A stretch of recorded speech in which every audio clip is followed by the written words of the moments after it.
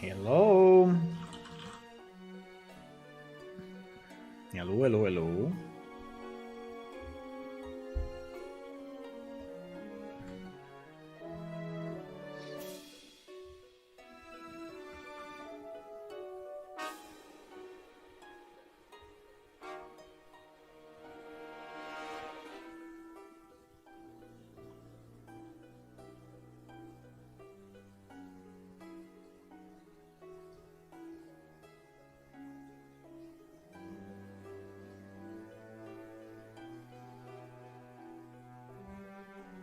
Hello, hello, hello.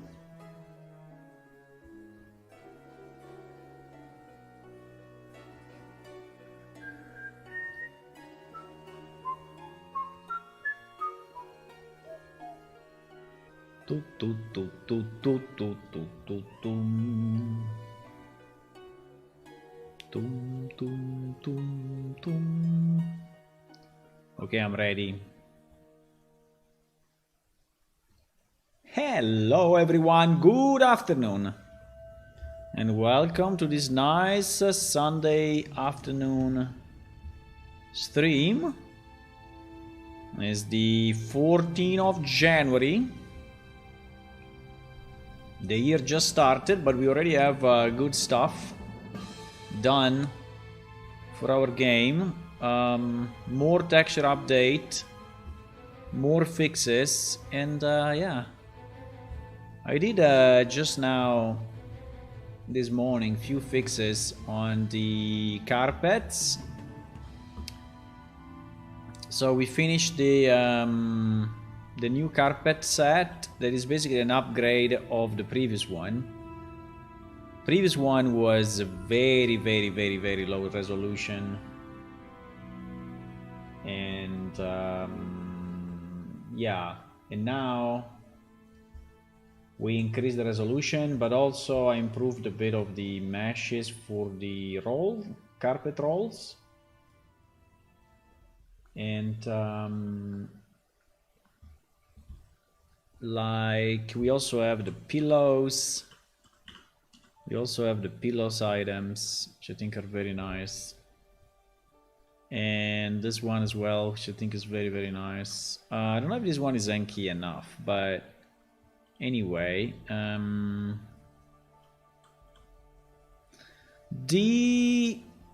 The grain, let's say, of the texture is done by purpose this way. So you see there are some lines, some vertical lines, horizontal lines, right?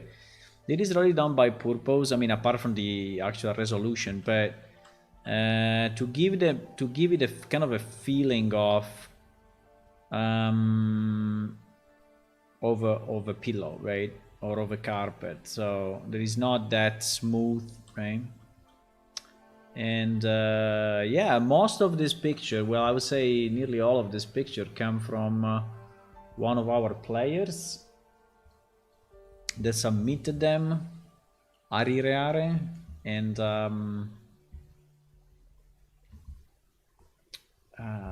yeah, they were submitted, and I did some modifications, like for example this green stuff at the back was added by me. I had to do some changes and fixes here and there, you know, to the skins, but overall we have four renewed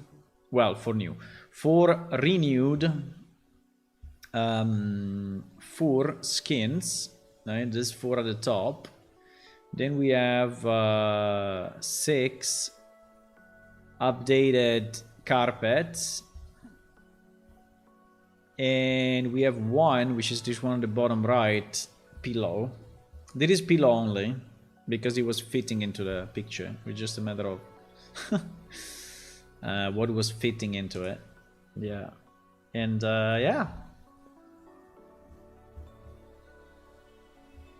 So with that, I modified also some of the items, and all the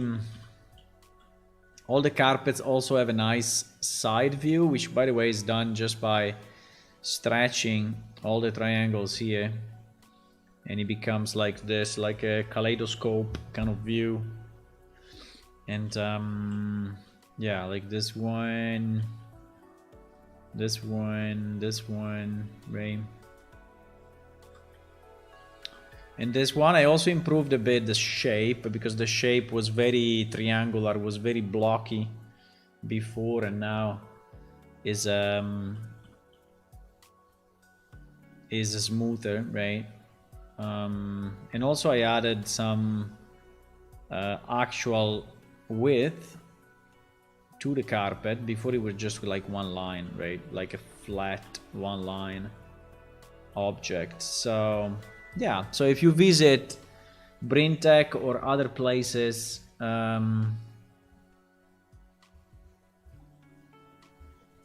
you now have a better. The only thing I think is this one. I don't know if I'm completely convinced about this line, but I think it should be modified a bit. But it's fine.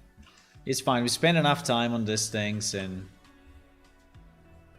what I was seeing is that the actual UV in OJA are actually not very good at the moment, so I will have to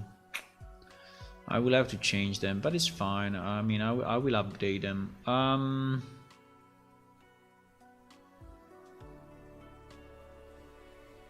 So today I want to work again on the procedural dungeon generation, because it's something that I want to understand how much we can really do with a new system, or how much I should do just by programming, right?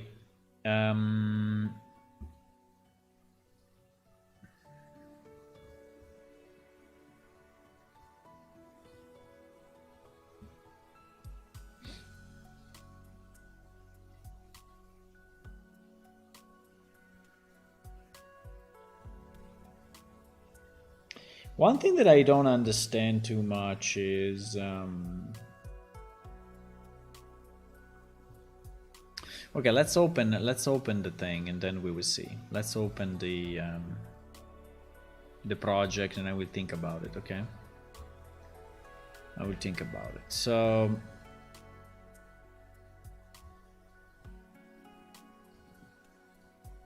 the project is this one, and is done in Unreal Engine 5.3.2 because they improved the procedural generation plugin, which is still in beta at the moment.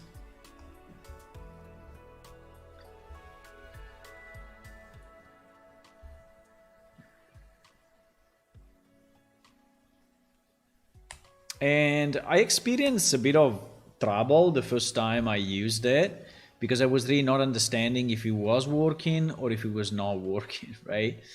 So I was a bit confused, but at the end, I would say it is kind of working. It just needs some tips and tricks, right, to make it work properly. So one thing that I struggled a lot at the beginning was the position, right? So if you don't snap to the grid of whatever value, but 100 seems to be the best, you get, as a result, different points, right? Different number of points in the same volume, which is extremely annoying, right? And with so you see this guy, right? If I move it in a non 100%, not 100 unit, right? And I move it like this in the middle, you see that this guy from a 4x4 becomes a 4x3, right? And that is extremely disruptive, right? For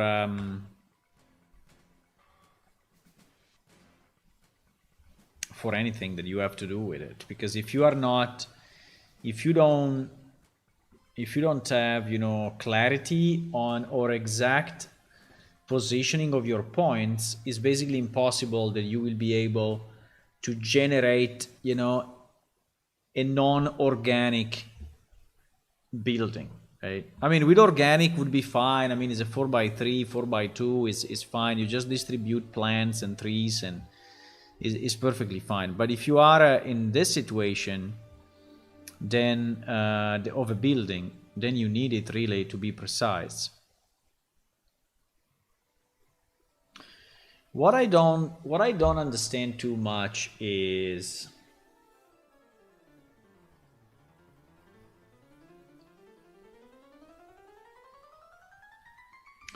what I cannot yet visualize in my mind, right, is what is the best way to do it.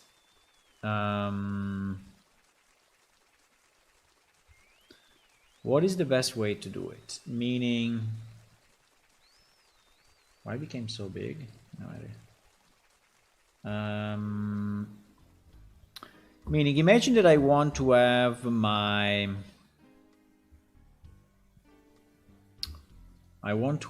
my dungeon, right, made of different square rooms, right? And obviously here we are thinking square, then maybe in the future we have to think non-square, but for now we think square, right? So we think to our cube, and obviously an easy way would be okay, you have a wall object, right? You have a wall object, and the wall object is, for example, divided, you know, horizontally in two, and divided, I don't know, vertically in two as well, right? So you have 4 spots that you can fill, right? And here, for example, you put a full wall, while here you put a wall with a door, right? And so that is the beginning of your random generation. What I'm thinking is, should then one wall, right? So let's say that vertical is like this, right? Should one wall be my blueprint?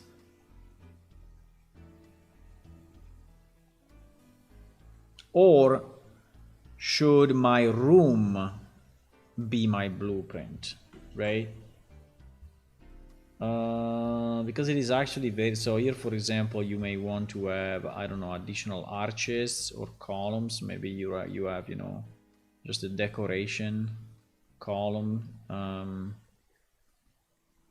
and you want to have it there. And maybe in another case, I don't know, you have a painting of whatever type, right? You have a painting here, and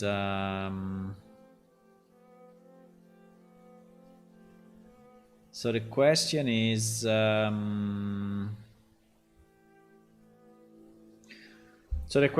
should I build my wall as one blueprint with 4 dots? Because at the end it is a kind of a 4 dots blueprint, right? And then I can obviously multiply it as much as I want, and I can continue to randomize this, right? So do we want one wall to be a blueprint to randomize, or do we want to be the room to be one blueprint to randomize? Or should be maybe both, like that the room is one blueprint that then gets 4 walls as randomization. The problem, I think, with the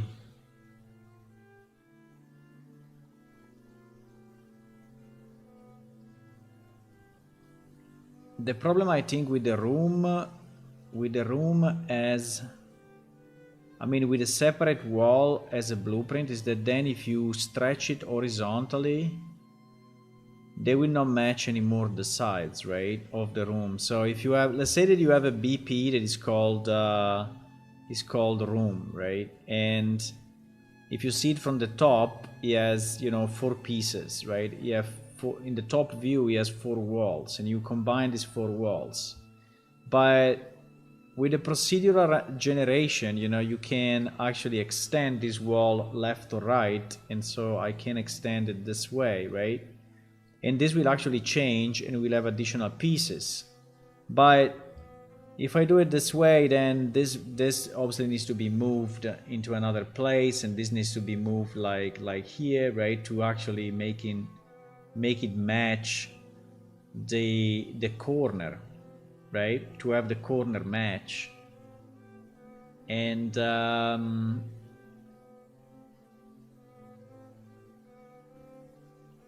yeah, so I think having a BP room with four sub BP walls, I think is a pretty bad idea. I think this, because it's a possibility, but I don't think it's a good idea. So this would be like a BP wall, there is another BP wall, right? And this is another BP wall, and so on for the one at the bottom. But I think that then I will have to position them, right? And the room will not be you cannot compose a room easily unless you put, you know, some logic in the construction that is looking at how big are the sub walls and such. While if you have one single chart, right? Because these things are called charts, right? If you have one single chart,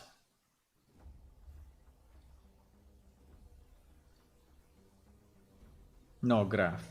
One single graph, right? If you have one single graph for the whole room, at least the walls, I think is so much more powerful, right?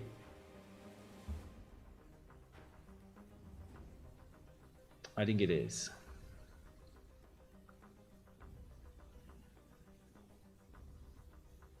Now the height, I think the height is a bit of a problem because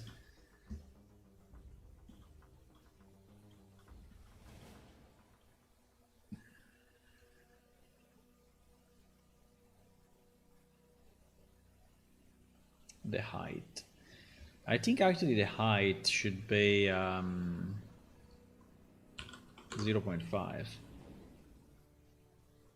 But 0.5 does not work. 0.5 does not work. Why? Because this thing is moving.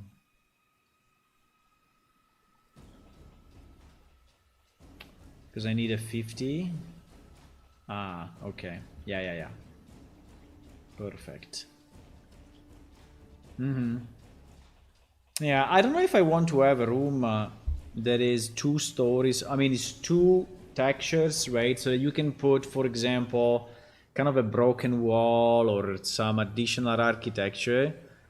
I mean, if you look at these dungeon pieces, right, we have, which are actually very nice, and they are all, you know, modular, and you can compose stuff with it. Well, maybe apart from this fucked up UV.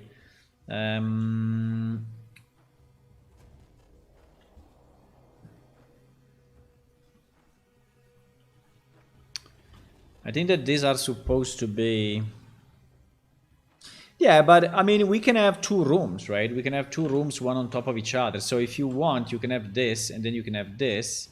The difference is just that the second room should have no floor and no. We should have no floor and no roof. I mean, it should have no floor, and this one should have no roof, right? So in theory,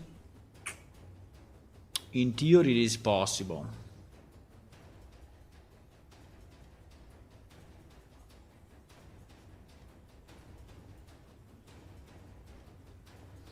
Yeah, so I think that my room should be 1 blueprint.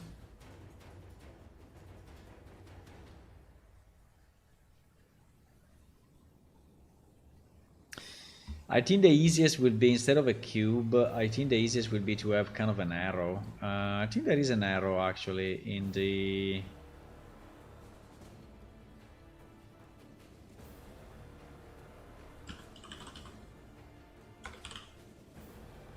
No?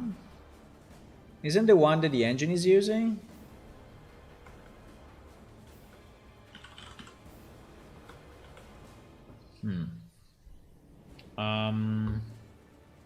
Well, in theory I can have a cone, right? It's like having a cone, but I think it would be better to have a real arrow object. Let me see what I have here. Because we need to understand the top, the bottom, the left and the right, so...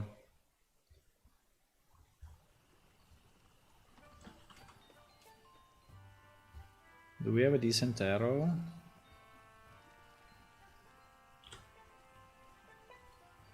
We have this one. But this one doesn't really tell you much.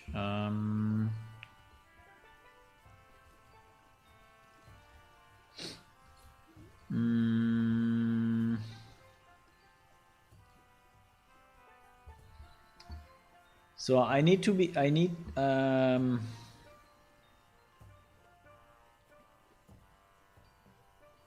how do I know exactly with one geometry the top, the bottom, the left, the right, and the direction, like a vector? But what is the best shape?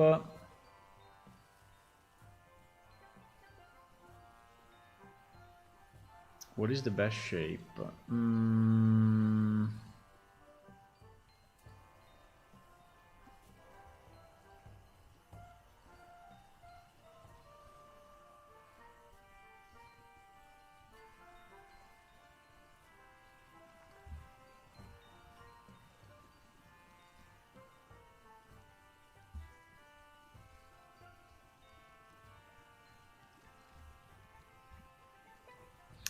So first of all, is this cube 2 meters or what? No, this cube I think is a 2 by 2, huh? It's not a 1 by 1. I mean, it's 1 in diameter, in radius, but then it's 2 the overall, right? This chamfer box.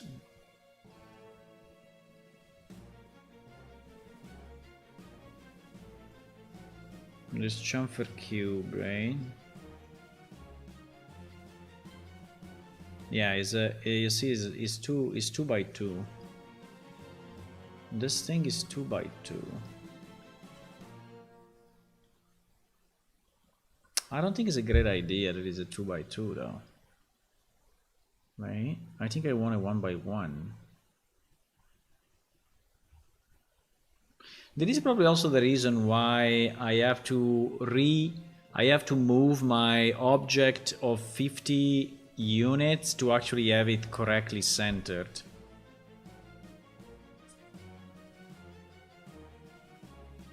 Or not. Probably yes. Hello Hula, good afternoon. Hello Electra. Playing with cubes, yeah. Exactly. So this arrow is also in a cube of a 2 by 2, right? Now, what is the object that can tell me exactly the direction? Oh wow. Why so complex? We are immediately going to decimate it instantly.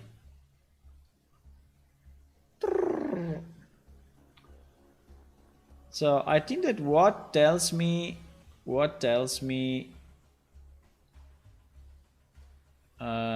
all direction is if this arrow actually is non-symmetrical at the bottom, right? So if I take this and this and I move it up, and then I take this and I move it at the same level,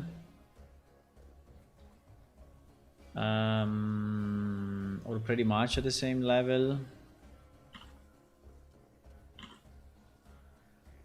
and so I have like a flat arrow. Doesn't really look like, but huh? I mean, it is. It's just that it's looking weird because this one is not the same level. Okay. And because this thing is more shiny and gives a sense of non symmetrical, but yeah. So if I have like a side that is flat, I think I can immediately identify the how this is done, right? Or no?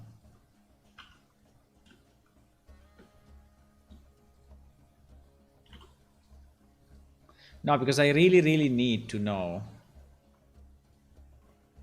I really need to know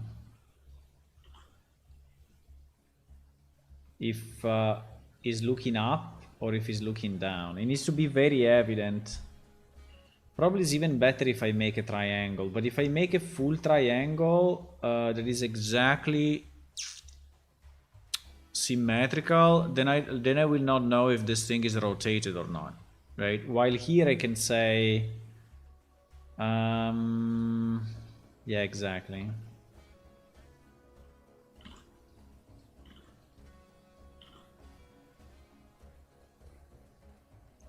Exactly. I would even do it more than this. I would do it like this. So it is even more evident that is flat.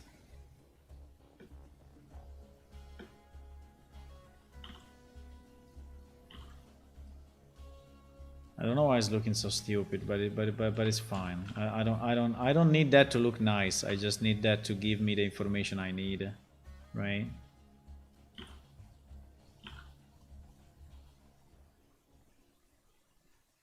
I don't need it to look nice. I need it to tell me.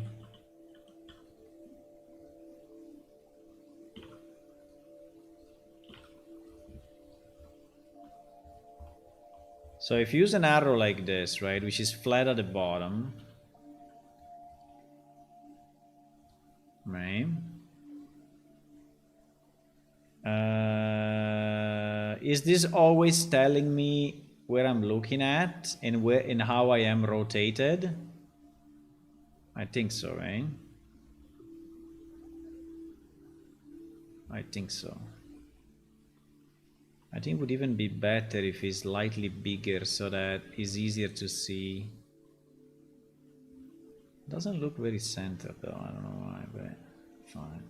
I mean, it's the same. It doesn't have to be centered. I mean, we don't really care about it actually. I mean, it annoys me a bit actually that it's not centered, but yeah, actually annoys me quite a bit. But like the middle is here, but then I go 1 2 and here I go 1 2 and a big piece, right? So this seems not scaled as the other one. Maybe we can arrive up to here and that's it.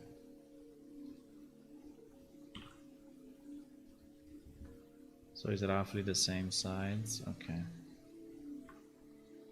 Okay, let's try to export it this way. We don't care about the texture at the moment. We don't care at all. We can call it 3D arrow, right?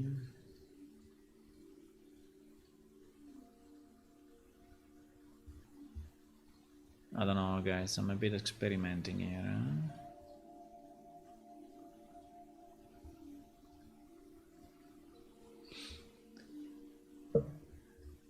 Because the cube doesn't really tell us the truth, right? The cube is not telling us anything. The cube is not good enough.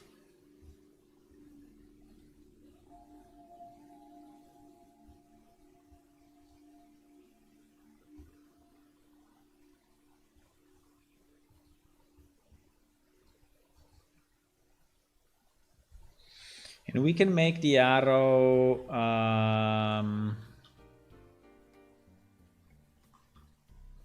whatever color we want.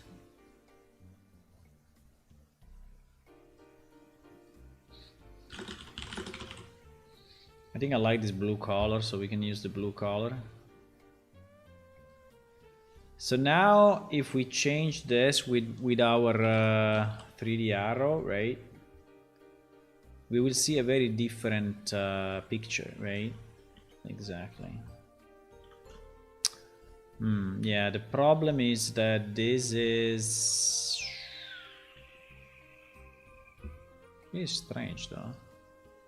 It's like if the arrow is taking twice the sides.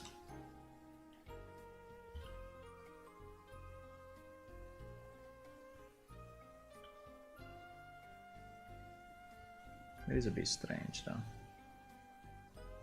This is a bit strange.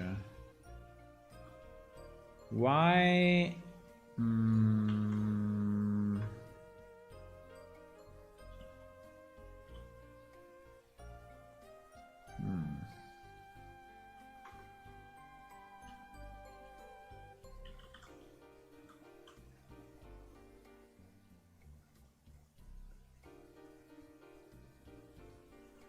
What? No, it's not. Okay, then it's not like the cube. So the cube is taking 0.50? I don't understand. We can export it and see. But this is not what we see in the cube case. So it seems that the cube is done differently. So the cube is not centered in the middle, it's centered in I don't know.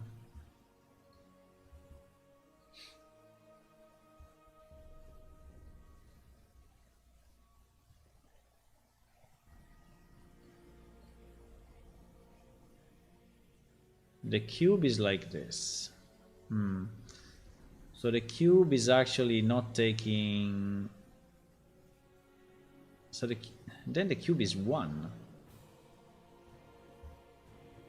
It's 0.505. Okay. I mean, fine.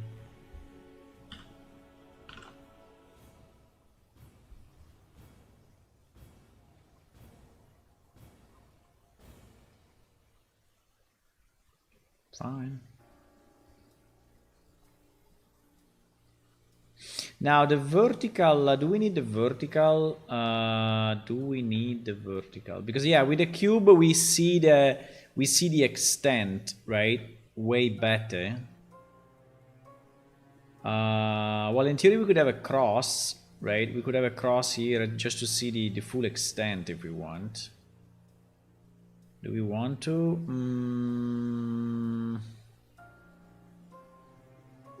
Maybe. I can always change it. But yeah, I could have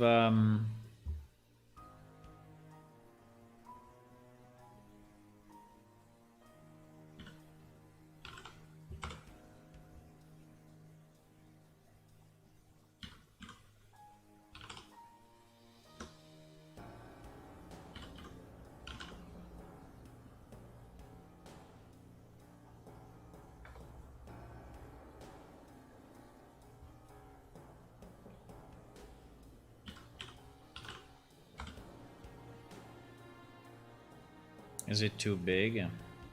Is it too big, maybe?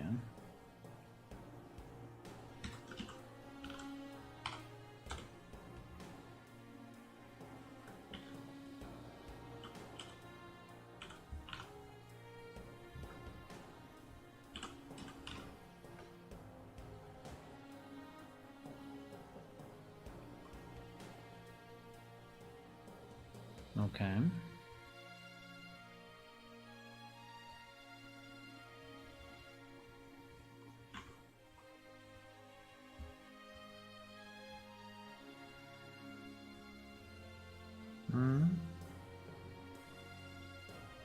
Uh-oh.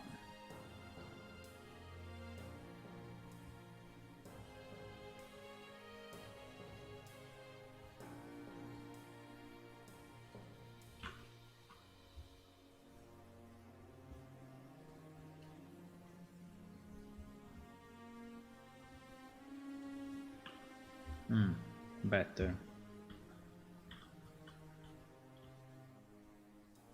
Better. So I always see, I always see where my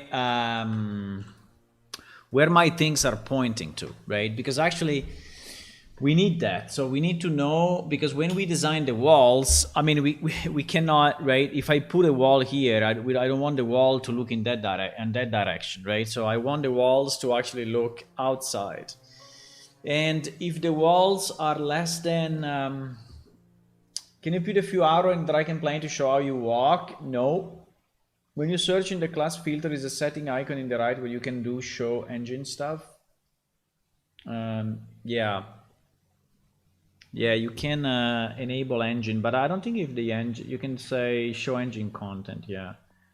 And show plugin content, but I don't know if there is an arrow.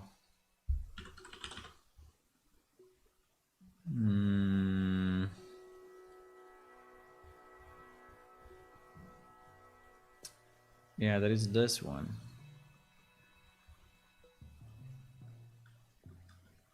Interesting. There is some content.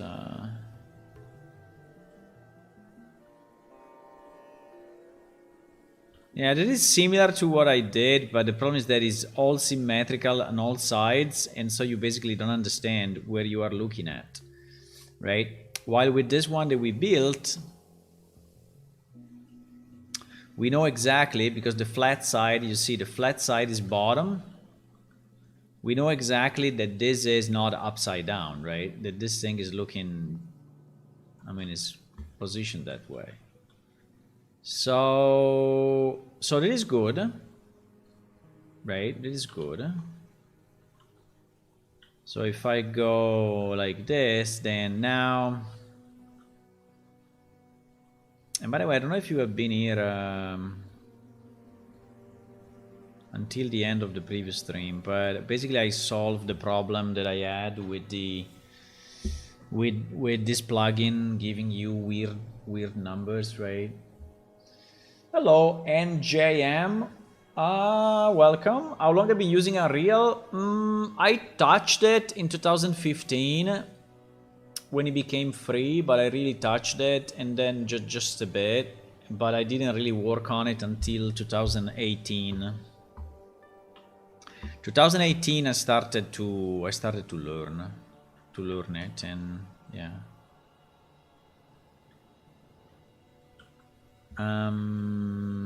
Okay, so now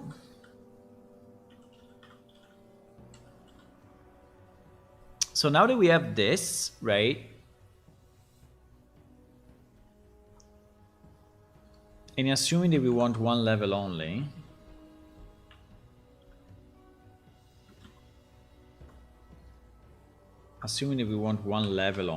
right? So, okay. Yeah, the only problem is that when you do one level, then you have the issue of the positioning, because, right, you see that if I do it here, it's actually 0. If I do it here, it is actually correct. So, okay, but for now, let's not consider the positioning. I think we will solve the positioning problem, right? We will solve it.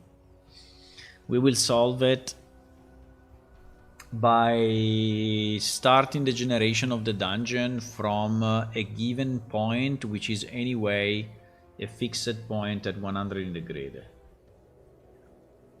Hello, Video Nomad.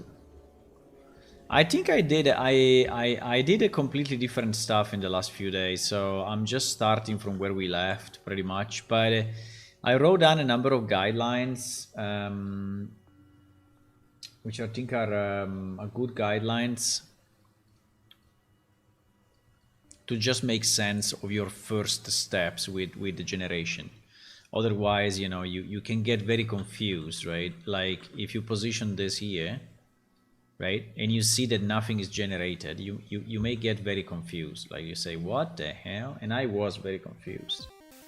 But it's just because the whole system works only from fixed coordinate starting points, right? And they have to be aligned to the grid, and they have to be multiple of 100, right? for this particular object. Now, if you have a smaller object, probably it's different, but for this object, it's like this, right? And I was very confused at the beginning due to that. Okay, so now if we want to rotate all these things, right? I think we had that example. I think I have to find it again. PCG, Unreal, what was it? Example of building. Huh. Now will not be very easy to find it again.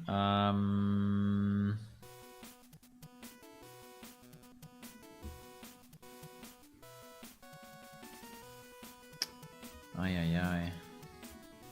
Ay, ay, ay. Ay, ay, ay. Nothing that I clicked.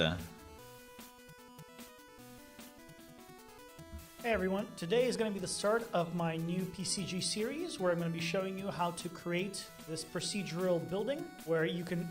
This guy is using a spline, right? You see that he's using a spline.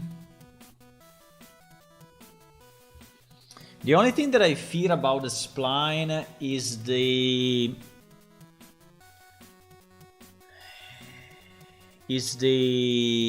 ability of the spline to actually be merged with other splines, right, in a reasonable way, right? Because like here you are creating a shape that is like an L shape that is very special, and then how you're going to consider, you know, the other P, or you always do it a multiple of 2 blocks, but I don't know.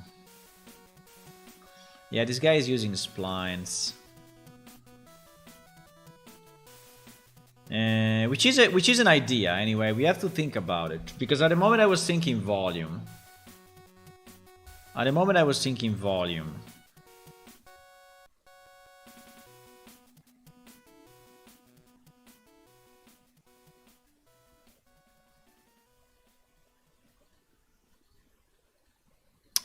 I prefer, for now, I prefer volume. Let's start volume. Maybe at the end we will finish. We will go with splines, right? At the end, it's very possible. But at the moment,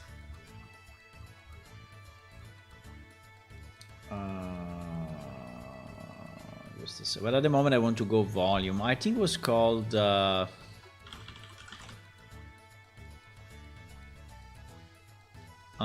Found it. It was this one. It was exactly this one, right? So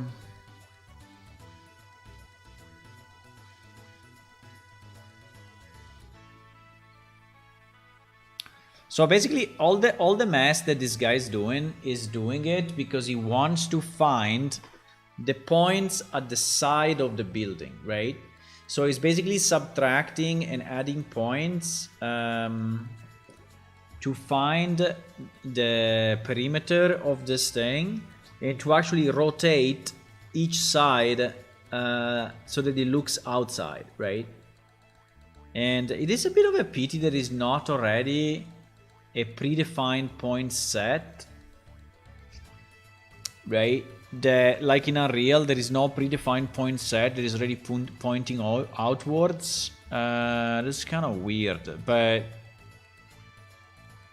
it is what it is.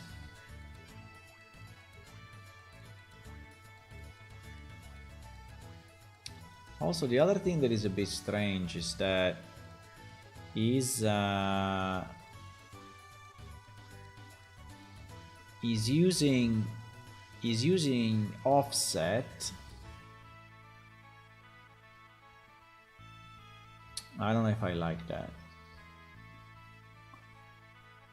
because if I use offset and then my square is bigger, what happens, right? My volume is bigger. I mean, if I do offset of 150, but then it's not 150. I mean, is it always relative to the original size or what? That is something that I don't understand. Like, at the moment I'm transforming the points only 50-50. Okay, easy. That is okay.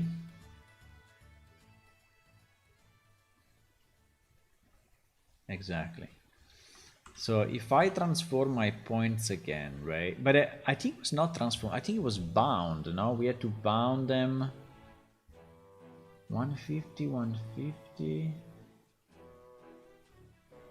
Rotation 180, rotation 180. No, because then it was doing a kind of a difference, I think.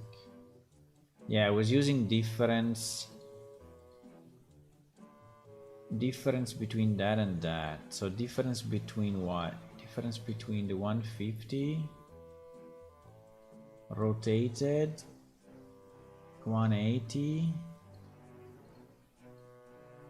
That is a bit of a magic, a bit of a voodoo magic to me, but okay.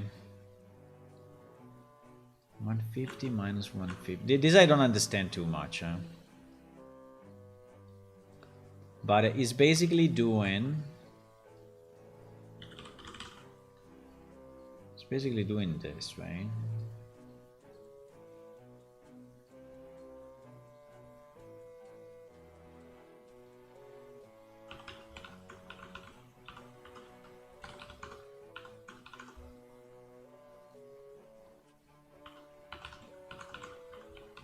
It is a bit of voodoo magic to me.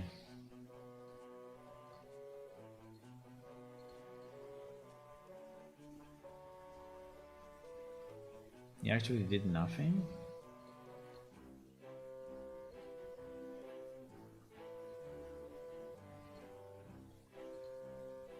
Ah no, because because the points are still those ones, yeah.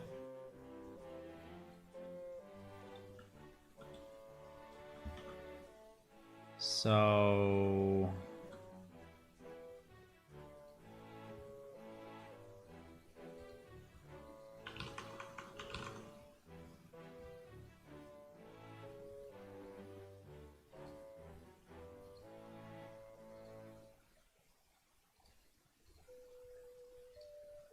The rotation 150 does nothing? What the hell?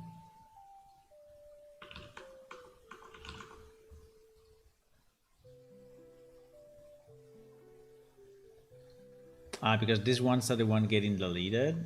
Okay, probably. Yeah, but I don't understand... I mean, like here I have 3 rows, right? If I now make my volume bigger, then what happens? If I make my volume...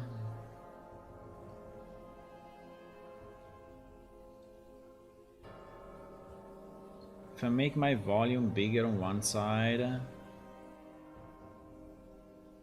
Is always 3? Okay, well, if it's always 3, then... because it's the delta from the end. Well, that could be nice then. Okay, if this is the case, it works. The problem is that we want only 1. We don't want 3, right? Should I do minus 50? And minus 50? I think it's heavily dependent on... Yeah. Exactly. So basically what we did with this set, we created one wall which is properly looking in this direction and is properly, you know, oriented up the proper way, right? If you see our arrow, so we properly oriented that. Now he basically does the same over and over, right, for all the others. So the only thing that I don't understand is so he's doing this basically 4 more times,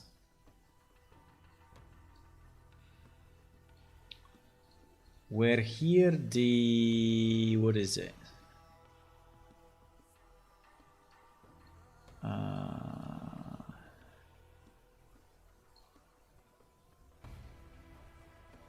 while this is on the Y. Okay, so it does the same but on the Y. Plus and plus, and then here it does minus minus.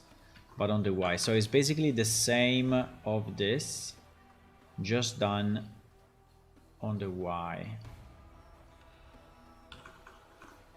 I don't know, this is a bit of black magic. I don't know if you understand it, but to me it's kind of confusing. I don't understand exactly what I'm doing, unfortunately. So I think that we are basically cutting off the points at the end of one of the sides, right? But why it works is a bit of a mystery to me.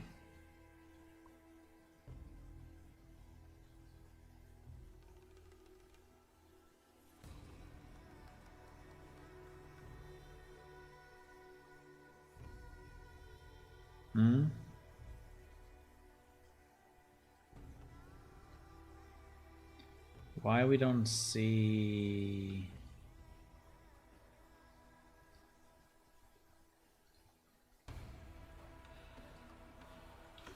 You have to start with minus.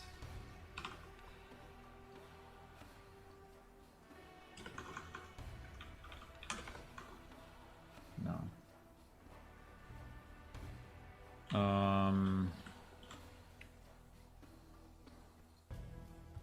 I don't understand.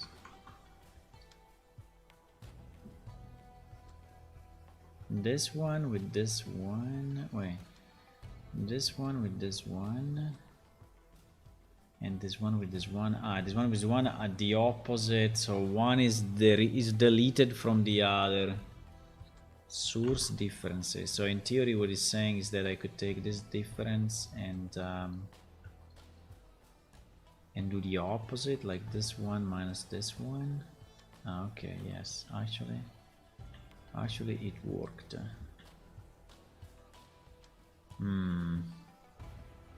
But then why this minus this does not work? Why this minus this?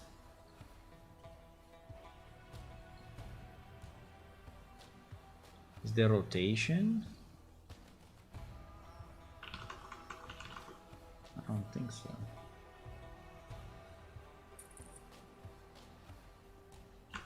Why this one does not work, boys?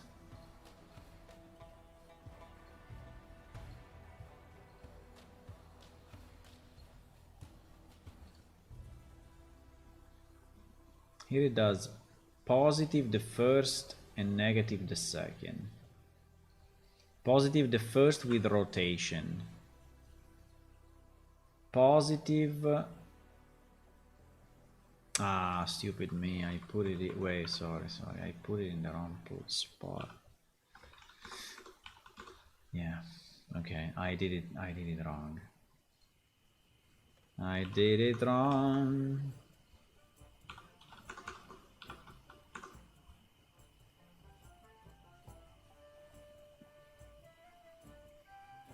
Okay.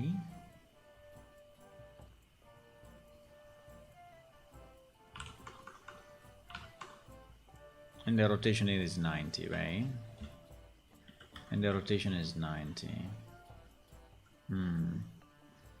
Nice. Do you believe in freedom? Freedom is very generic concept. I don't know.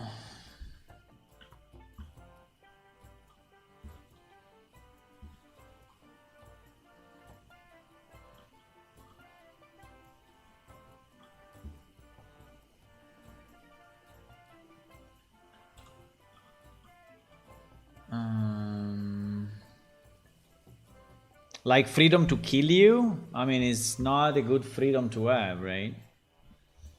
So it depends what freedom means. You know. Hello, Tutarel. Hey. I mean, this is a bit of voodoo magic to me. Do you understand what... Do you understand how this thing works? I think I don't.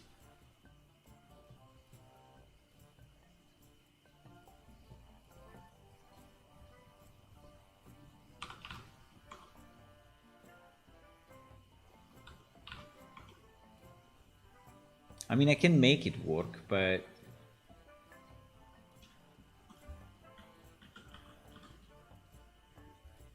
I can make it work, but so basically what I understand is that we have, right?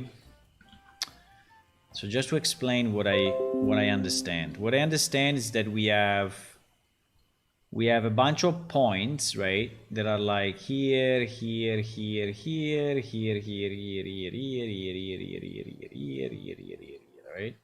So we have 1 point for each square, and basically that function, right, is asking to only select the points in one on one side, right, like this. To select the points only on one side, and then is asking to rotate them in a certain direction, right? So it's basically selecting this set, then he's selecting this set, right, and so on, right? This set and then this set, and rotates them. Now, and he's doing a difference of the total points minus those ones, so that only those ones remain, right? Only those ones remain. I mean, it is a bit black magic to me, but okay. Because this transform, right? This transform. Why it's called transform if it's a filter, right? I mean, I understand that the filter is actually the difference. I understand that. But so the transform, what is exactly this transform doing? It's moving everything to the left once. So that is our transform, you know, that you see that he moved the...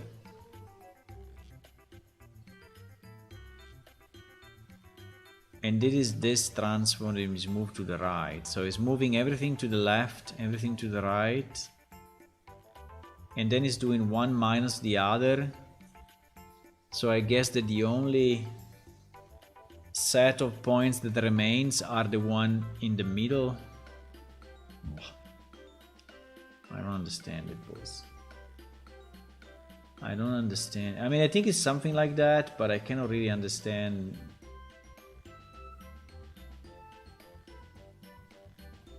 Because I think I'm moving all the points, right? With the transform, I'm moving all the points. And here I'm moving, and these are two sets that are actually, here I'm actually duplicating the points. I have duplicated my points. And then I do one minus the other, and I find basically only the intersection. I assume. No, the opposite. I find only the one that is not intersected, right? But for example, why I don't find then the... So if this is true, right? If this is true, if I have this, and then I have this, right? One minus the other should anyway give me both sets, no? This set and this set. So I should have the two sides, no? One minus the other should give me... one minus the other is giving me only one set? Why? Why is giving me only one set? That is so confusing to me.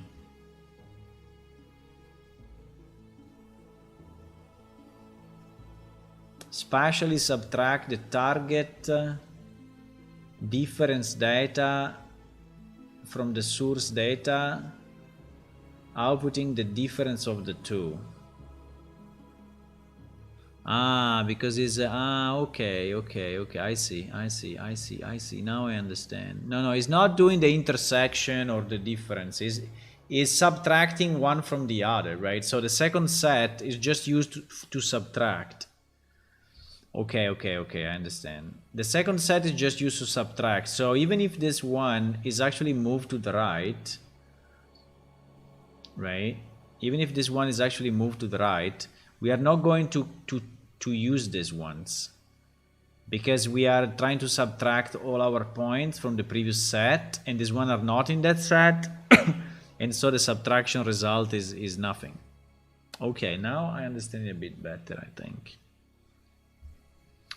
Now I understand it a bit better. So it's basically moving the center to the left, moving the center to the right of one unit, and then saying please subtract.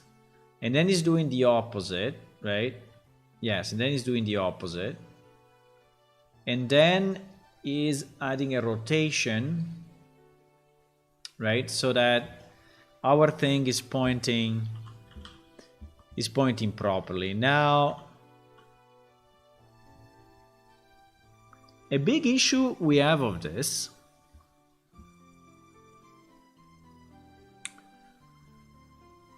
I think there are significant issues with that. The first issue are the corners. Right? The corners are really a problem, because if I use a wall, and we can extract a wall just for fun and see how it looks, right? But if I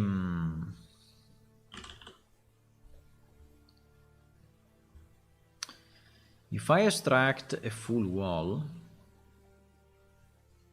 which is actually this,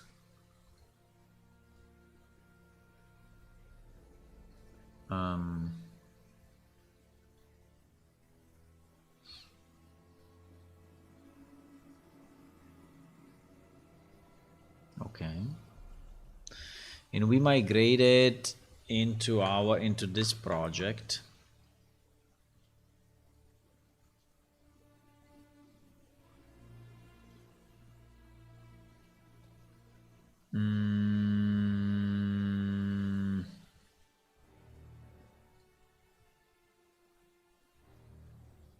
Okay, and now instead of the arrows we put the wall, right?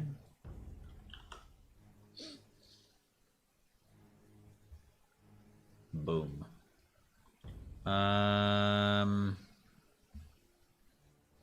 What the fuck?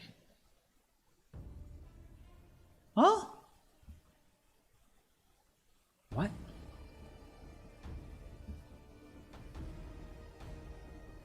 Huh?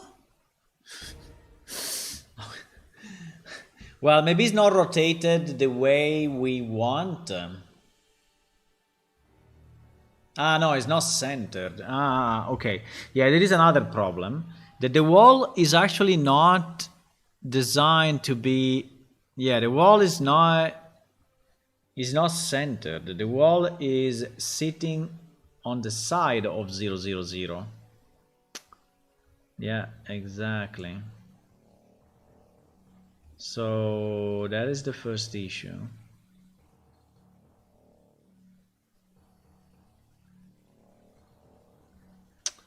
Wait a second, why this thing is so stupid? When you export you don't see the wall anymore.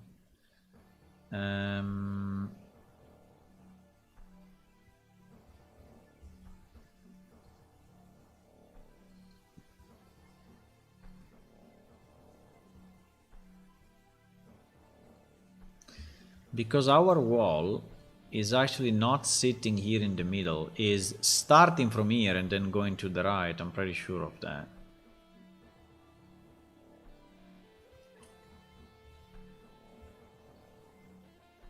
Oh no, it is sitting in the middle.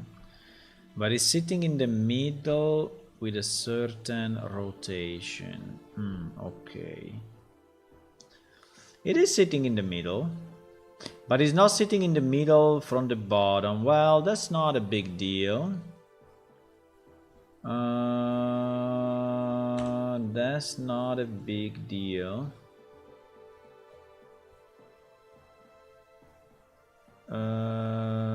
Okay, so if I rotate everything 90... I mean, I can rotate my wall, or I can rotate all the arrows.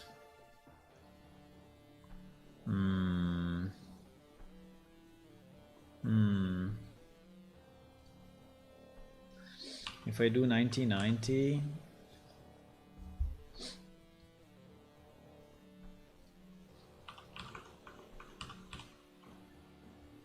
minus 90, minus 90. Why so solid though? I don't understand why. Let me try to make the volume really big so we see what is going on. Okay. Yeah, okay, I understand that. Because, because one wall is not taking only 100, so our voxel sides, right, should be different. So it's depending on the size. Yeah, it is. Our voxel sides at the moment is 100, 100, 100, but in reality our wall, I think, is at least... You see how big it is compared to the arrow?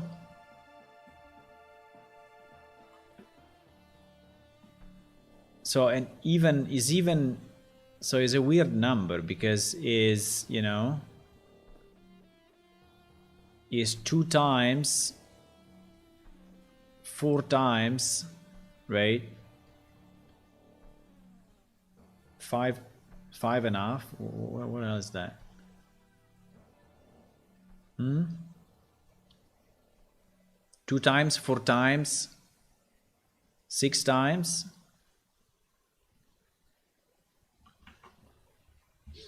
So if I have a voxel size of 600, 600, 600,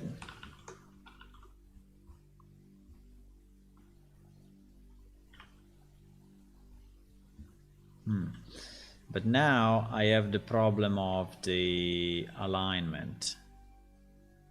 Well, at the moment doesn't fit vertically.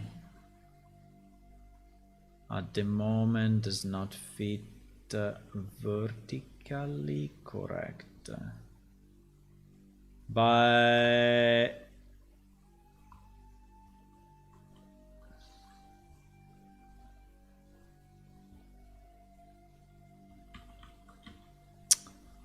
this thing is kind of evil. This thing is really evil.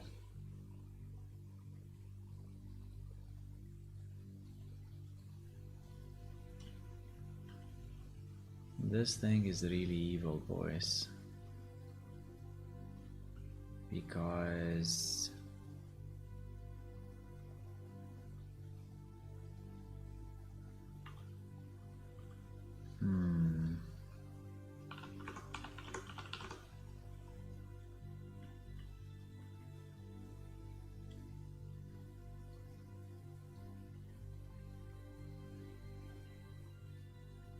why? Because now the delta is cutting off more than one object, half of the object. Well, that's very possible. That is very possible. 1 second, let's try to do this. Can I do this and just have my stuff or no? Yeah, I can. Okay, I can. So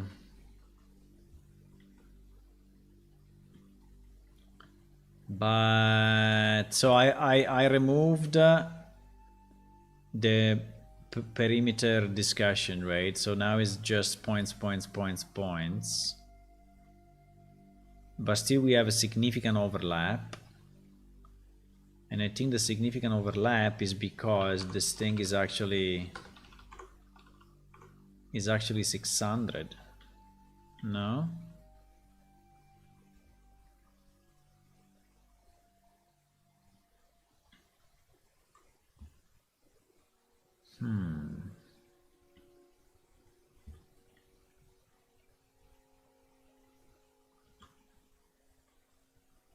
It's not 600. It's 500.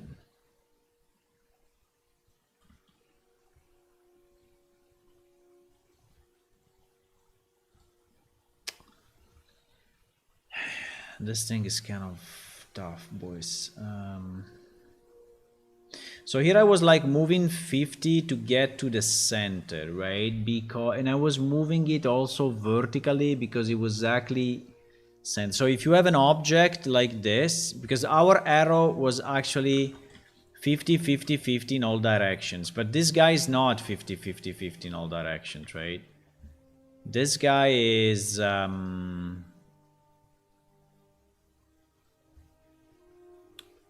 is 3, so it's 300 in this direction, 300 in this direction. So the transform point 50 doesn't work anymore. So I need a 300, but I don't know if I need and I think I need 0 vertically, by the way. But I don't know how much I need.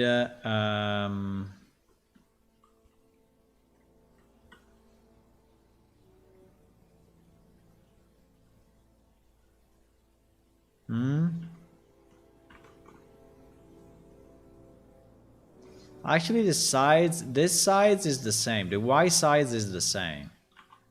So in theory, 50-50 in that direction is okay. But then,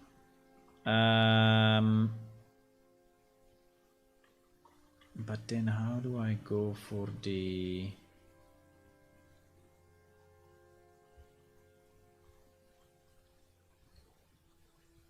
I think the 600 is the. But here is not. Here is 100. I think it's 600, 100. 600, 100. Why? This thing is a bit hard. 800. Vertical is 800. Vertical is 800. So basically you have to put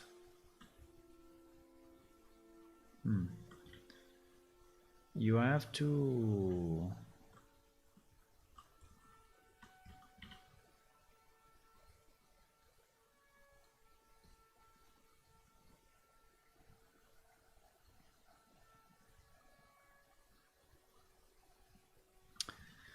what I would like to see, so if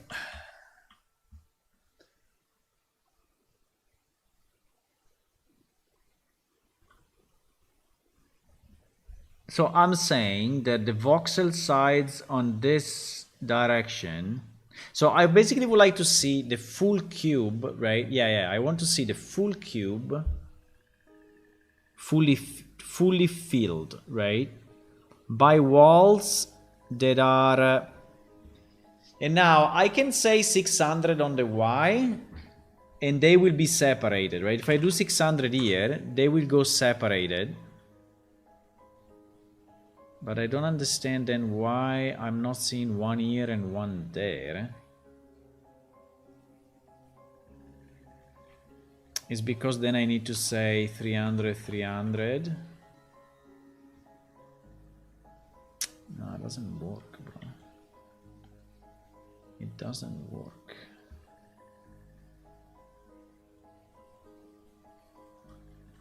It doesn't work.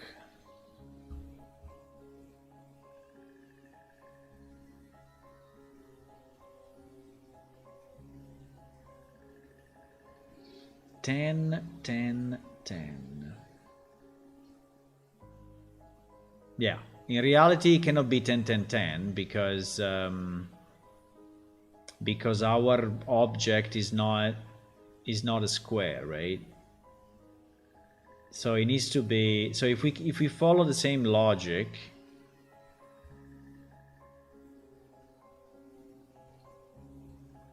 we can go 338. We can go 338. And 338 will be compatible with the sides of this guy in theory. The only problem is that we are not matching.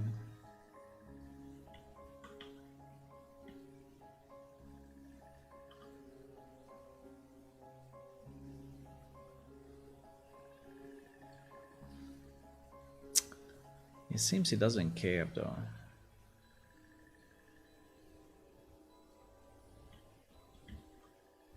But now the problem can be the transform again.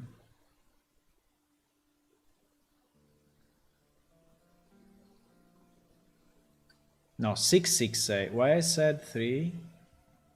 668, not 338.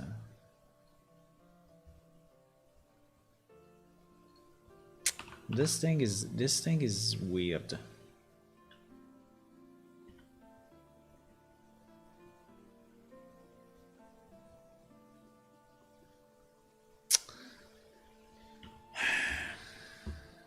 I don't know, with the 1-1 cube I kind of figured it out.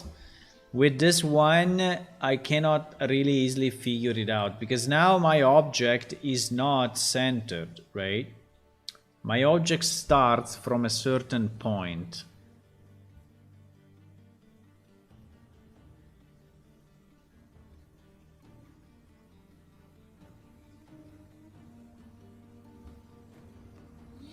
Do these people have the object centered in the middle or what?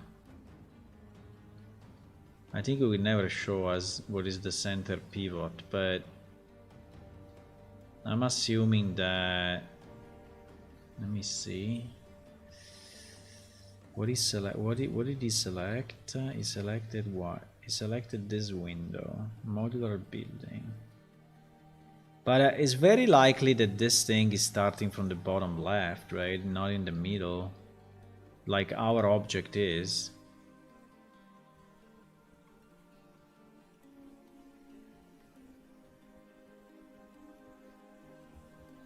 He has empty space at the top though. So he's not doing it the way I'm doing it. Because you see that he has empty space at the top and also on the side. So he doesn't really care about centering this object in any possible way. He doesn't care. You see that his object is completely off compared to the size of the bounding box. It's completely off.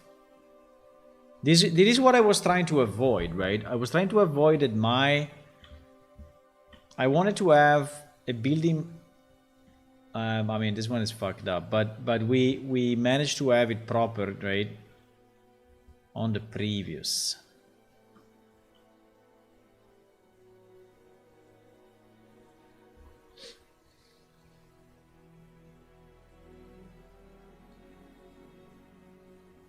Do you think I should say 300, 300, 400? Because he is actually half of it? No. If I move it 400 up, in terms of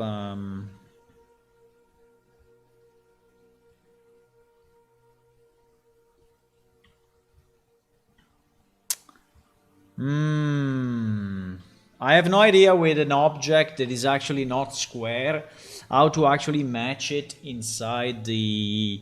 I mean, we can ignore it. I mean, we can go back to the one that we had, and then we just scale... and then we just scale the...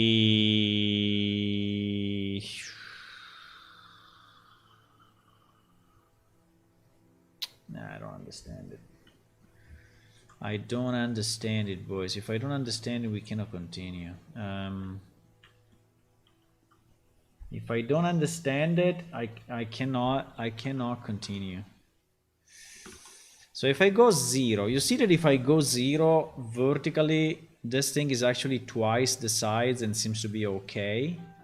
At least vertically is touching the bottom and touching the top, right? So this guy is generating 2 cubes, right, one on top of each other, of that particular sides, and I am readjusting.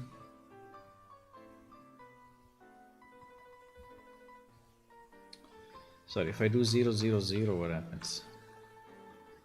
If I do 0, 0, 0, but you see that it's not.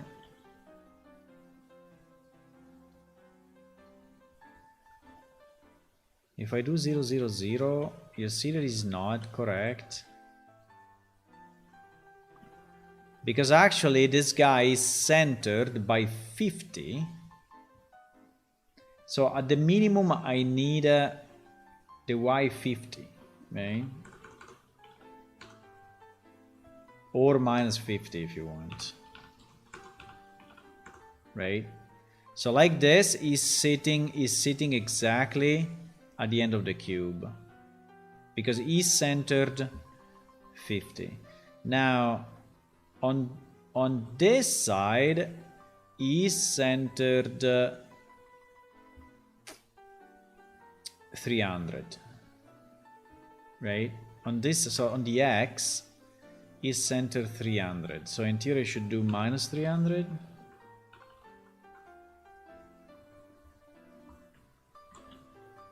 But you see that it's coming out. It's coming out of the box. It's not sitting there at all.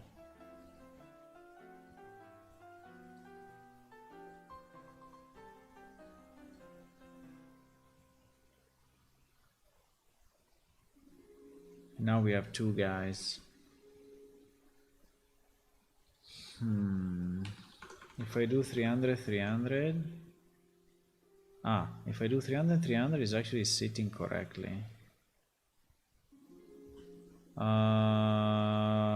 Okay, then is plus 50. No, it's not plus 50, it's minus 50.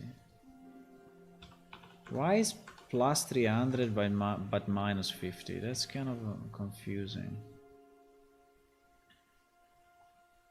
What is this line? Huh? Minus 25? No, I don't understand. Now it works with 0. Huh? Now it works with 0 because this shit is not centered. Wait. Yeah. Wait. Unfortunately, this needs to be centered, otherwise.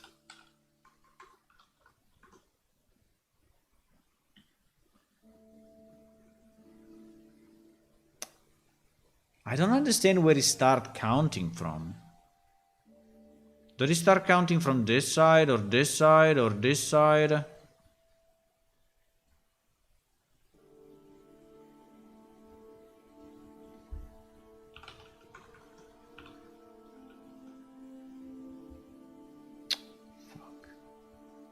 We got a moment where we had actually two walls, right? We had that. Like now. Now we have two walls, but they are not centered in the...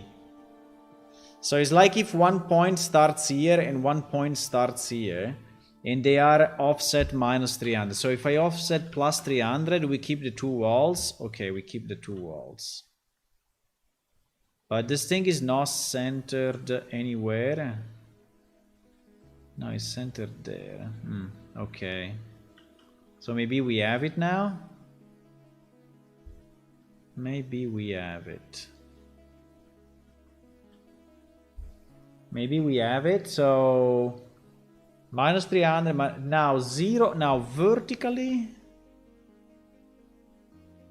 Vertical is okay. By the side is okay. So it seems that it's counting this point as the beginning of the... Because if I align the right side, it's not going to work, right?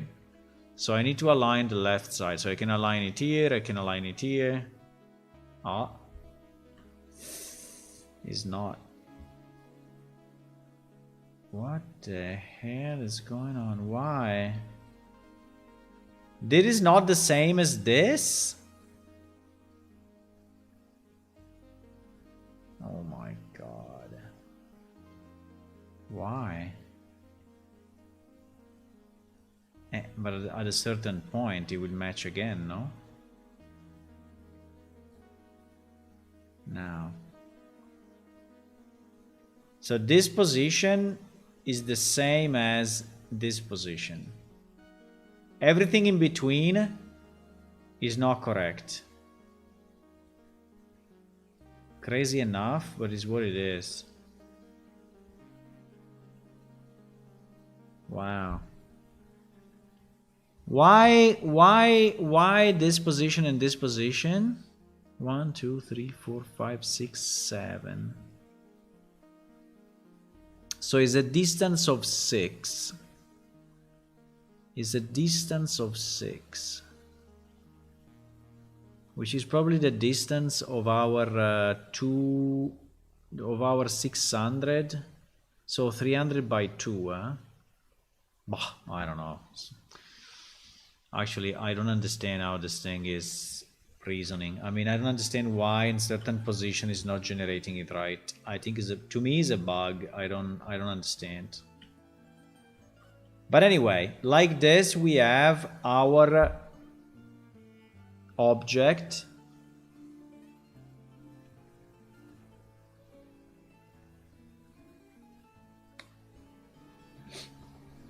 Now we are saying that only one wall fits into that direction, right? So we said in this direction 2 walls, in this direction 2 walls. Yeah, exactly. Why there is not another wall here then?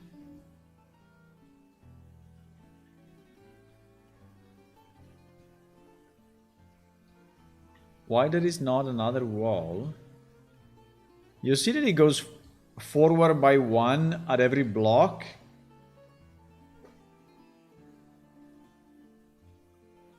And then I reach a point where there are 2.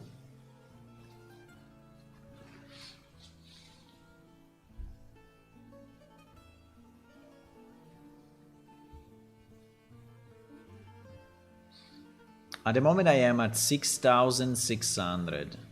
The position is 6,600. So 6,000, it doesn't like it, or what? 6,600. If I do 6,000, 6,000, he likes it. Okay. If I do 5,400, he likes it as well.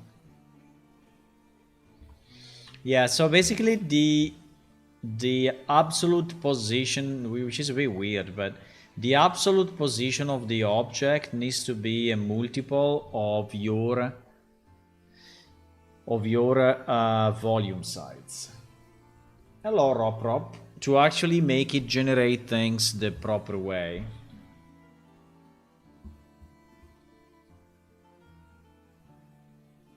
But in this case, we only have 2 walls, right? And we don't have 3. So the way to have him generate 3 is to say that my volume allows more space, because at the moment with 6, right? With 6, it doesn't fit because, yeah. So if I want another wall at the end, I need to do 7 in theory, right?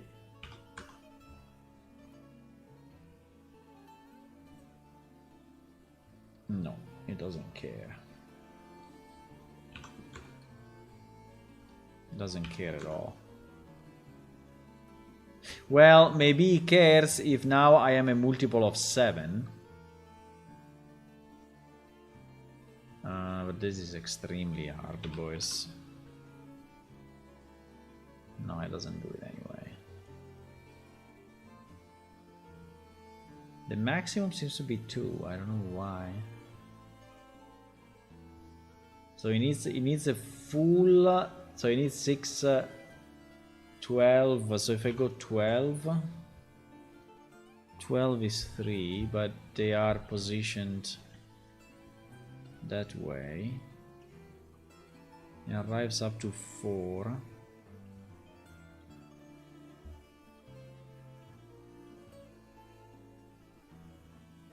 That is super confusing, boys. That is super confusing. Can we position this thing in 0, 0, 0 and see what happens?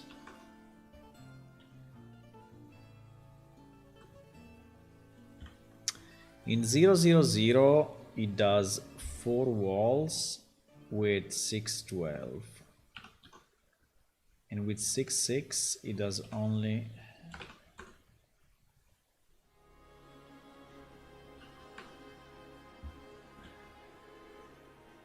So it seems that we have the right sides vertically and horizontally, right?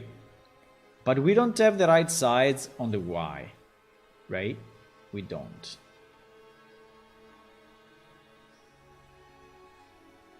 We don't. I mean, there is this minus 50, which is kind of annoying, I understand.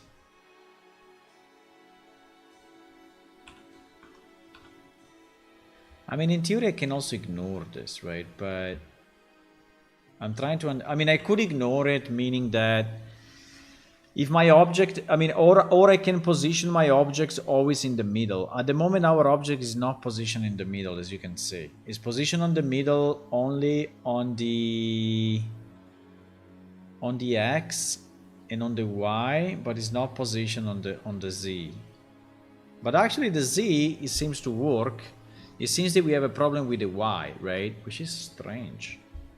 I would expect the opposite, right? That where it's in the middle, it works.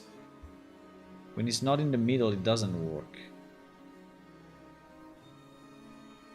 So I'm really, really, really surprised about that.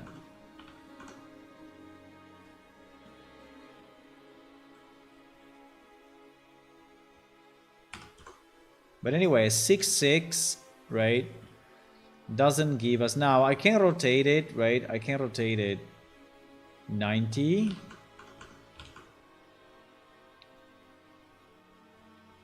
But if I rotate it 90,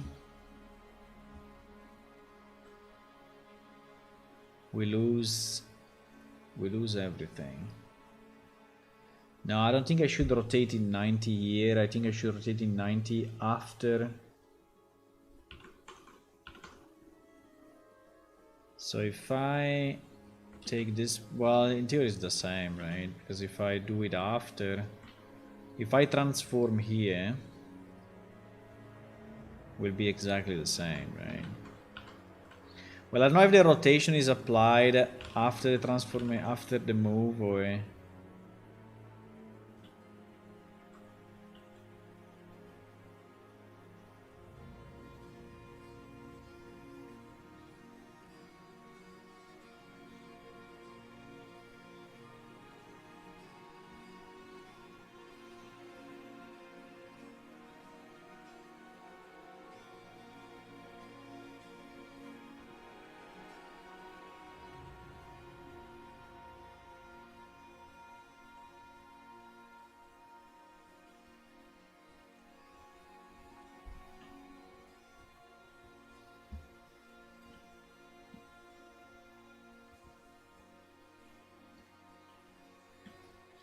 It seems that vertically is less of a problem.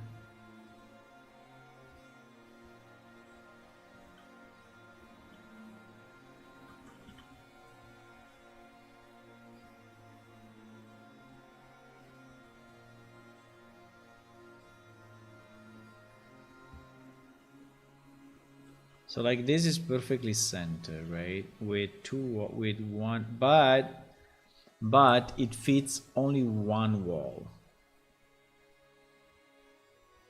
It fits only one wall. Even if I have the minus, even if I have the 300 with me, right?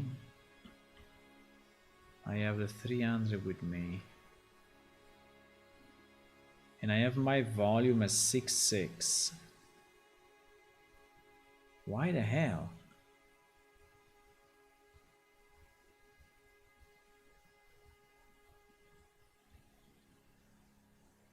And here is fitting too.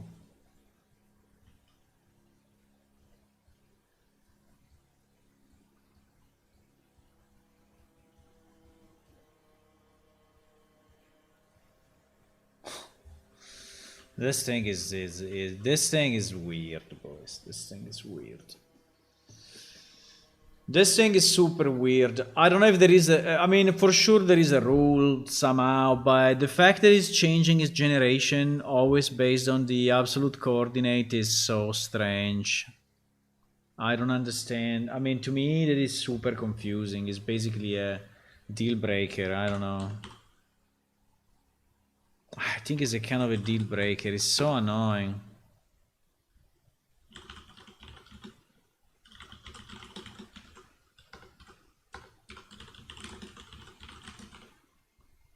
Why? Why is depending on absolute coordinate? Why?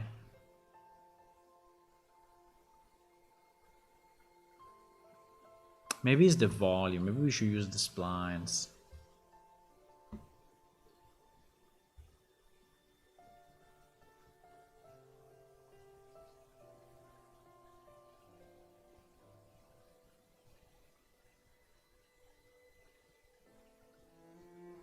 Because you understand that if I cannot control exactly how many walls are going to be generated in which position, my wall room will be a mess, right? So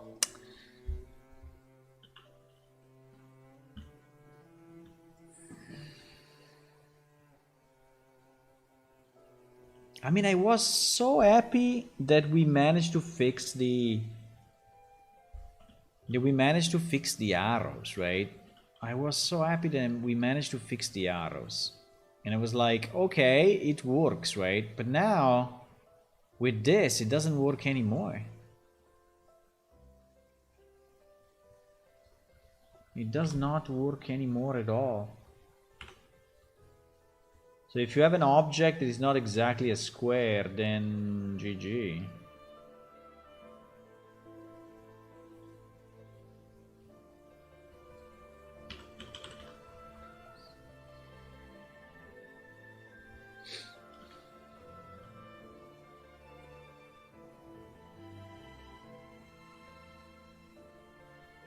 Like now I have 0 arrows.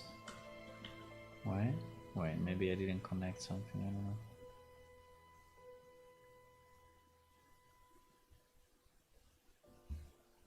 I still have the voxel size at 600, true.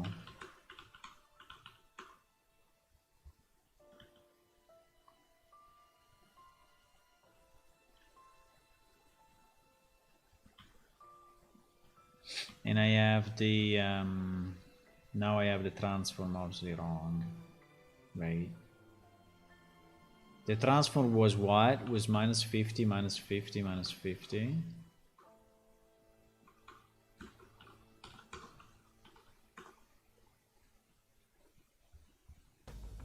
The transform was... Wait, I have it here in my notes.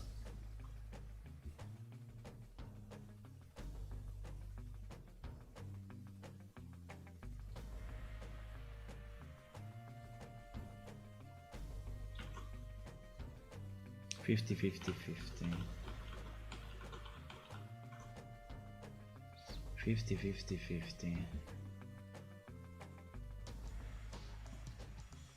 Yeah, but it's not correct.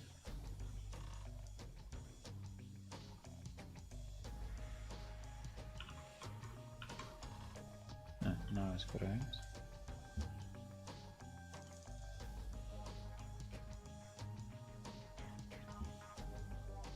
No, it's not correct.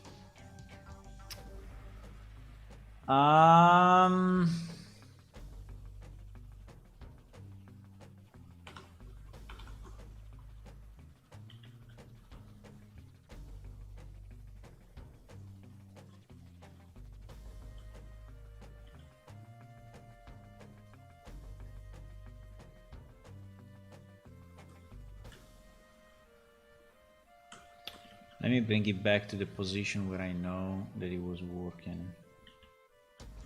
He was here. No.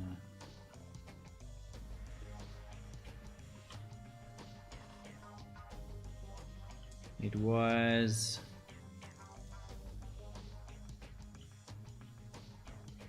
well, we can go back to the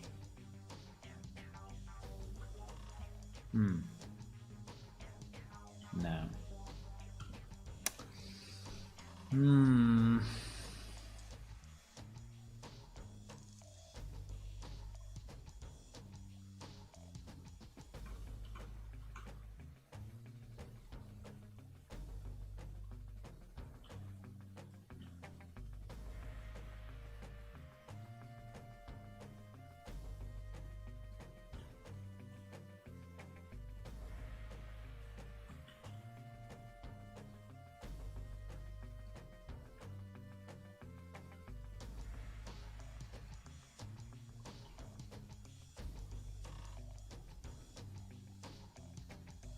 Why now is going outside of the...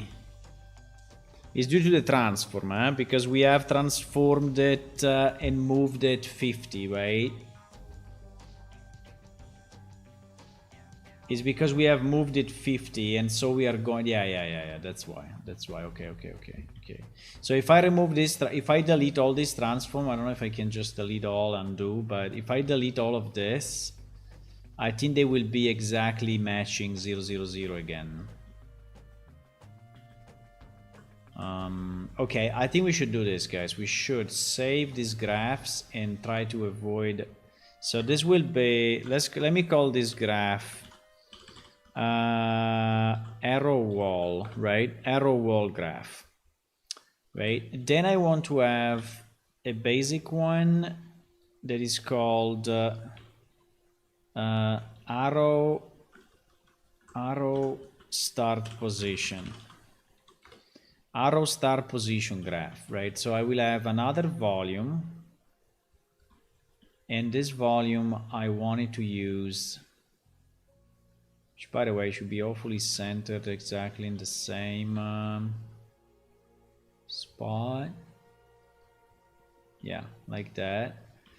And this one we are going to, so arrow start position graph. And I want this volume to use that graph.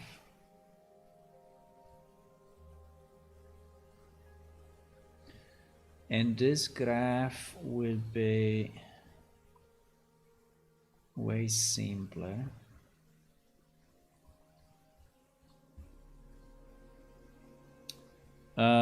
So without without any of this, right? Just to fill my box perfectly. Exactly, now it's fitting perfectly the box, you see. It's like exactly. Yes, exactly. But obviously the arrows are all in the same direction. I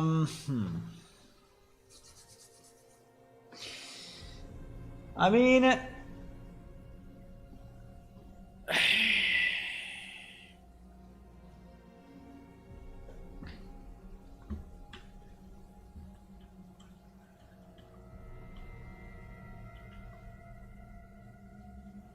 uh-oh.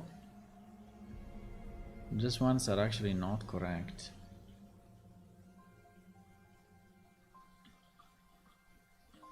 They are not rotated properly.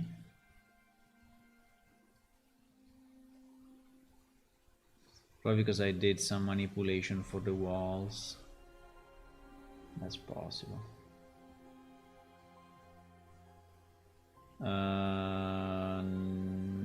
No. Why?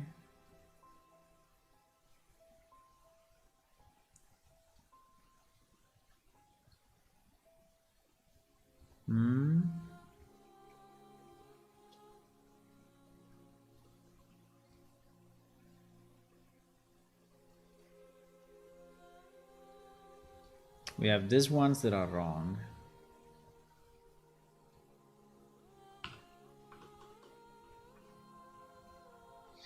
Okay, now they are okay.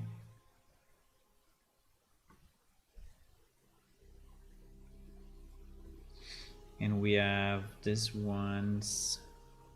Yeah, and we have these ones that are wrong.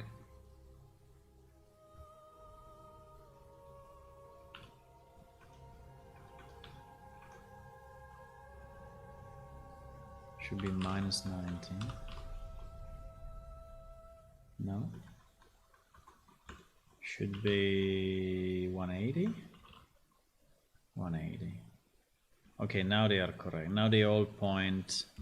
Now they all point outside, right? All the arrows are pointing outside properly.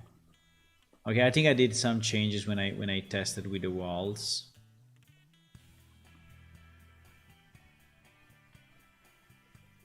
So I think that this setup works with the cube as well, right?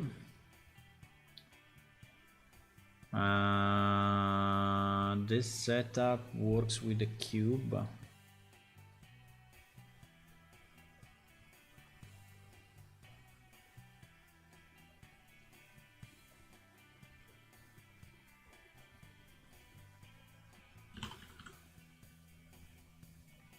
Yes, this setup works with the cube as well. It works with the cube because they are exactly centered in the same place, so that's why it works, right?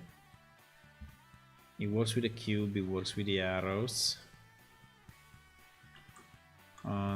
Okay, so the first challenge is if you have a mesh that is not centered in the 0, 0, 0, but is, you know, centered differently, and also it doesn't have a square sides, you may end up with a different generation. I mean, the only benefit I see of this, right, is that if now I need to generate a larger box, I can just go 3, 3, 3. And the box works as long as I'm centered or not. No, actually, also if I'm not centered. If I move this box here, what happens? Nothing. Only if, yeah. Yeah. Well, still the position matters.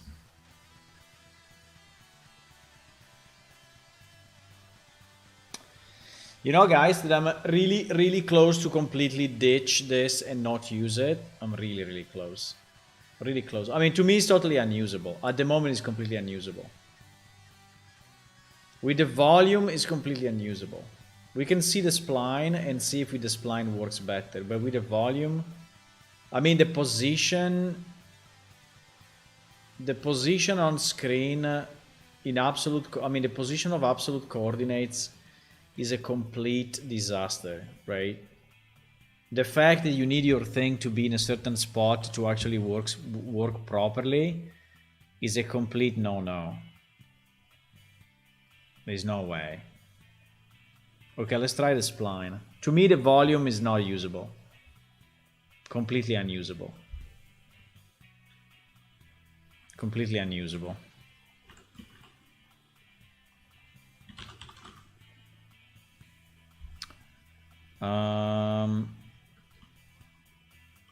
Let me try the spline. So this spline is a long time I don't edit the spline, so I don't even remember how to do it exactly. But I think he has points and he has control points, right? Like normal spline. So there is one point here. It looks like there are 2 points or what? There are two, yeah, there are 2 points and each one has 2 control points. If I want to add a point, I think it was something like control add or alt something, no. Or I would just alt and yes, just alt and go. This spline didn't start from 0, 0 as well. So actually that point should be here to be okay. So I need 4 corners. 1, 2, 3, 4. And now I need this guy to be here. What? I didn't. Uh-oh. No, it's not generating a new. How do you add points to a spline? Don't remember. I did it too long time ago. Maybe it's just in the panel on the right here somewhere.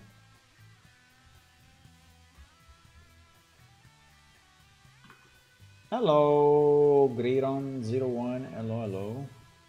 It's fun learning experience. I can see how to become something useful to playing should do, but still I did learn a lot by doing this. Yeah, I learned, but it's not really working good.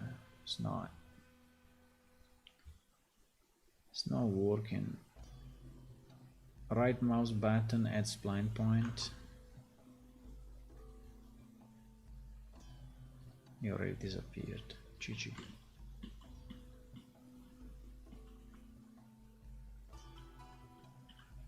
Here it looked like I was adding points, but I guess I was not.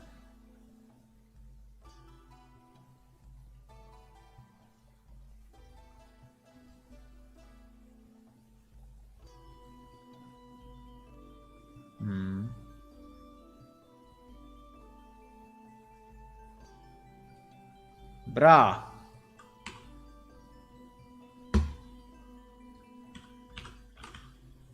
What I'm doing wrong?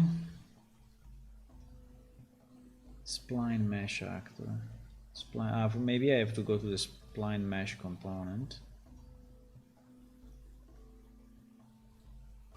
Spline mesh component. I cannot right click on it. It doesn't exist at the moment.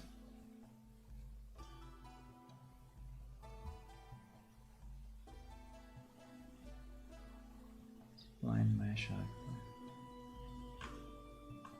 This guy is just saying right click add, but it's not it's not working for me.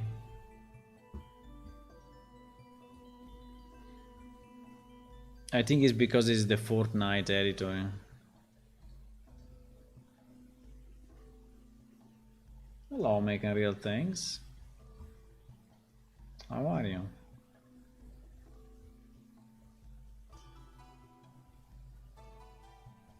To add a point, right click on a curve selection and select. Right click on a curve selection and select add spline point here. Bro. Right click doesn't do anything here. And that is my point, because you see, that is my point, right? If I right click on this, it's doing nothing. Why?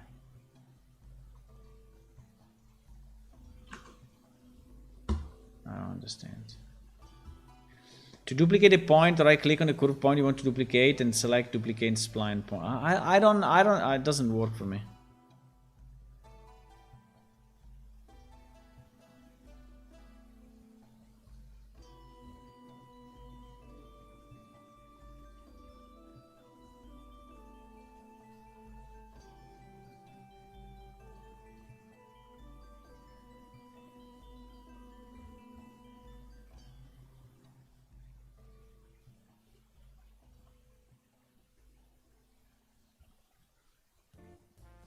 To create a point. So I click on that farther one, you'll see that I have this forward tangent and the backward tangent is kind of like following the line, and I can drag this around. I can kind of move the line around. I can move that point around now. If I want to add another point, all I have to do is hold down the Alt key and then drag out. That's what I did. It doesn't work.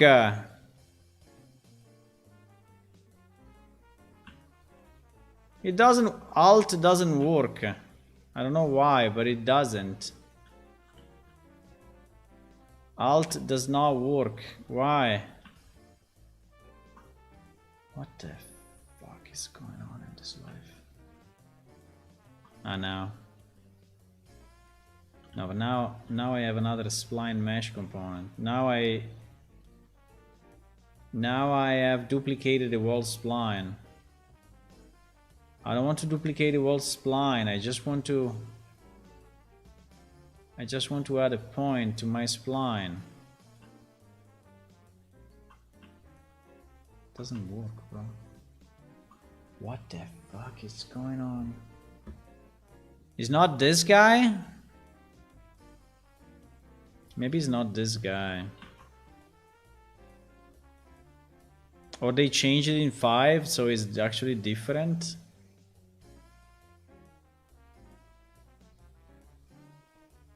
Maybe in 5 you edited, I don't know. I can duplicate the wall slide, the wall spline, but I cannot duplicate a point. I cannot add a point. And right clicking does nothing. Let me try with the previous version 1 second. Let me try here with the previous version because I think there is something wrong going on here.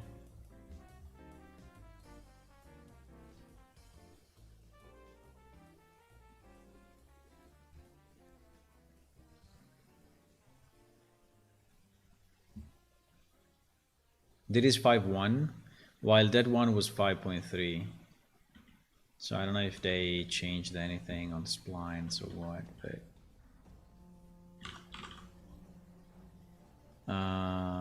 PS sector spline, PS spline. Apart from the fact that as soon as you, I mean, immediately disappears, but okay, fine.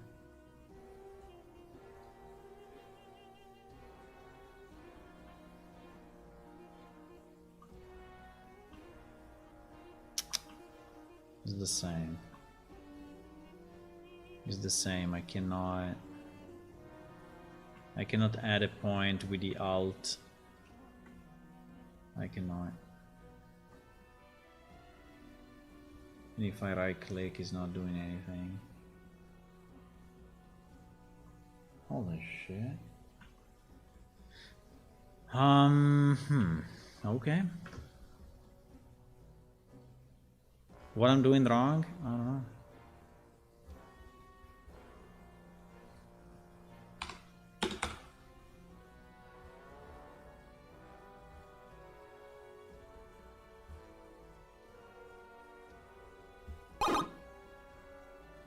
Nice sound. Very nice sound.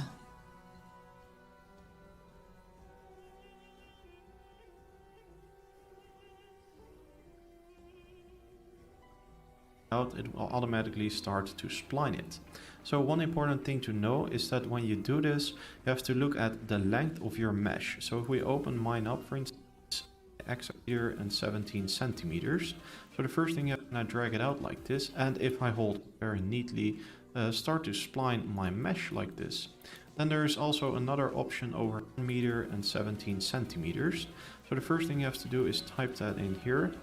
So 117. And there you go. So now it's the correct size, and now it will automatically start to spline when I drag it out like this. And if I hold Alt, I can then start to drag it up like this, and I can then start to also drag it out just like this. And as you see, it will. Bro, it doesn't work. I don't know. It doesn't work. It doesn't work. Alt does not do. I mean, Alt does not work. It doesn't do it. It doesn't do it.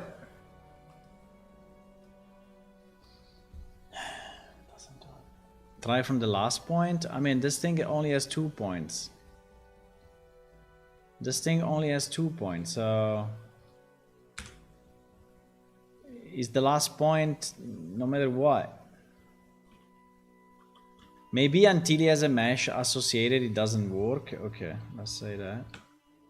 Maybe he needs a mesh to do something. Okay.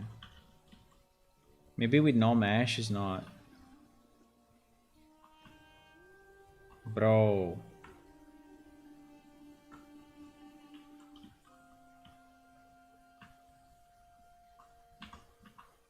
Is my alt actually working or not? If I go here and I say alt F4 or something like that. If I say alt F4, yeah, my alt is working. Alt F4 is working. So why my alt is not working here? I don't get it. Is there a key assignment or something?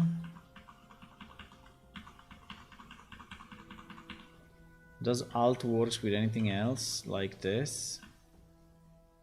Yes, it does.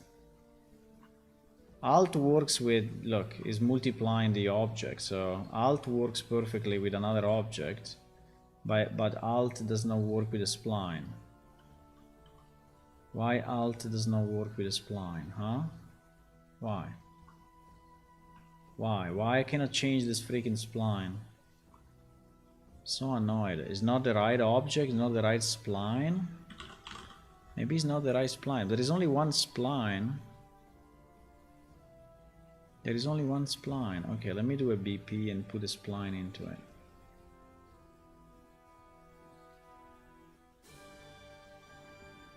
Let me put a spline into this. Spline or spline mesh?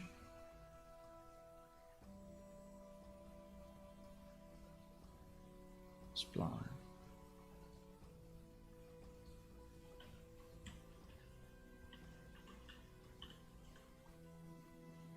How many points we have? We only 1 point.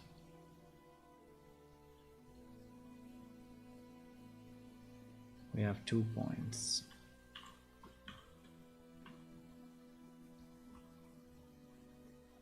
Here it works. Inside a BP it actually works. Inside a BP it works, but if you drop a spline in the world, it doesn't work. Okay, fuck it. Fine. I mean, don't ask me why. I don't care at this point. It's fine. Bruh, can I have my... What? Huh? Man, I want this point to be here, okay? At 50. On the grid. Huh? You crazy?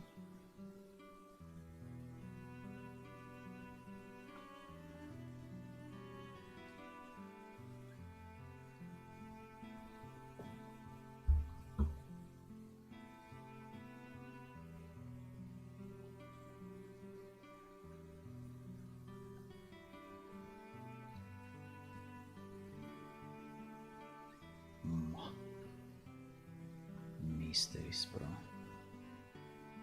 Absolute mysteries sometimes.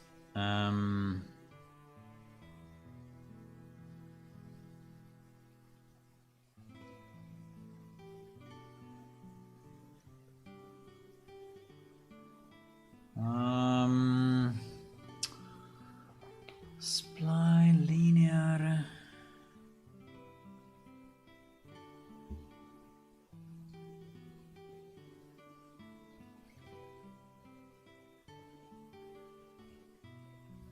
Okay. Okay, so I have my spline, right?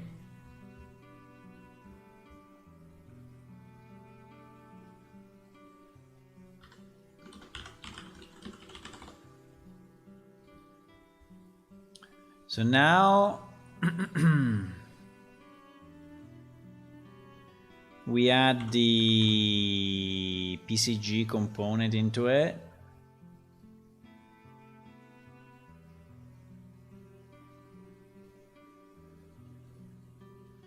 I think it was enough to have it. Wait, I have another actor.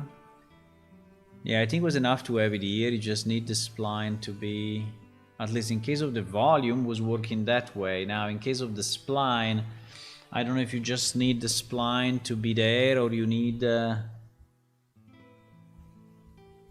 anyway, let's assume that that's the way.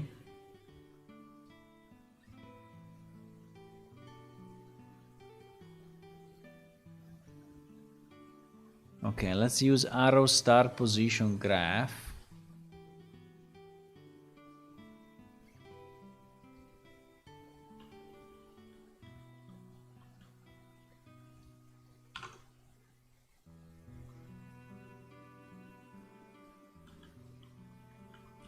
Oh my god, I think we have the same exact problem. I think we have the same exact problem that we have with the other one.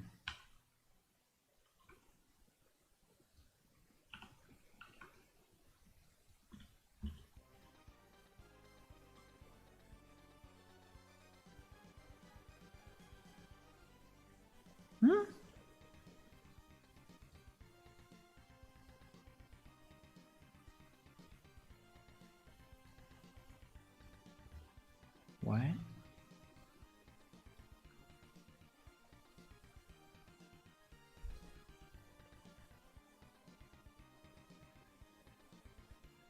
Why is it only on two sides?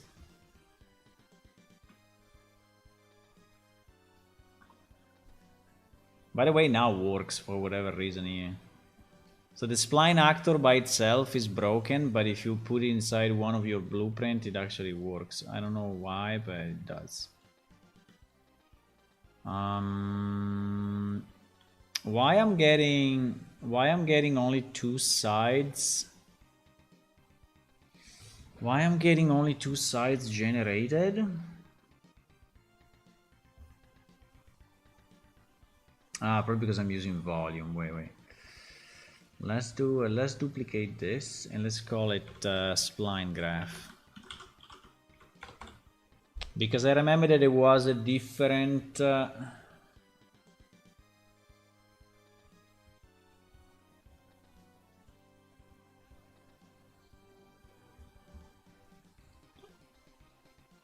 exactly. There is a spline sampler. There is a spline sampler.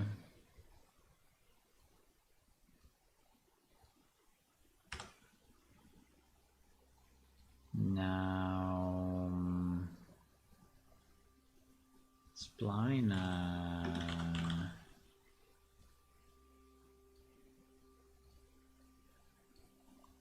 I assume he's getting the first spline that he finds, right? Okay. So now we have it actually on the 4. Now I did a bit. I think I can remove one of the two.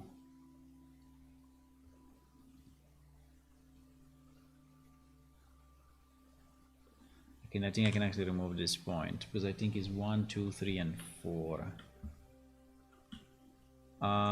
It seems that the spline has a flat scale for whatever reason. Huh?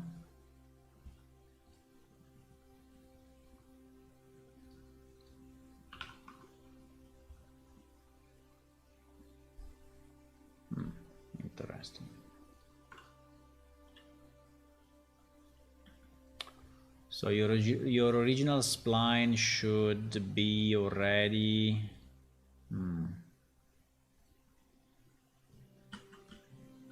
So like yeah, but this is what? This is 50, right? This is 50. What is going on? Why I cannot put it in the? Why I cannot put it here? Huh? What the fuck? You crazy? Bro.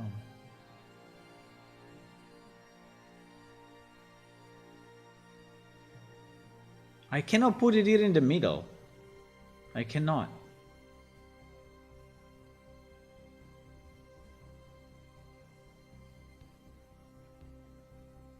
Why?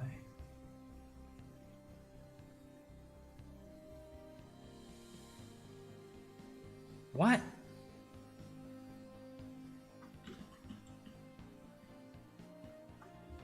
Bro, is at 50? I'm trying to move it on the left. It's because it's local. Because it's local. Okay, better. It was somehow local, and now this guy is... Okay, it was somehow local. Okay. So if I say like 200, right? By 200. And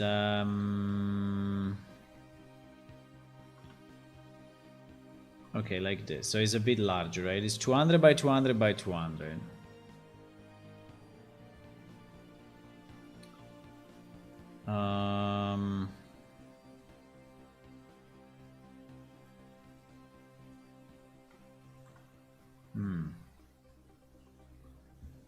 Interesting. I think on the spline we need to really look at the...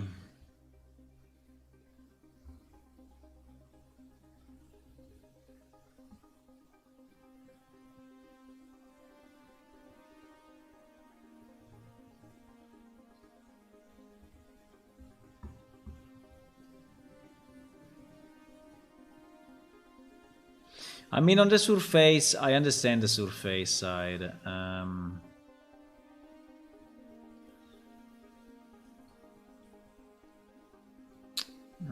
is really not useful to me.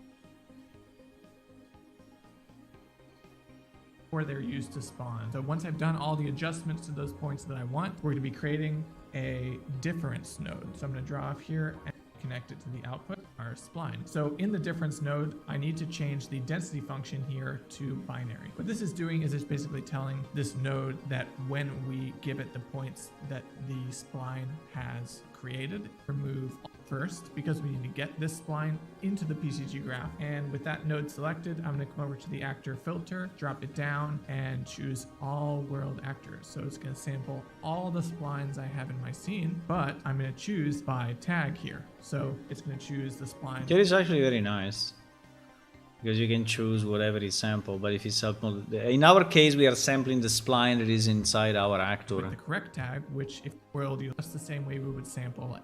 We want the inside of the spline. So if I come up to the dimensions and instead of on spline, I switch it to interior, it's going to get all the points inside that shape, that closed loop shape that we. That's interesting as well. So our CPG is saying what?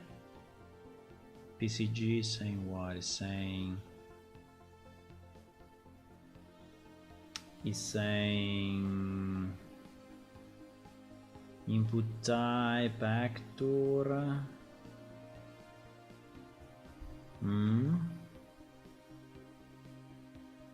Spline sampler. Is in the sampler. So it's in the graph. Spline sampler. This one is on spline. Mode subdivision. In his case, what he has? Actor self. Include children. Scale method extend. Scale method extend.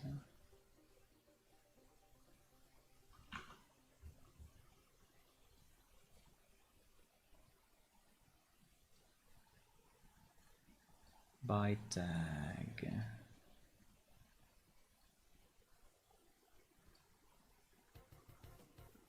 Interior subdivision.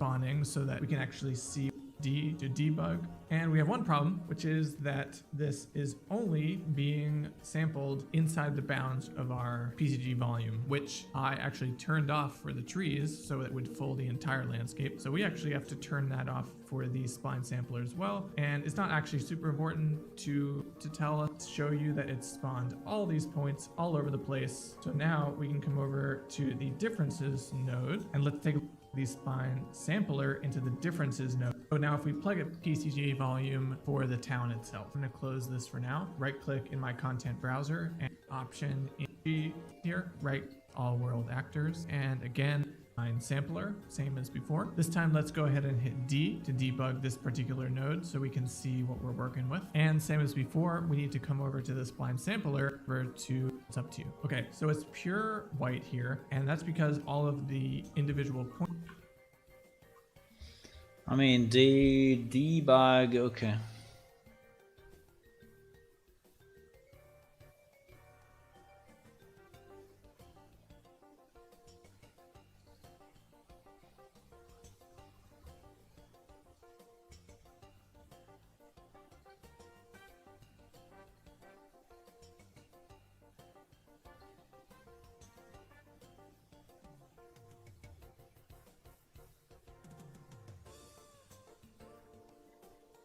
We can change it to inside as well, but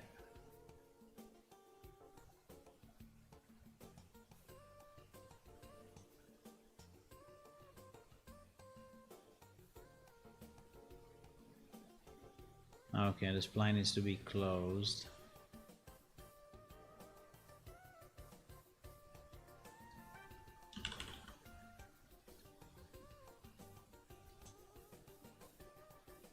Okay, the spline needs to be closed like that.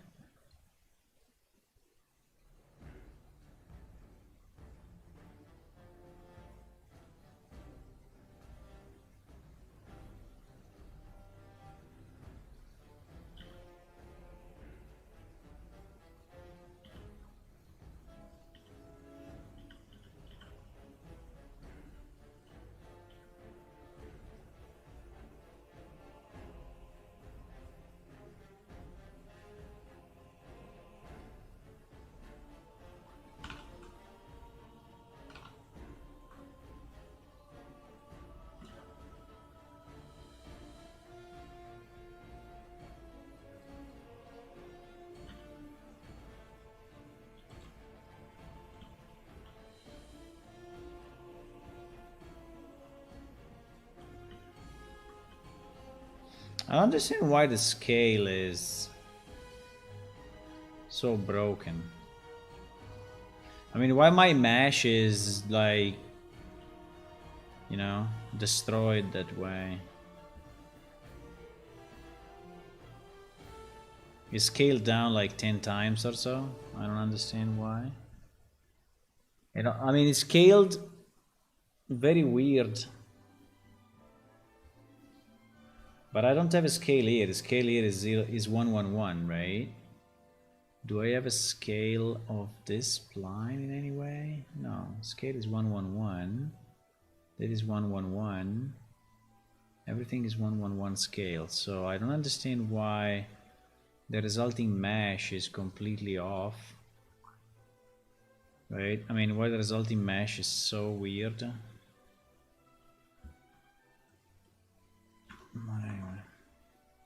Points are too big, so I need to actually mess with those point sizes so that it doesn't spawn too many buildings when I actually connect up the geometry spawner to it. So we can start modifying these options here. Right now, the interior sample spacing is 100. That means there's 100 units in between each number to say, because it's giving a 500 space in between. I'm going to go ahead and actually increase this to 2,000. Points are going to get point is the what they need, and choose cubes, which will I'll drag off of the bounds modifier here, type in stat bug that node, and choose bounds modifier, and we'll just up the bounds min and max to 10 on all of these. Once we've done that, we can go ahead and debug that node, and we can see these are much larger.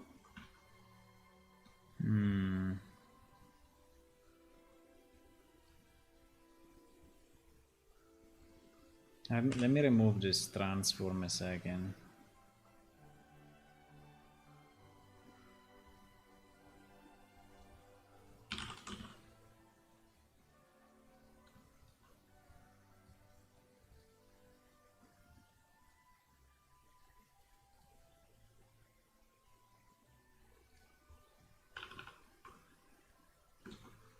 I don't understand why my...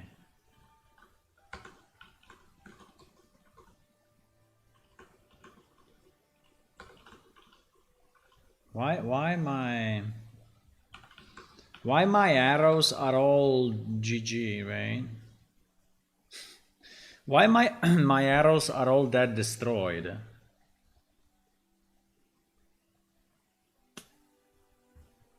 Like if there was a scale of some kind on...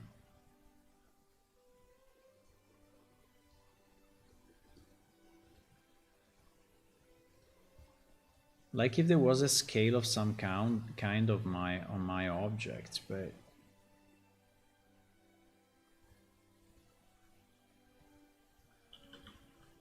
By the way, there are only 3 arrows at the moment.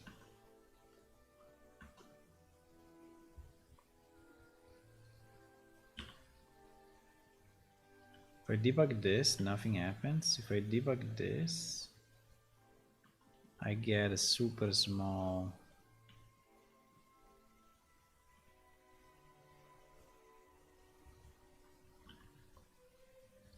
Why if I debug this, nothing happens?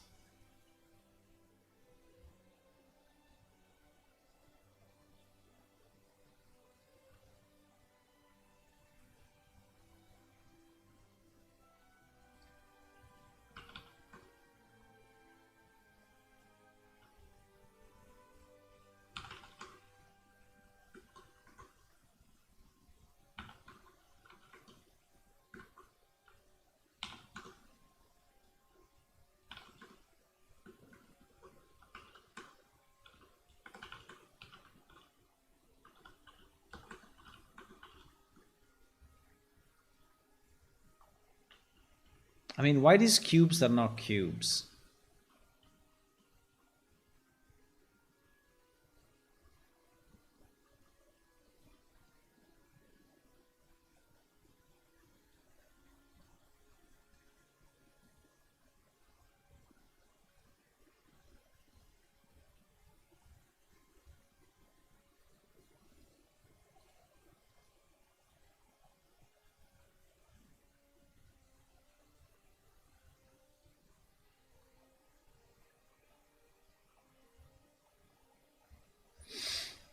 Why these cubes are not cubes, huh?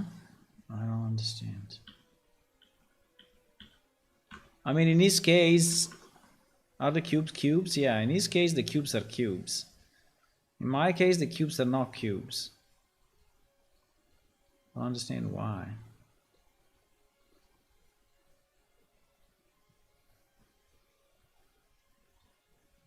By the way, how does it generate different buildings? That's kind of interesting.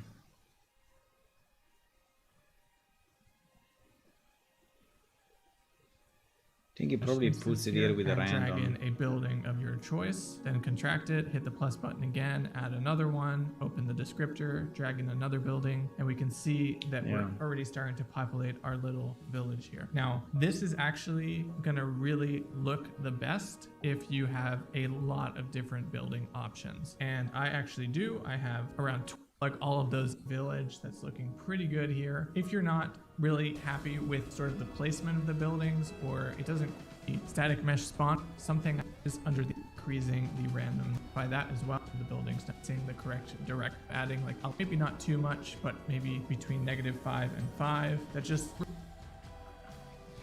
I mean, it's all fine. So he basically said put stuff inside. Now, what happens here to us, you know, is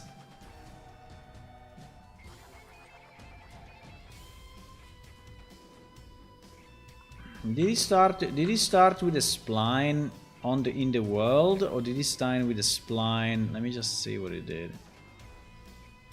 go ahead and do that. Now I'm going to come up here to the drop down in the top left corner, and I'm going to choose modeling here. This is going to open some modeling tools for me on the left side here, and this is a much easier way to make a spline than to make a blueprint with a spline inside of it, which some of you may be familiar with if you've made splines before. This is a much easier way and gets us the result we want much quicker. So I'm going to go ahead and come to the draw spline tool. And so he did it this way.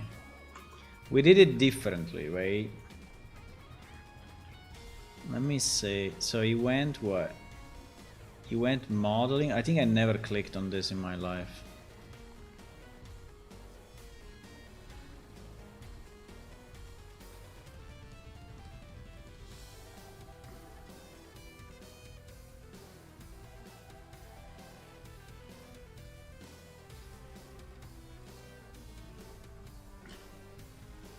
Probably just go here and then you say closed.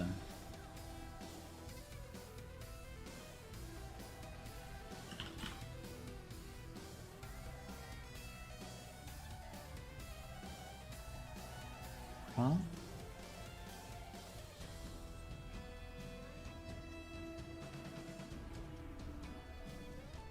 I didn't save it.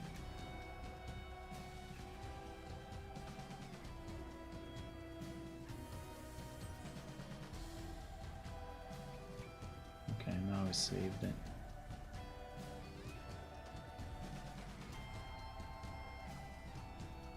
But if you draw it this way, this spline is actually in the world, right? It's not... I mean, I can still add... I can still do this. And I can still say that this has, you know, the graph that we want. Right? I assume. But in this case, it's not doing much.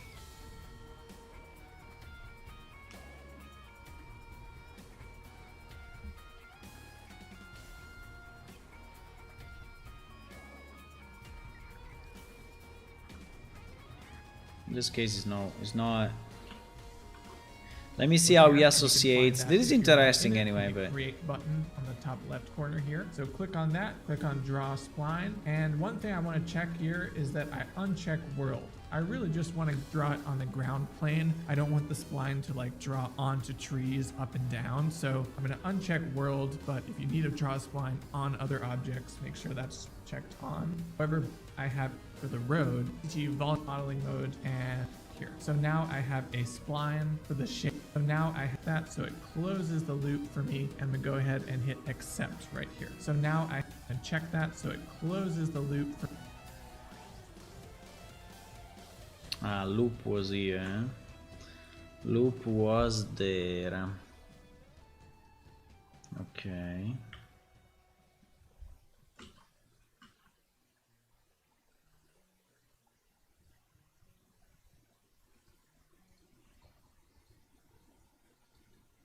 Ah, okay, like that. I see. Uh-huh. I see. Okay. Well, I guess the result is the same. But anyway, let's see how we associate the... hit accept right here. I know, but the problem is that he is using it for the whole world, so... Spline, change later modeling mode. We're going to tell use this spline and not other splines we're making in our level, like the one we're going to make for the road. I'm going to click to save this button into the PCG volume later. So I'm going to go ahead and hit enter. I come over here to my PCG volume here for the forest. I clear the... Yeah, because he's doing... Okay, but anyway, I assume that we can...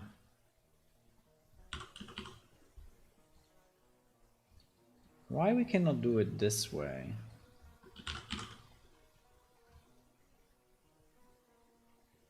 Why we cannot do it this way?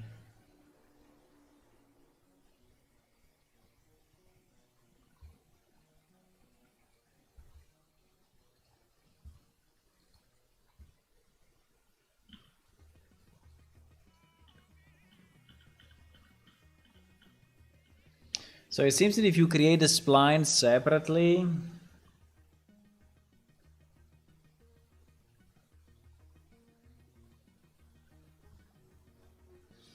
I mean, I can drop the...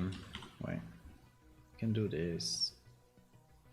We can do this, and we can tell this guy to actually use this particular spline if you want. Right? Because this spline is a name, I assume, right? Spline actor 3. If we say to this guy...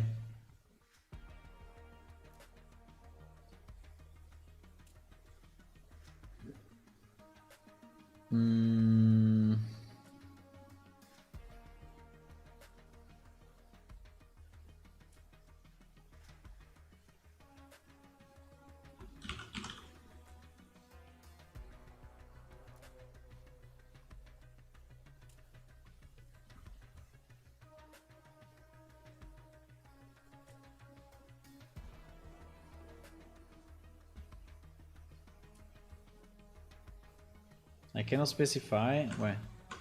I think it does it here. Tag section here that I added, and I scroll down to the PGG component, open the PCG and graph instances, and then instance. This is the PCG graph. PCG component, PCG graph instance. PCG component, PCG instance. It's very different though. PCG component. PCG connected. PCG component. Ah, it's up here. Wait. Ah, okay, okay. I was in the PCG. You don't have to go here. You have to be there.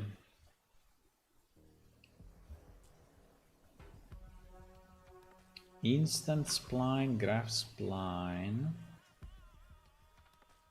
PCG foliage, but this is the graph. To the volume here, so I'll double click on that to open it. Okay, so this is what I have set up for the forest. I have just... What? That doesn't make any sense. So we wanted to restrict it to a specific spline. Forest. I clear the tag section here that I added, and I scroll down to the PGG component, open the PCG and graph instances, and then instance. This is the PCG graph that's connected to the volume here, so I'll double click on that to open it. Okay, so this is what I have set up for the... But it doesn't say how to connect it to a specific actor, right?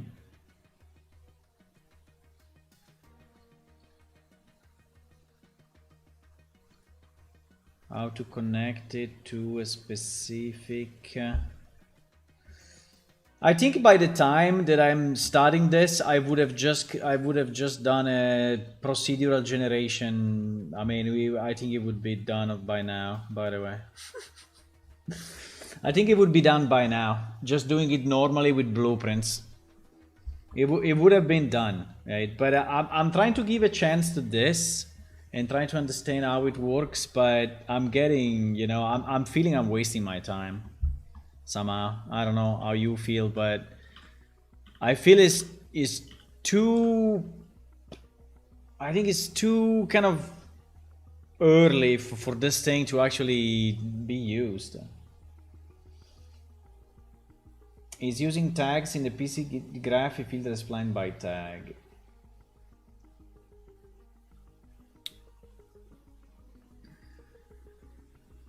I see.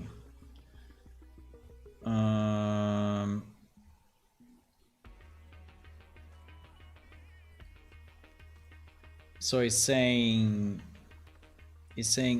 instead of saying spline self, is using like all the possible splines, but is doing it by... No, this was correct actually. Parent, root, all word actors. Like we can even say all word actors, who cares? No matching actor was found. Okay, GG. By tag. Ah, because you have to go by tag. Okay, so you cannot just say all. You have to say... Okay, fine. Component tag. Let's call it my spline. My spline.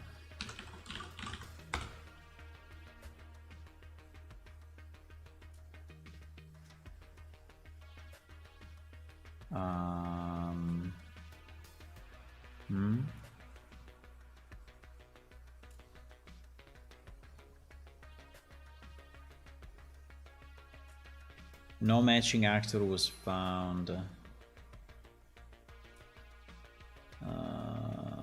Wait, I think I put it in the wrong place, by the way.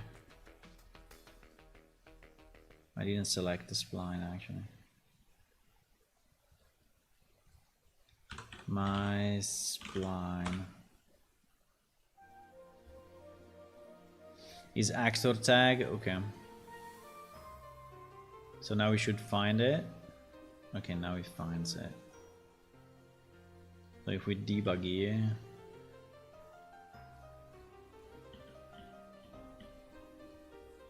it's not doing anything.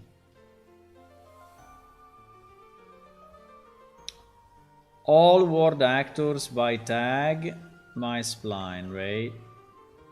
And this thing went away, so it seems that is... Let's try to do on spline maybe. On spline.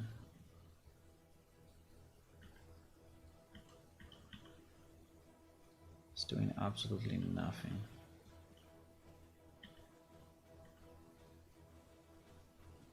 It's doing absolutely nothing. Holy.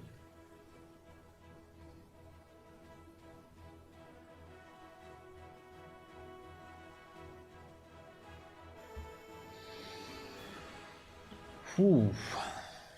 Boys, I don't know.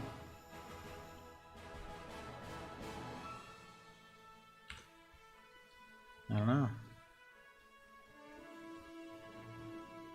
Parent, root, self, original. What is original?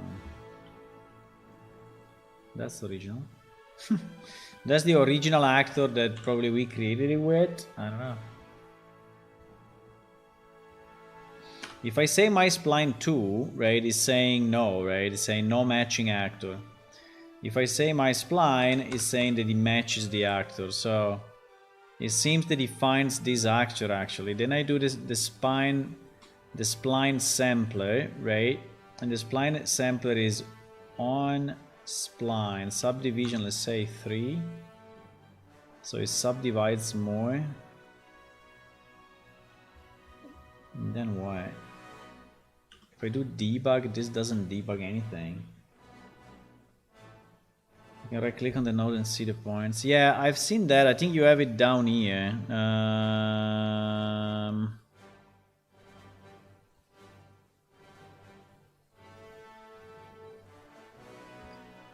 think when you debug, where was the thing? It was down here, right? It was inspect. It was inspect. Wait, it was inspect, if I remember right. There were like two things: debug and inspect. Probably not here, but here. Debug, inspect. Yeah, inspect. And then it's saying no points.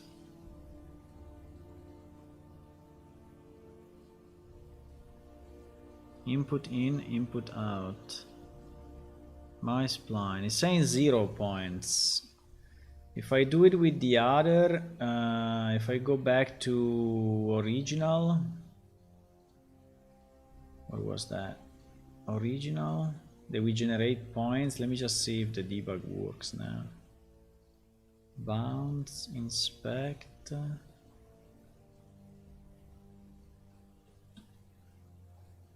Yeah, on this one we see the point. So on the in fact we also see the generation, right? By subdivision, use the tangent better for use distance. Subdivision, use the tangent for use distance. Change the spline sampler to distance. But now something happened.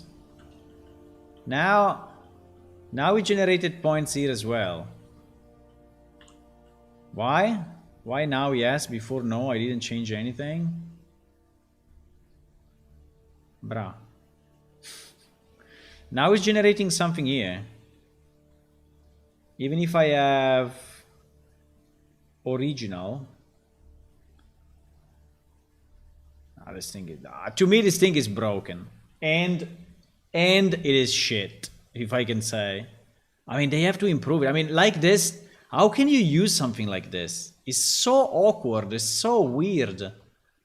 It's so annoying in any possible way.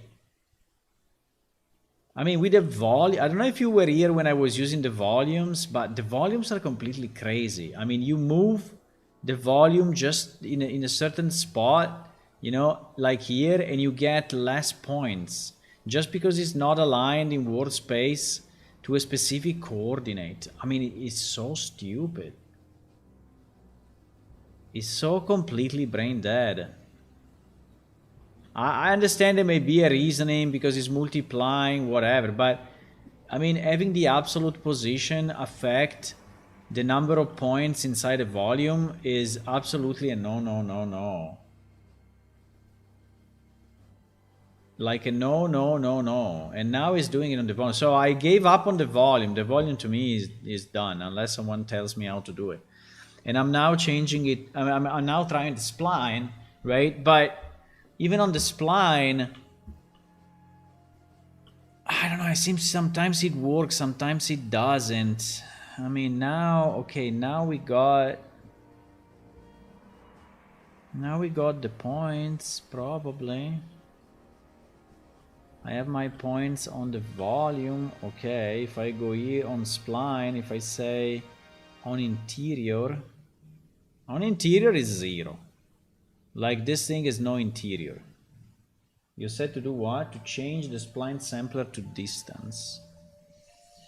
Spline sampler to distance.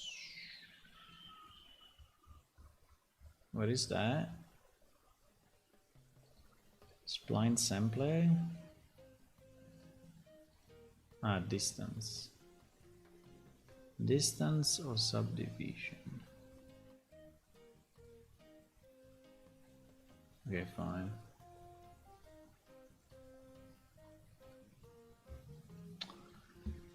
But I mean, the only advantage I see of this system, the only advantage I see is actually this, right? That I go from here and I say, oh, this guy now is 6x6, right? And I get the points distributed on the outside, right, properly.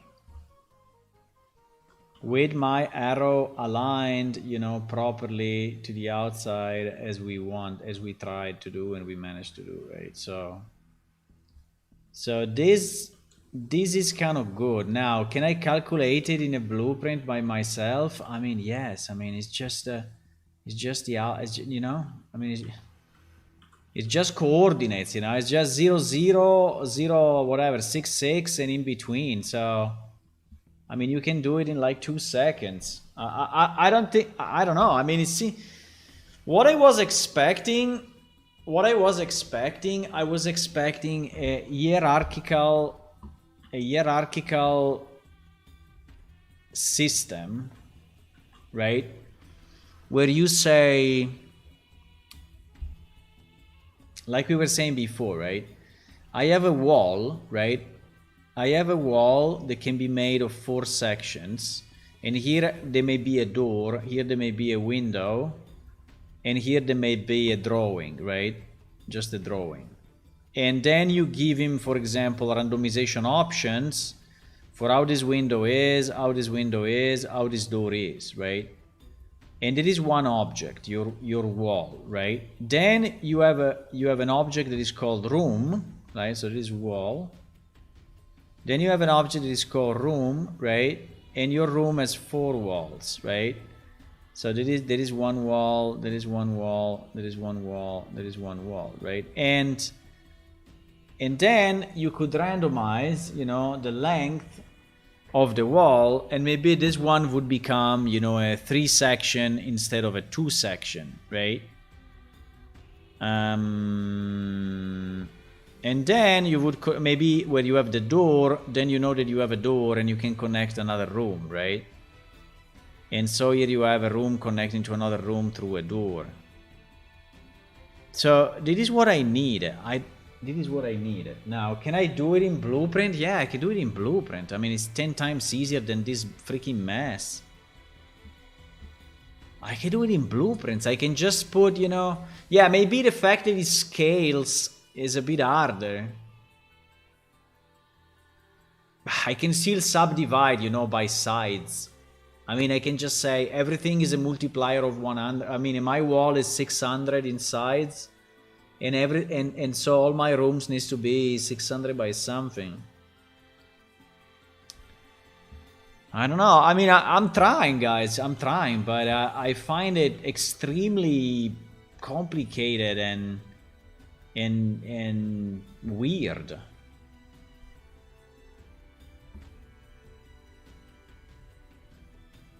And I think that the main point for me is that it has to be perfect science. I mean, it cannot be that sometimes, you know, it's generating 5 columns, and sometimes it's generating 5 and 2 and 3. I mean, randomly, just based on the position. I mean, that isn't. Now I see that the spline is actually working slightly better.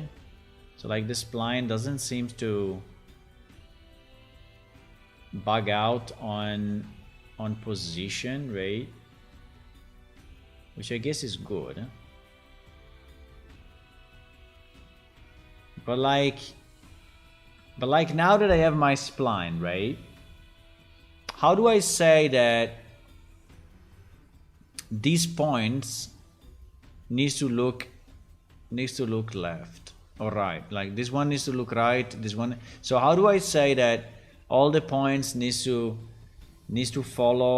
be rotated 90 degrees? Well, rotate 90 degrees I guess is easy, but for example this guy, you see that this guy is pointing this way, which is very weird. So they are all actually pointing properly, kind of, except this guy, which is pointing the opposite way. I mean, rotation I can do it with the transform, right? Like we have seen before. Why I have double the points? I don't know. What is this?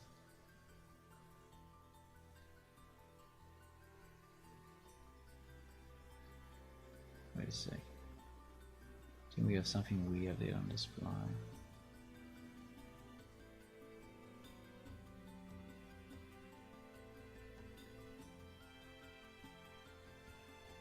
Why I cannot click on that? I can.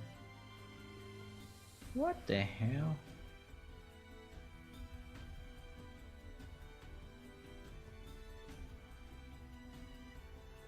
It seems it's a bit fucked up actually.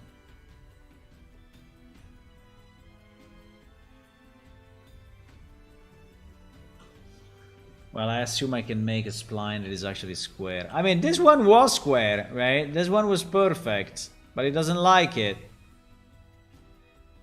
This one was correct, but on this one, right? On this one, if we go back to our spline graph and we say self, right? This one was okay, but look at what it's doing with the dimension of the arrow. It's like fucking up completely the arrow. So it's like scaling it horizontally like 10 times, well, 4 or 5 times, and vertically is scaling it like 0.1.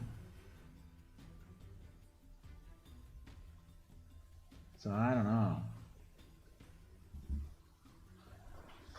It's easy to do in Blueprint. If you want to keep the number of columns, you need to generate a local grid. If you have a kit with all kind of building parts, you can make building far faster than using this, and to use this to make into a building, you need the kit anyway. Yeah, exactly. It's what I'm thinking. I don't know. I read this PCG new thing in Unreal Engine 5 and 5.2, 5.3, and I said, oh, finally, maybe they did something good. But I mean, this you could do already in the past, just with a spline mesh component, right? You could draw, I mean, you have a spline and on top of a spline, you spawn meshes and they spawn in a specific. Now, here you have this concept of points that you can manipulate. So I can say, like here, I can do this translation, but this transform, right? But I don't really have any concept of a hierarchical view, or I don't have any concept of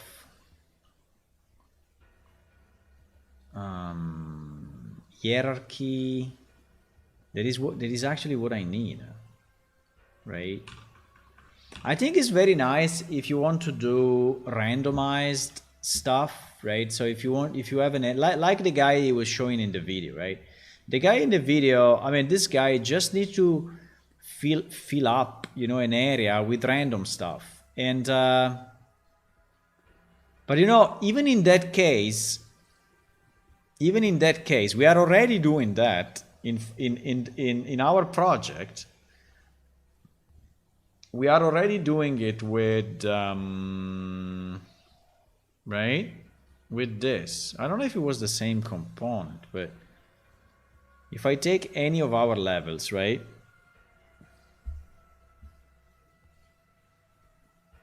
Why this thing is not saved? If I take any of our levels, I mean, even this one, I think you will have it.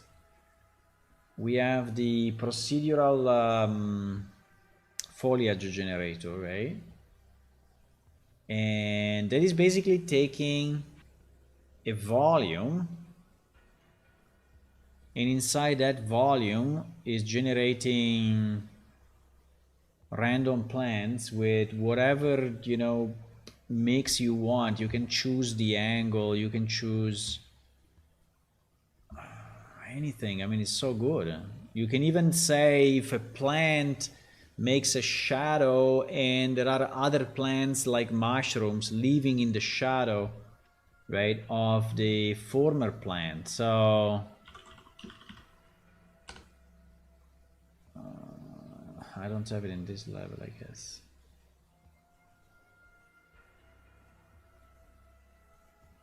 Yeah, this one, procedural foliage volume, right? Procedural foliage volume, right, which is this guy, which is the one that we use, right? And yeah, you give him a volume. You say, in all this volume I want to have my trees, and you can give different types. Like here we have this different bushes and stuff, right? So we have different bushes, different types, and inside the procedural foliage is pointing to a foliage. It's pointing to a foliage actor, and yeah, you can have whatever you can do whatever you want. Yeah, it's this like Goog Forest, which is a foliage spawner, right? And actually, this is foliage, but you can put houses if you want, right? Have a good dinner, Electra. Bye bye. So you could have houses as well, right? And you can for each one you can say what is the angle of the landscape is on. I mean, the rotation, the randomization, the collision radius with the other things. I mean, everything. So how is this procedural thing helping me? Right? How is this procedural thing helping me more than what I already have? Right? I mean, I understand this, but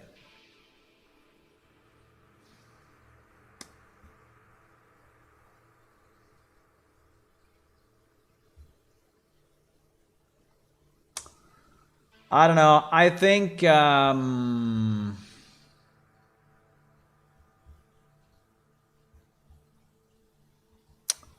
I think I'm going to drop it. I think I'm going to drop it.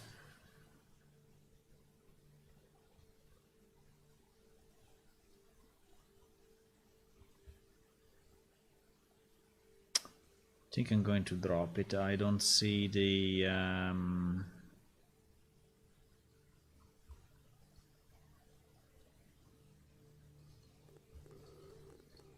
maybe, I don't know, maybe in the future if they add any.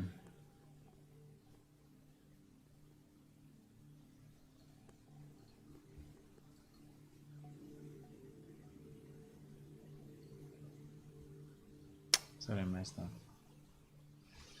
Hello, Marcelo. Do you remember I once made a random dungeon generator in Blender? It was a bit weird, but potential. Yeah. I remember that, Marcelo. Now, we don't need it in Blender. We need it in Unreal. In the sense that the pieces, the pieces needs to be.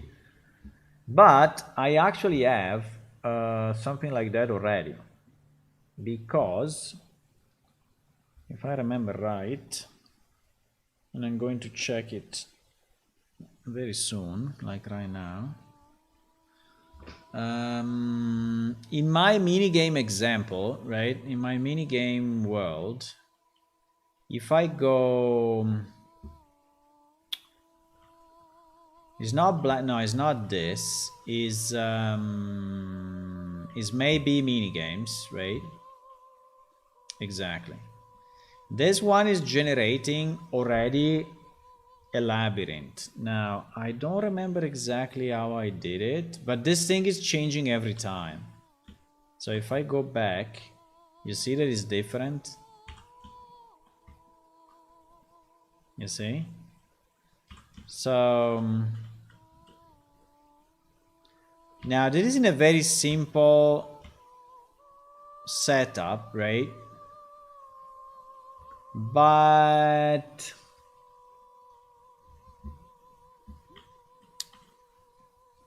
don't remember exactly how I did it. If I imported something, if I imported some plugin or something, I don't remember.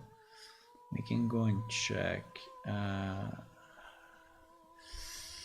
Setup puzzle. Cycle through the cells of the puzzle. Puzzle column, creating cell. Puzzle cell library. What is this? Puzzle cell library. Bumper 1, bumper 2. Okay, so this is just what it needs to spawn. Okay, fine. This is just what it needs to spawn. Wait. I lost my side. Why?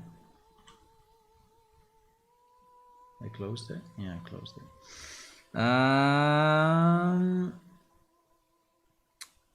Break puzzle cell, rotation basic shape, create bumper component.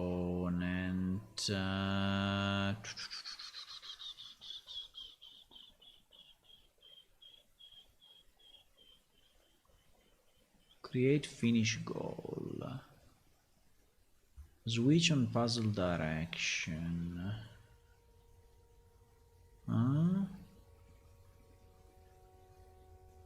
No, okay, but where the hell is generating the... It's creating the cell here, right? Puzzle column. It's already generated. Wait. It's generated before this, I think. Generated before this. Yeah, generate puzzle grid. Generate puzzle grid.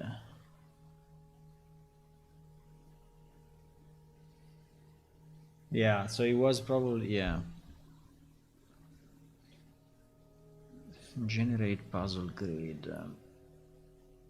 I don't remember which algorithm we used. If we used something that was already built or we built it, I don't remember.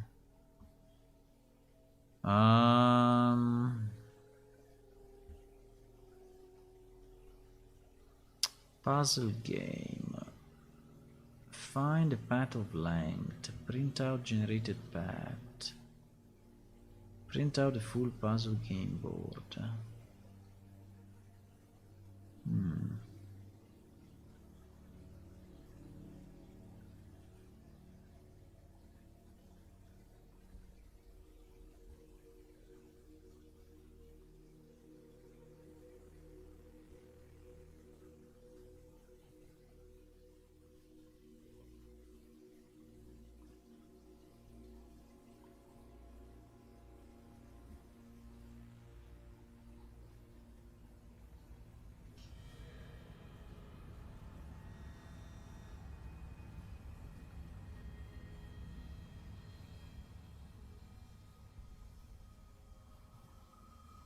Yeah, but it's doing it here. It's just, I mean, it's pretty much just searching a possible, it's randomizing a direction. And,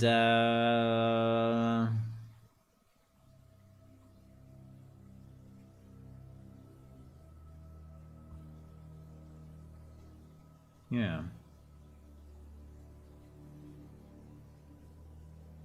Yeah, it's pretty simple. I mean, it's there was some reasoning into it, but there was some reasoning, but basically it's generating every time, you know, a different puzzle, right? In this case, it's very simple. It's only, you know, it's only in 2D space, but it's okay that it's in 2D space, because I think if we generate, well, I think we'll be a bit more than just 2D space, because maybe we want to go up and down, right? But I need but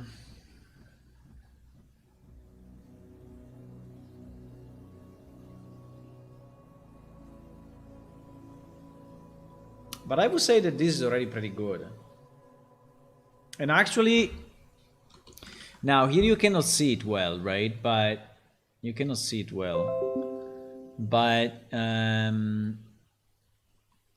these are the cells, right? So there is one cell actually here. There is like this. There is one cell here, right? One cell here and so on. Oh, mistakes were made.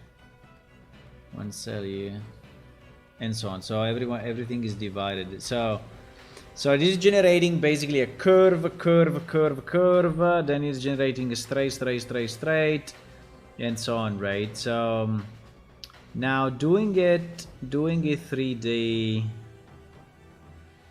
meaning with levels, maybe slightly more complex, but pretty much, you know. Pretty much this concept is already good, and then you may say at a certain point go down, right, and you restart, right? So it can be puzzle, go down, and then you generate just another puzzle, go down, puzzle, right? So in reality, if you want to do it simple, unless you want to have multiple stages, so there is level 1, there is level 2, there is level 3, right? And there are your stairs going down. So in theory, this logic, which is very simple at the moment, is already pretty good. And obviously the rooms, right? The rooms may be different. Now, I mean, we basically have one type of room, which is just these walls. But I could have still, the trick is to have a decent modular kit. Yeah, we have it. We have the modular kit. We use it in our dungeon, right? If you load now, I don't have it here, but we have a modular kit which is pretty good, which is what in the marketplace, and we changed a bit, and we can expand it. So we have we have this multi-story dungeon, right? So we have everything. There is even more than we need. You know, there are a million columns and pieces and stuff, you know, corners and... But you can also make it simpler than that. I mean, this is already very complex, right? You can just have, you know, a wall with a door, right? A wall with an entrance, and then wall, roof and ground, and that's it. So we have the modular kit. That is not an issue.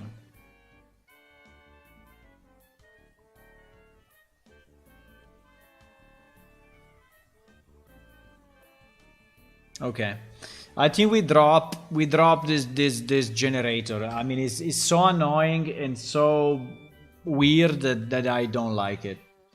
If in few years from now they will make it better, or someone will create an example which is actually good to follow, I will use it. But at the moment, it seems to me that is really unusable. I mean, to me, I mean, for what we want to do, is unusable. It's too much work for too little. Because, you know, imagine for a second that we actually managed to do what we wanted to do in that example, right? So that we managed to have the graph working properly and all this thing aligned properly and such. But then I have the same problem, right? Because I need then to generate, then I need to understand where is a door and how to position the next room next to the first room, right? So all that logic doesn't exist in this procedural generator, and for what I see, you cannot even put it into it, because you are generating every time one room or one set of points, right? Yeah, you can, but I think it's too hard actually to... I think it's too hard. Okay, let me see if there is something that we can already use decently enough in the marketplace, because I think there are a number of projects. I've seen in the past many different dungeon generators. And I think we also have one. I think we also have a few, but yeah, I dropped it. I'm not using it. It's GG. So we have this dungeon generator, which I remember there was working on. The problem is that I think it was only blueprints. And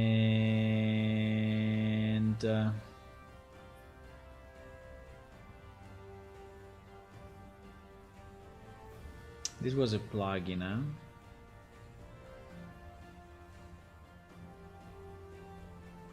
Add to engine 5.1.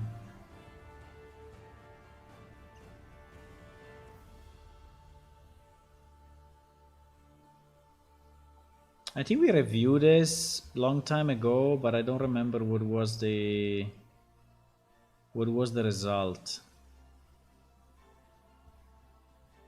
I don't remember what was the result of this test. If we said yes, we said no, we said we don't care.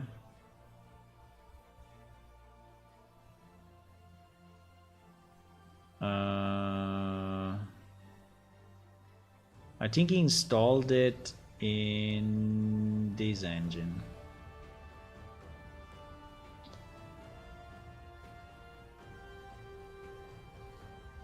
Yes. Exactly.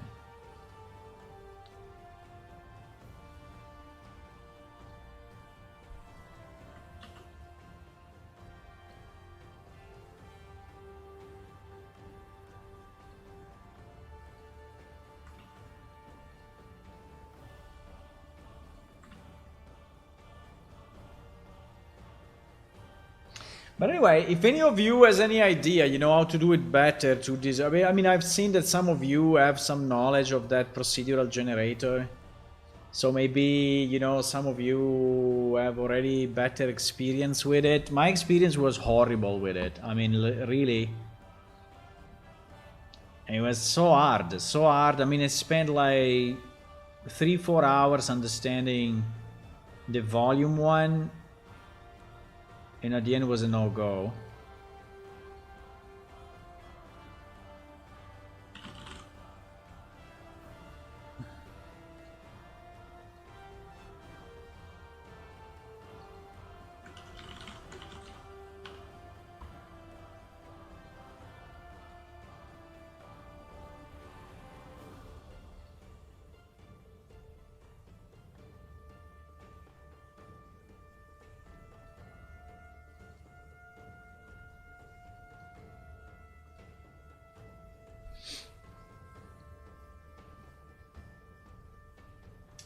The other way is to do it manually, but doing it manually I think is tough.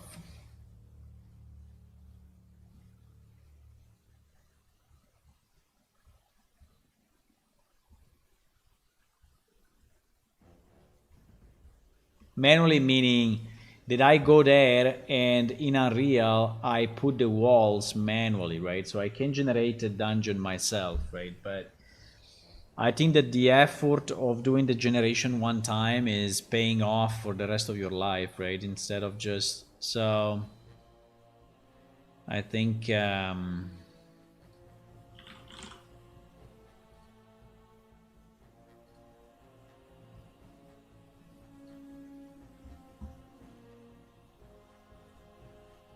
don't even know if this project, this dungeon generator, has been updated recently or not.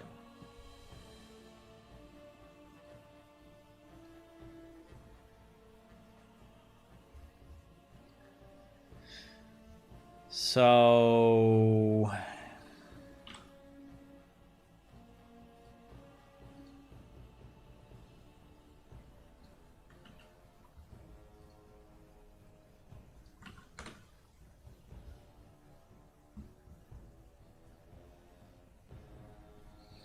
I think it was done a long time ago anyway.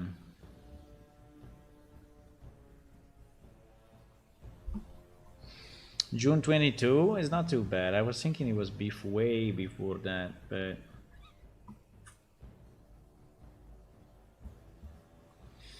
in order to use the dungeon generator, place a dungeon generator actor from the place actor panel. I mean, obviously we are not gonna do it this way, right? But this gives us a sense of what he can do.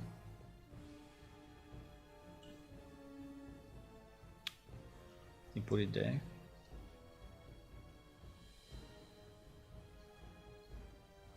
Right. Staying always in 000. GG. From the detail panel, assign a static mesh.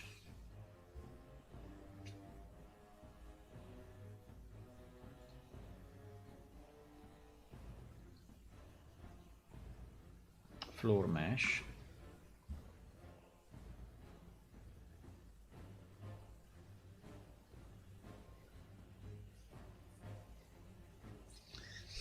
The plugin doesn't automatically detect the correct sides. That's fine. Turn off the auto floor sides generation property and manually assign the correct sides. Floor sides 400. I think it's good because this is already 400, so it's part of the example. Assign a static mesh wall.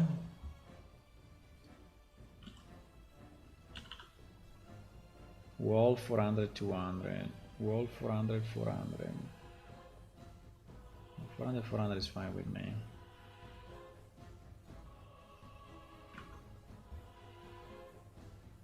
The plugin assumes that the wall extend matches your assigned tile, meaning, yeah. Click the generate dungeon. Generate dungeon! Nothing happens. GG.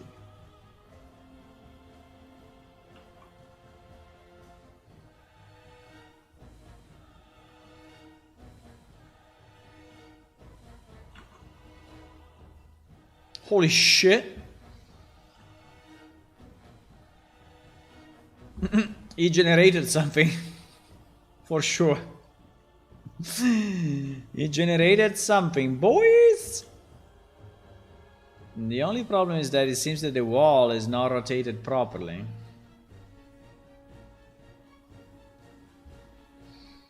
It's not rotated properly.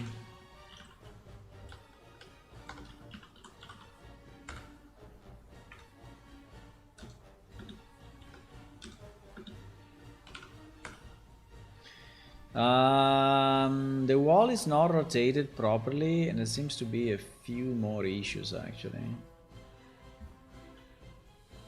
I mean, in the you can change the pivot offset wall facing X. If the wall is facing the X-axis, this marks as a setting it true. Otherwise, so the walls are rotated accordingly. How do I delete all the stuff that he generated now? Holy moly.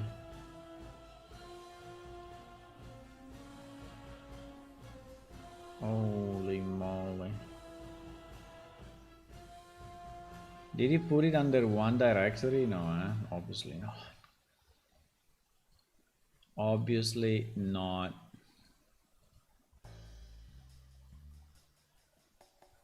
Would have been nice. Let me try this.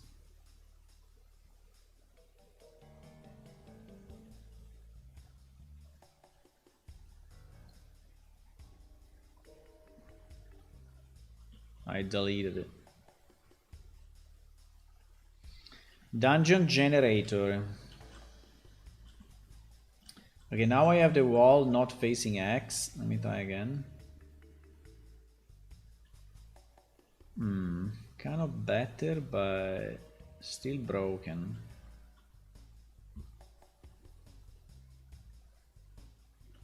It seems that there is a kind of an offset, but I don't think if it's just an offset. I think it's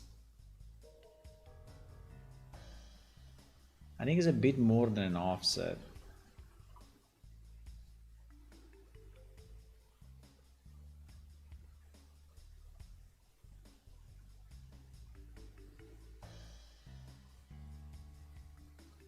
I can try with the offset, but I don't know.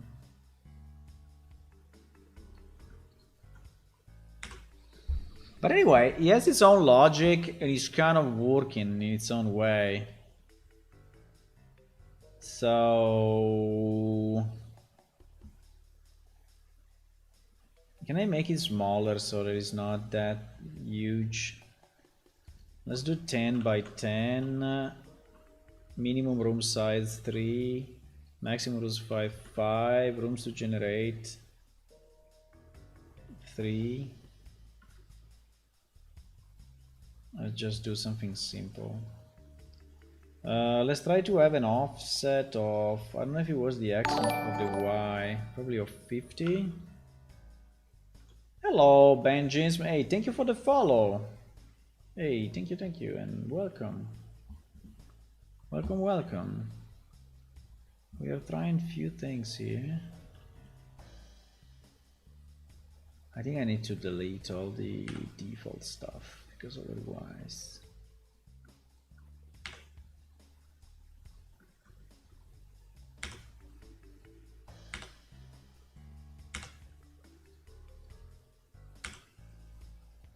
Oh shit. It deleted only the directories, not the content. No!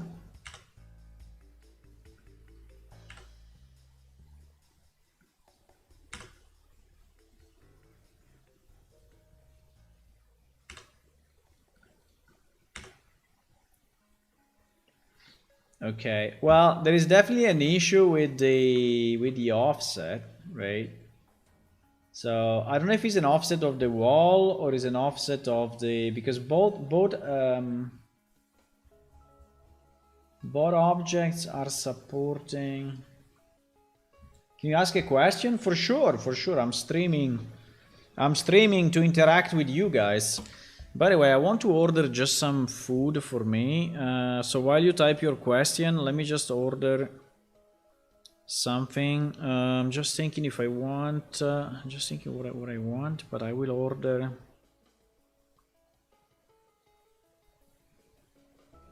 Let me just mute myself, otherwise you will hear everything.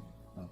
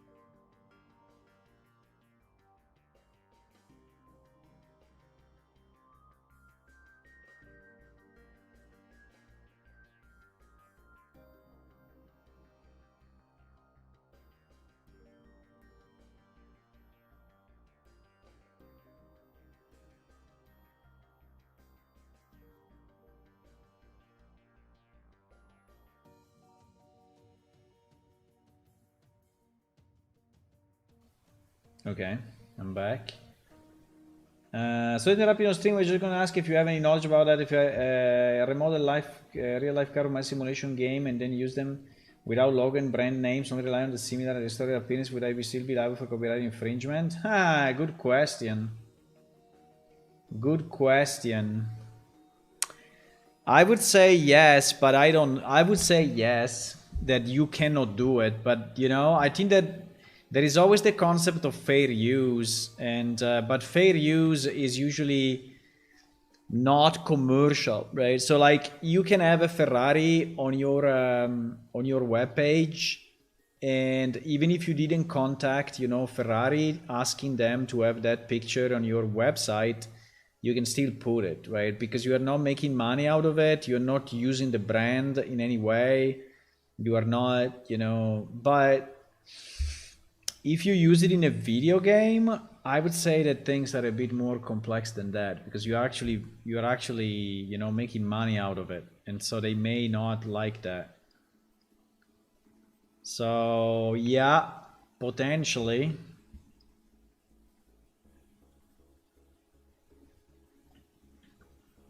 It may be a problem, but I don't know for real, so I would not, you know. I think you should do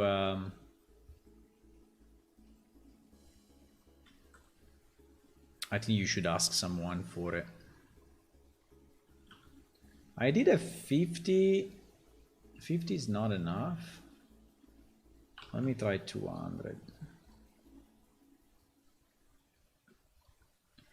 Because the wall is what the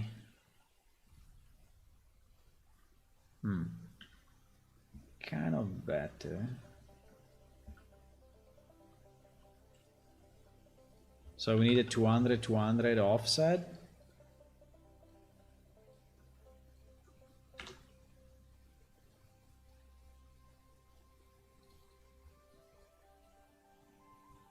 No. Now we fucked up significantly.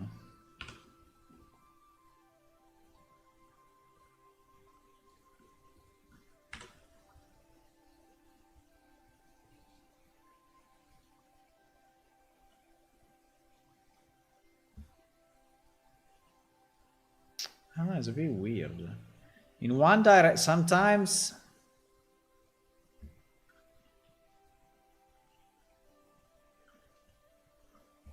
it is a bit weird, huh?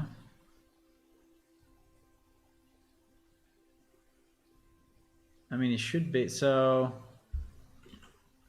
I think is in one direction is better. I mean, like in this, in the Y direction seems to be okay for these walls, but is not okay for these walls, right? So it seems that is anyway.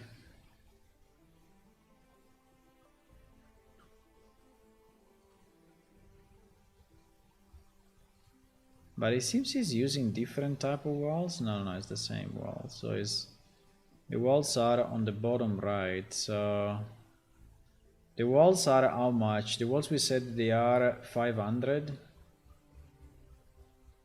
or 400, I don't remember. The walls are 400. 400 by 400, and the floor is 400 by 400. I mean, the floor seems to be generated properly, right? You see this, boom, boom, boom, boom, boom, boom, boom, boom. This seems to all be generated properly, but the walls seems to be correct in this direction, but not in this direction. But if I put how many units they are wrong? They are wrong by 200. They are wrong by 200 on the X. But if I say 200 on the X is what I did before, that was then messing up the other ones, right? So I think there is a problem in the actual generation. I don't know.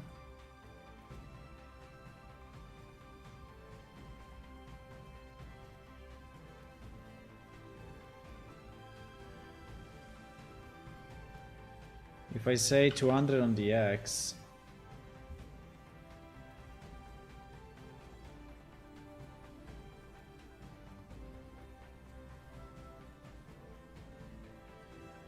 now, no, but it's wrong anyway. It's wrong anyway. What the hell?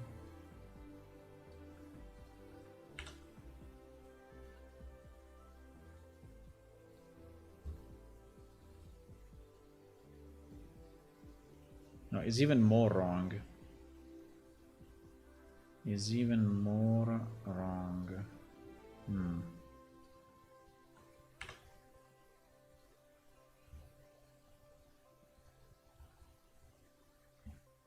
I hoped that at least the basic example would work. Fuck. No?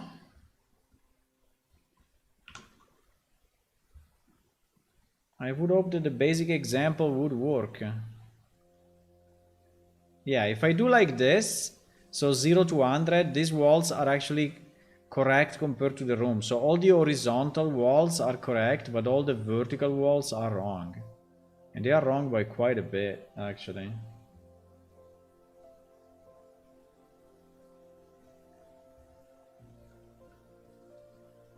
Because now they are wrong like 400 this way and 200 this way. So I don't know if the people, but the dungeon generator is in 000. I think it's impossible to move it. This dungeon generator just sits in the middle, no matter what you do. So it doesn't have a position, actually. I can try to have a floor pivot, but I don't think that the floor pivot is gonna change anything. Let me try like I can put a 200 on the floor pivot, but it seems that it's broken. It seems that this is not working.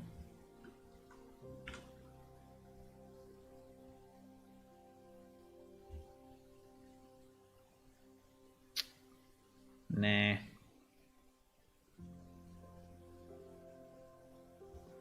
Let me see what else is saying on the documentation. Configure wall mesh. Depending on the part of wall mesh, you may have to modify the X-facing property.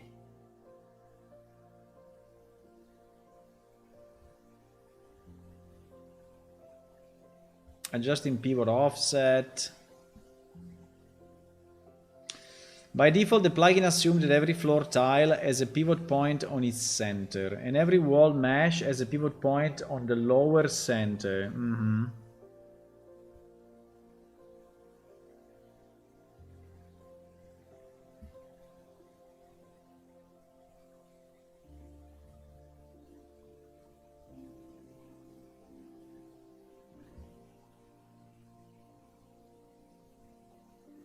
-200, -200. Yeah, actually that's the case. But why the sample object that they have in the example is not correct? But anyway, the floor seems to be correct because the pivot is here, right? The pivot is here, is not in the middle. But the wall, maybe we can use another wall. Maybe there are more walls that the wall. Ah no, also the wall is correct. Ah no, he said in the mid. No, wait. He said what? He said it needs to be in the middle, right? It needs to be in the middle. Okay, so for the floor we need minus 200, minus 200, minus 200, minus 200, and for the wall we need minus 200. I don't know. I don't understand. Oh, it's removing the previous meshes. Oh, that's very nice. How does he know? It's removing the previous meshes. That's fantastic. That is absolutely fantastic. Okay, let me try 0, 0, 0, 0, 0 now that we... So 0, 0, 0, 0 is like this. So it's wrong in this direction, right? And if I do wall facing X, okay, if I do wall facing X, it's GG. I mean, it's completely wrong. So that cannot be.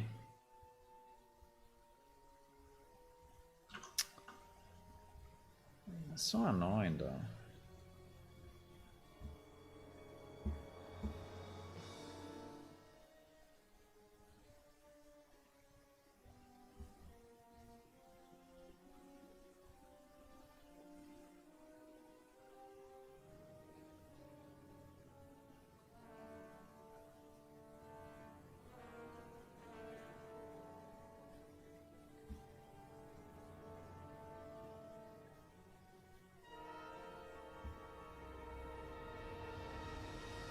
But I think it's actually very good. I mean, apart from this offset that I think we can solve, right? But I think it's actually pretty good because it's generating a fairly complex rooms, and I think it's pretty cool actually. Is there a way to contact this guy? Is there a way to contact this guy? Do they have a Discord or something?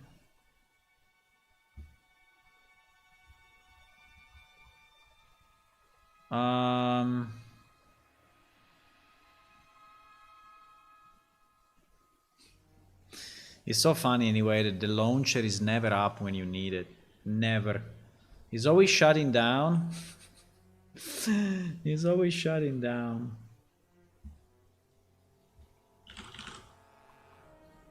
Dungeon generator.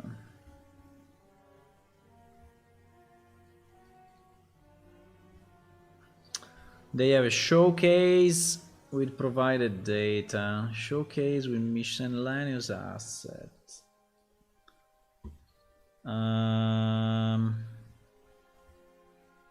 There is a GitHub, but there is no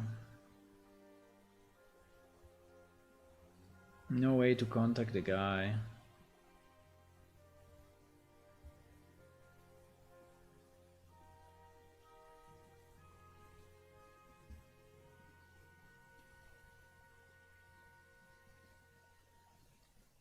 No one is saying that the walls are rotated. Doesn't place wall correctly. They are always offset or they have gaps when they properly configured to be the same. So that documentation doesn't show any fixes for this. Exactly.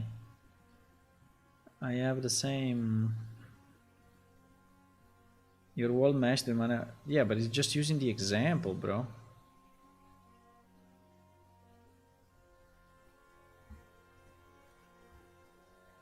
So strange. Maybe he did an update and he fucked up with the update because I don't see many people saying.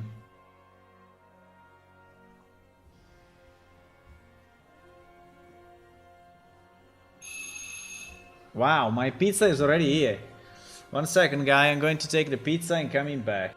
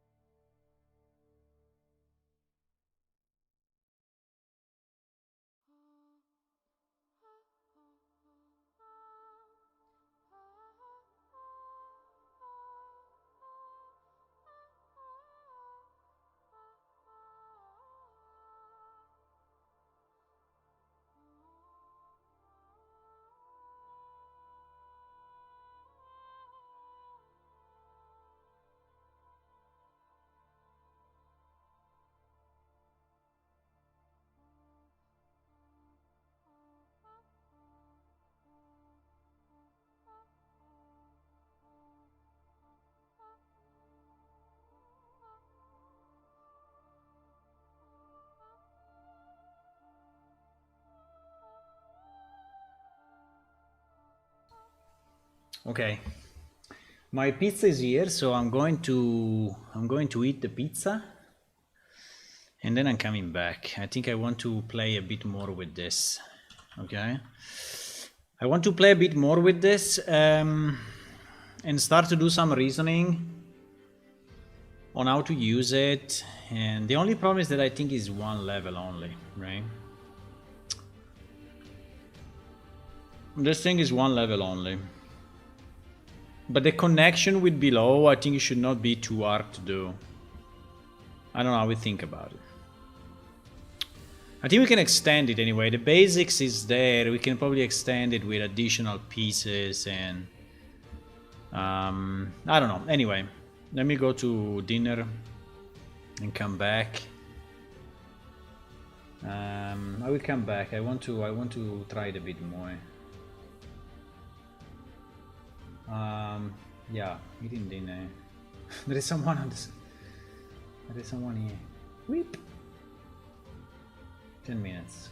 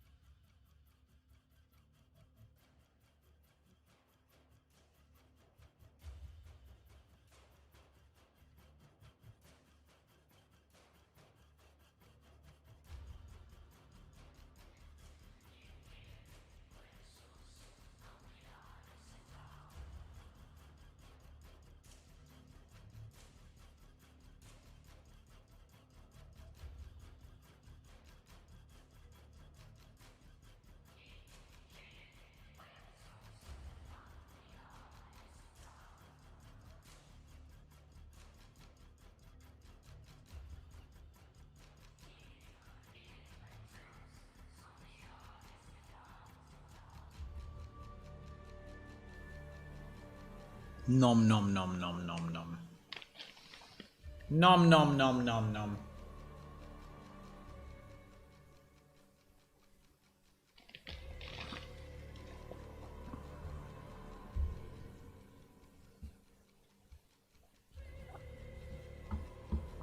Hello, I'm back. So you're saying that the floor is wrong? But even if I move the floor, minus 200, minus 200, right?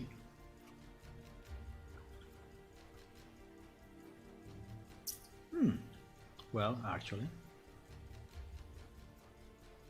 Well, actually.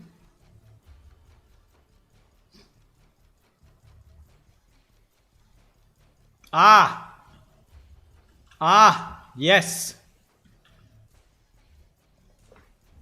I mean, why the example needs this, right? But anyway,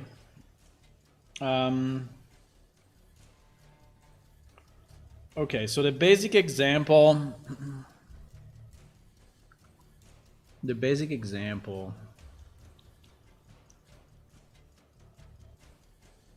um,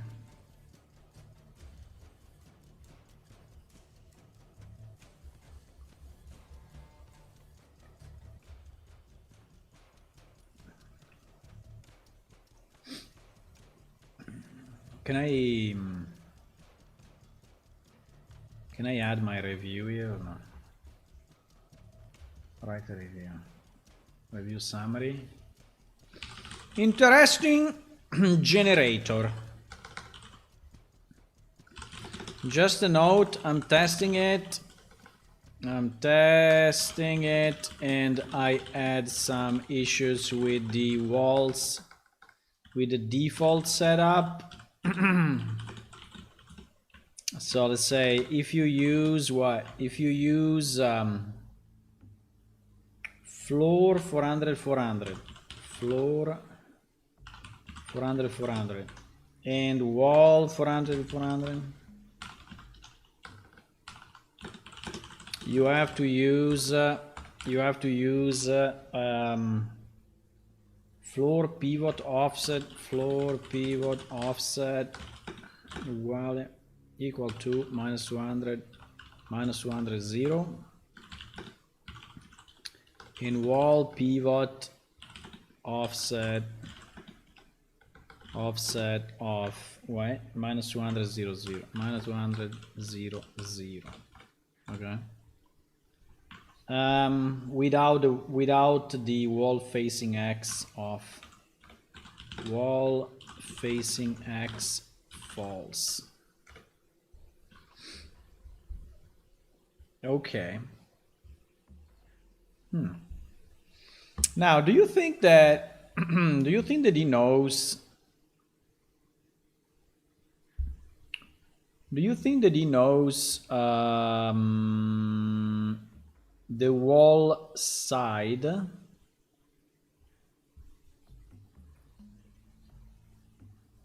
Meaning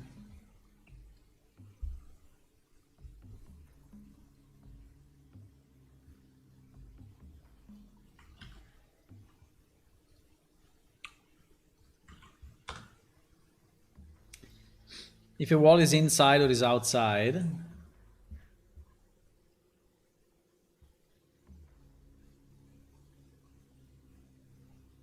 Oh wow.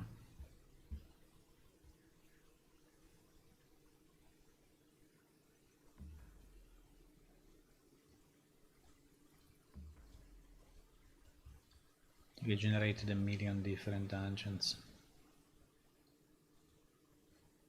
Fine. They look different enough, actually, yeah.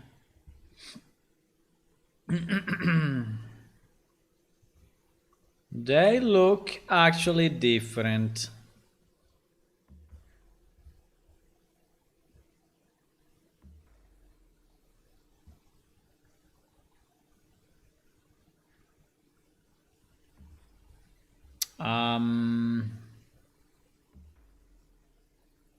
Wait. What I was doing?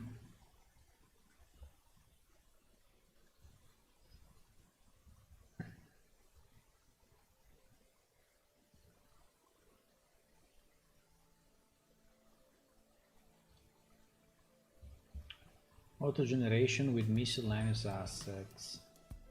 No, because the fact that if the wall is rotated one way or the other, I think it makes a difference, right? Because you may have...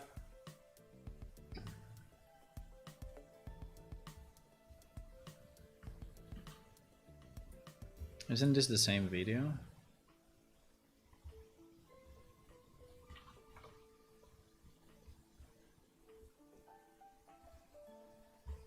Ah, but these assets are not real assets.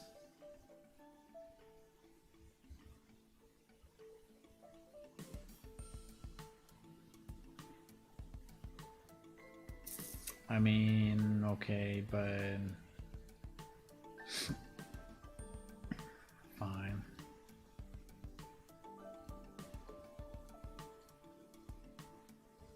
I see. Okay.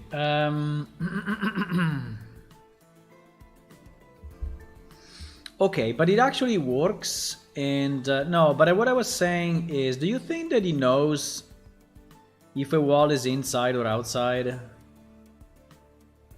Because that will make a lot of difference.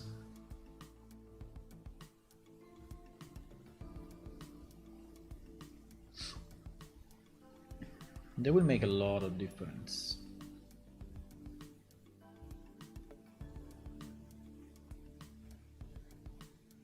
For us. Maybe not for him, but for us it does.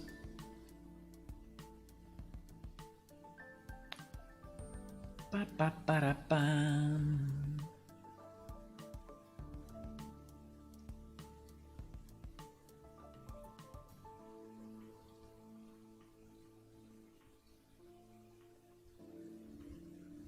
Pa pa pa ra pam. No. What did I click? What did I click? No!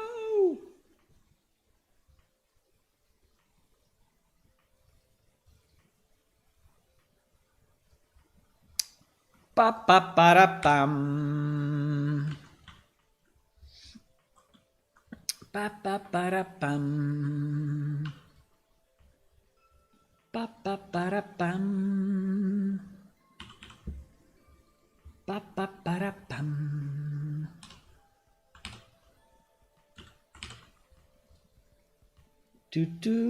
Is evident enough? Yeah, I guess it's evident enough.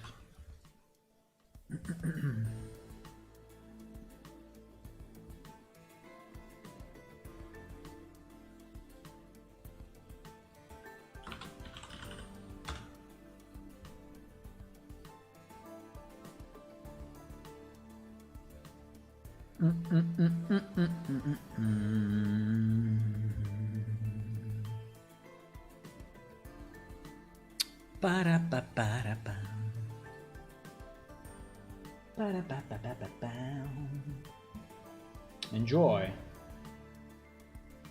Enjoy. I'm back already, Hula. I'm back already. I'm back. I'm back already.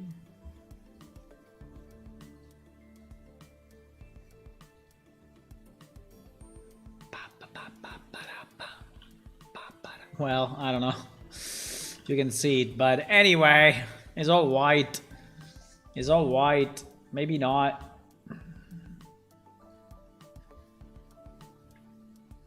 Let's try.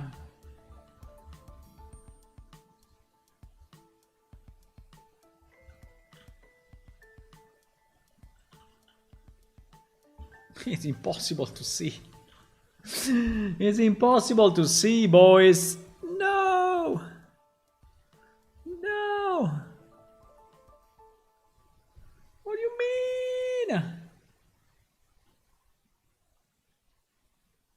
Huh?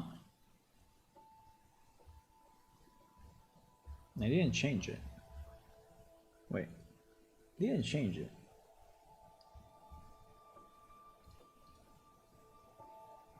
Didn't change it.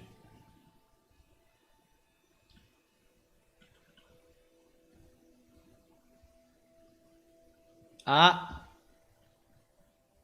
fuck. It doesn't know. Ah, he doesn't know. He has no clue. He has no clue if the wall is inside or outside. That's super bad. This is super bad, bro.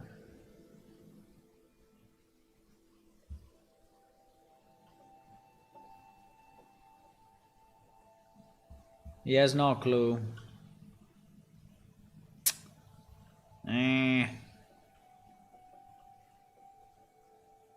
He's not generating a roof.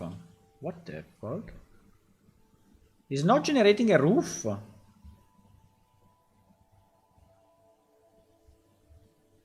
Uh-oh. He's not generating a roof. Well, it should be easy to generate a roof, but... Ceiling? Bro, he's not generating the roof. No!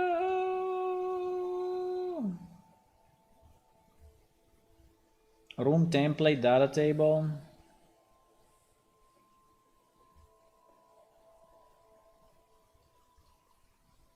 Debug active. What is debug active?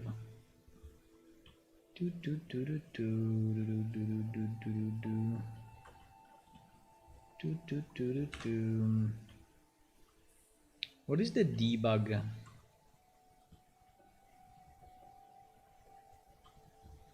Maybe he's printing something on the...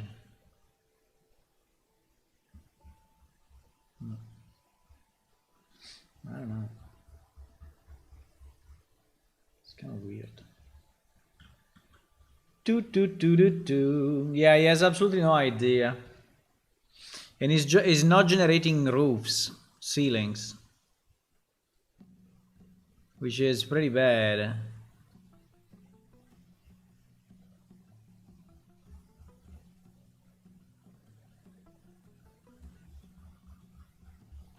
I mean, it's a simple plugin. I mean, we are not expecting maybe too much from this guy, but... Now, there is something interesting, which is the room template data table, right? So this dungeon generator offers the option to use a different floor and wall meshing for different rooms. To use this, create a new data table and choose a room template type. Proceed any full static mesh that you want a particular room. Okay. You can assign material override for each individual mesh. Okay. I see. It could be kind of interesting, but it's not really what I need, but fine.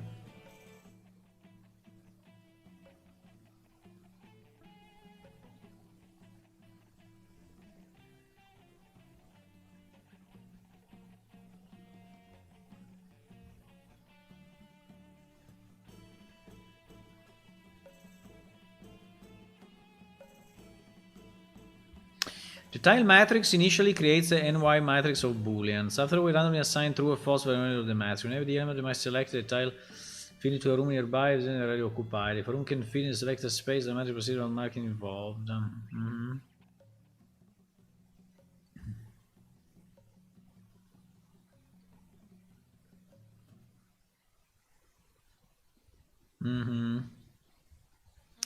Let me just change my review 1 second. I hope I can. Edit. So I would say, can I add a new line, please? It seems it's not generating roofs, ceilings. Let me do a pro cons kind of thing, so we also think for ourselves. So pro, I would say very easy to use, right?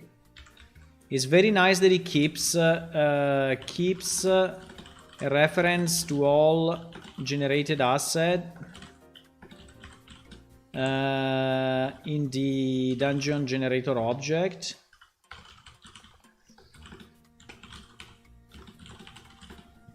So it's easy to clean up, right? That is very, very, very nice. It is very, very nice. I would say that it's fast, and that's probably about it for the pro. For the cons, I think that, yeah, it seems it's not generating ceilings, right? In theory, the result should be the algorithm. I mean, it should be fairly easy, right? You just spawn them above for the compared to the floor, right? So I think it should be fairly easy to do.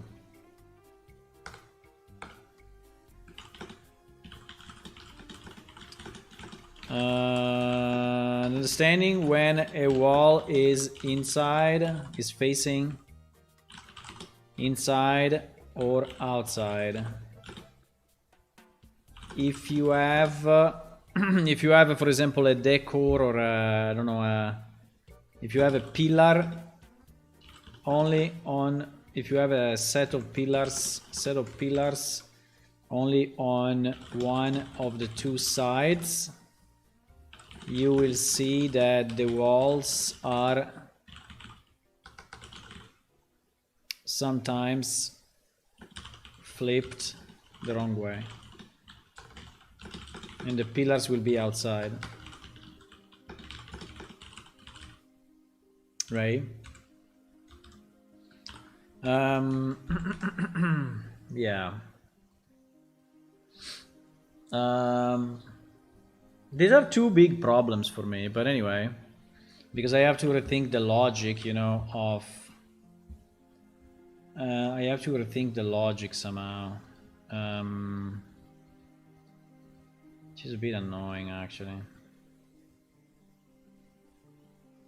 For the rest, I think it's pretty good. I mean, even with a big, I mean, we can try with a bigger one, but I think it would work. I don't think there is any. I think it would be very, very nice if we could, after generating the meshes, if we could merge the meshes, right, into one. I mean, at least per room, or in groups. I don't know, but maybe that's not that easy. But because you end up with a lot of unnecessary shit, right?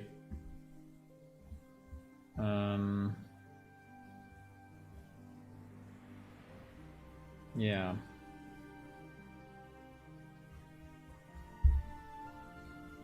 So you see, if I have a 30-30 and still 3 rooms, it will have a lot of corridors, right? Yeah, exactly.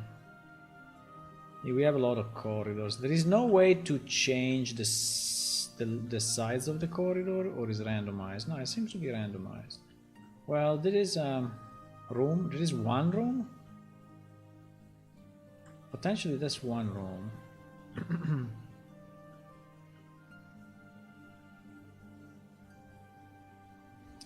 I think that the walls are always facing the same direction. Yeah, exactly. The walls are always facing the same direction. So that's why they are not inside or outside. Okay.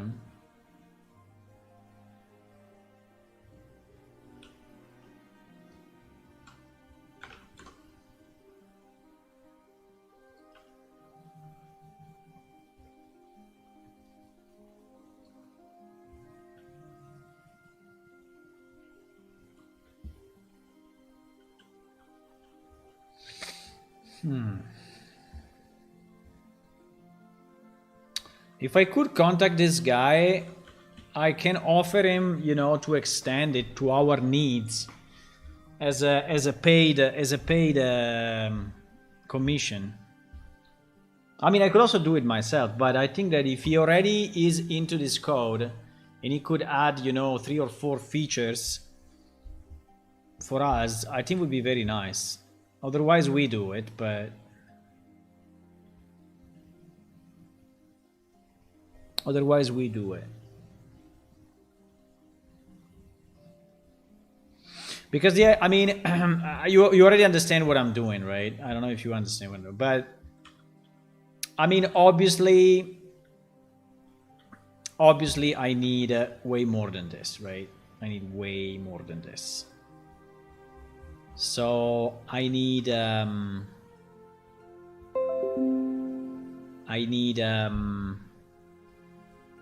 know if I want to reveal all my thinking, but I will. I need obviously doors. I need gates that you can break, right? I need traps that you can put on the ground. I need a chest, right? That you can put on the ground as well. And potentially I need a monster spawn, right? I need a monster spawn location, which doesn't have to be... I mean, they can also put myself later on. But basically I need a number of properties that can be generated in each square of the room. And it's actually very simple to do, because when you know the floors, when you know the spot that you have available in a room. So if you already separate room from corridors and you know what is a room, I think it's fairly easy to do. The problem may be the connections and a bit of the fact, I mean, if this is actually meaningful, right? Like you may have a door here, right? But here you don't, right? And so you can just go around it, right?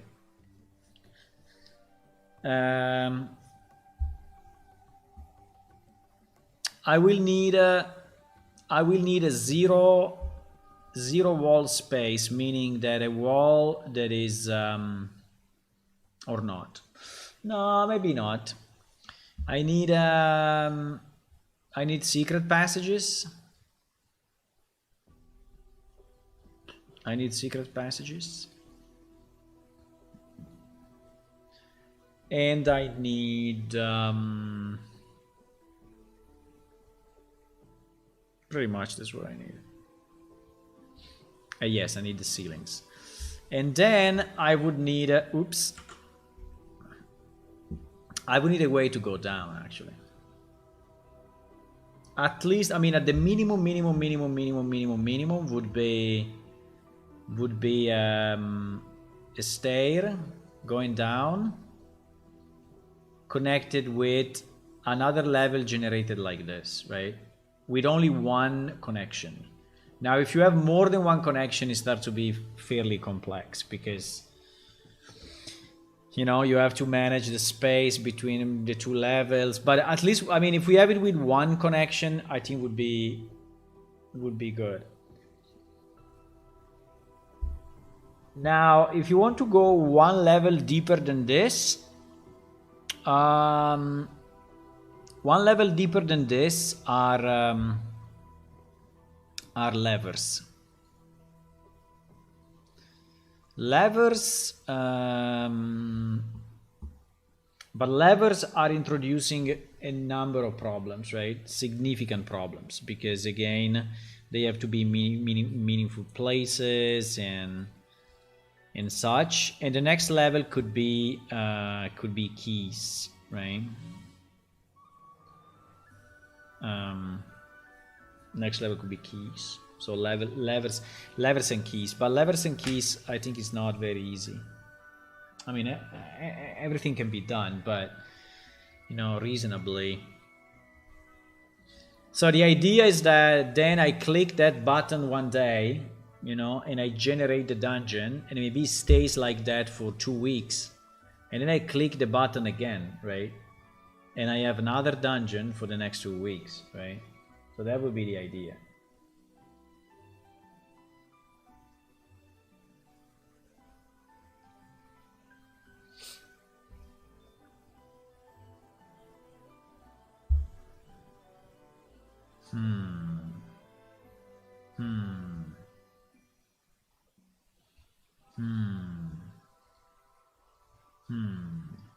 Okay. Let me see.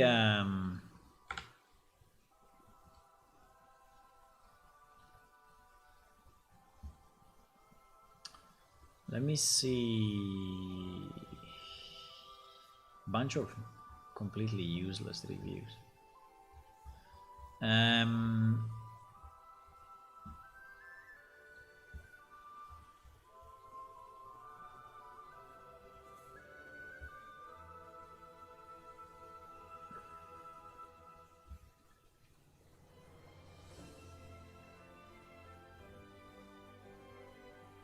A long dungeon? Yeah, long dungeon. Long dungeon. You just say you have the sides, right? So you can say 3 rows, you know, and 30 columns, and it will become a long dungeon, right? You can say 90 columns. Very long dungeon. Whee! Whee! Well, maybe that's a bit too much. But anyway.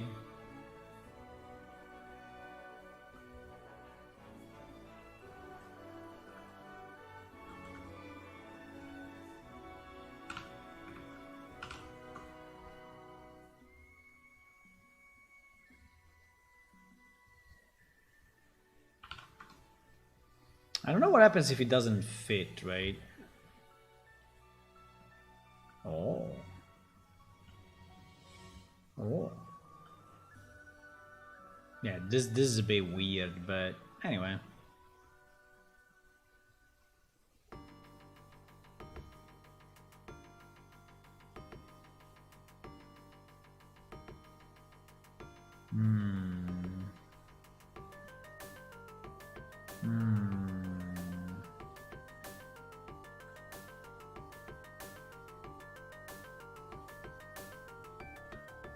I see. Okay, so we need the ceilings and we need... Okay, let me do just some more investigation here.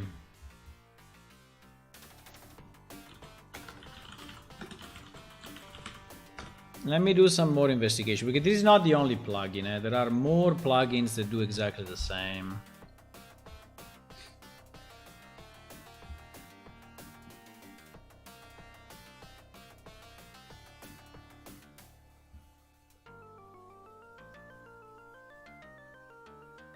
I'm just scared when people say blueprint only. No! You know?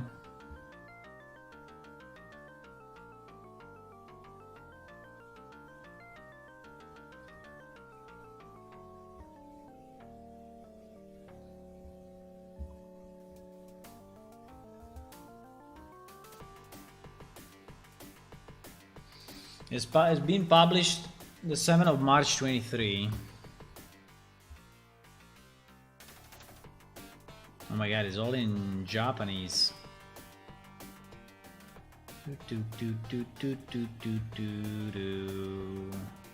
Oh wow, they have double walls. They have double walls actually. And they have lights. Oh wow. Oh. And they have levels up and down. Oh. What the fuck is this?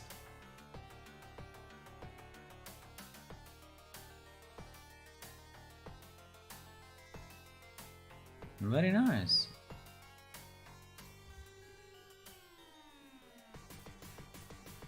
Playable demo.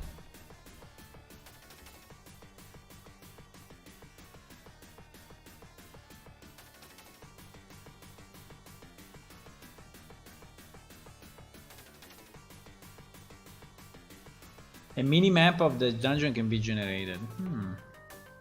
Merging sub levels into the generating dungeon. The merging of sub levels is kind of a beta stuff. Generate actors for doors and keys.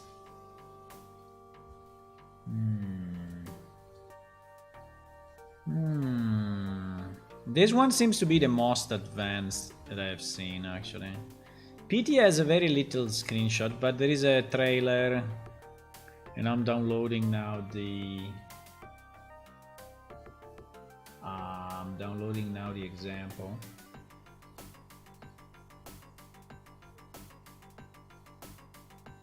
No, I clicked on the wrong drive.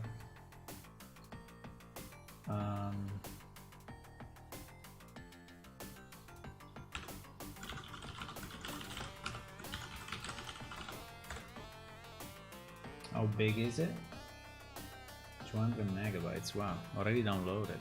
GG. GG. GG.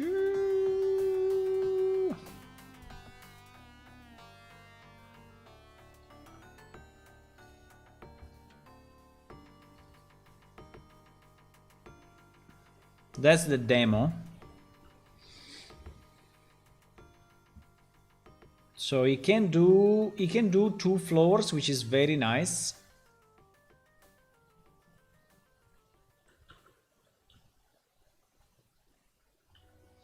He can put lights. Holy shit. Oh, he has openable doors.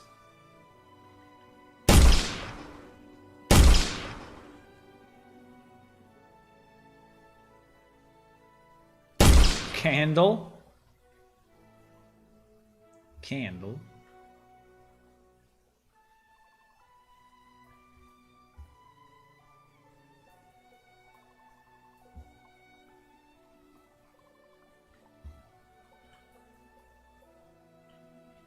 This door is opening when he wants, but...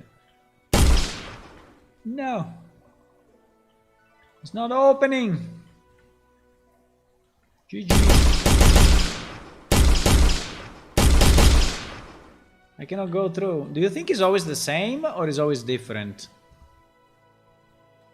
Maybe it's always different, huh?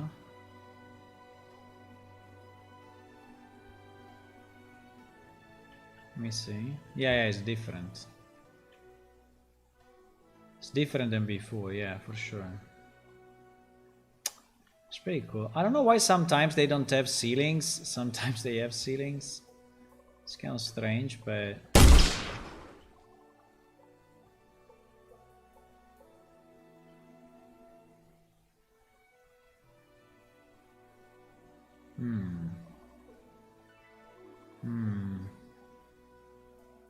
I see.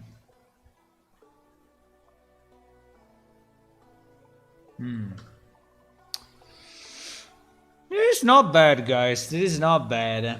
This is not bad. I don't understand if is the generator is available in both C++ and Blueprint. Ah, okay. So they also give you the C++ version, which I assume is much better. Let me see this trailer. What a...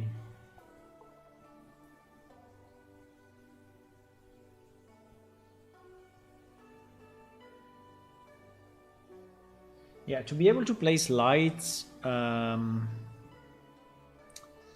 mean, you need to place lights, right? So without lights is useless, obviously, unless you want to do a completely dark thing that you have to.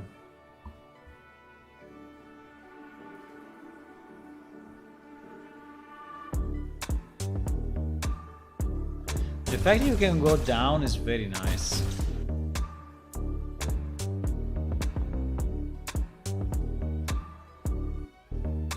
Select parameter. Press Select the generate parameter. dungeon button.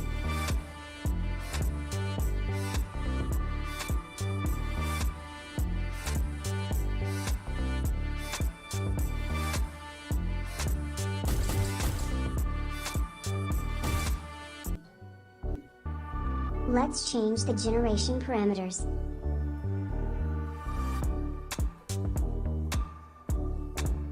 Just press the generate button to generate a dungeon. You see this going up and down? Some of these are, at least for what it looks like these rooms are higher than these ones, no? I don't know if it's just a visual effect, but this room seems to be on top of this other room, right? Aisles are now longer.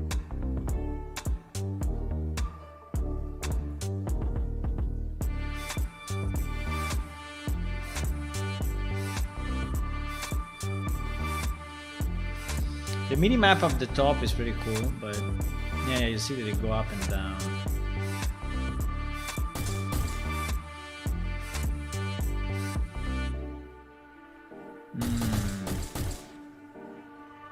That's very nice. This one is definitely better than the other in terms of features, because at least he has the up and down, and he has some ceilings, not all of them, but well, I assume that they can do all.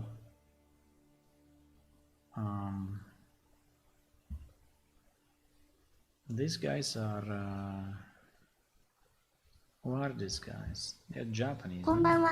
週末のんびりけん。They're Japanese people. They're making a game. Yeah, they're building a game. Probably for their game they needed a dungeon generator, and so they built it.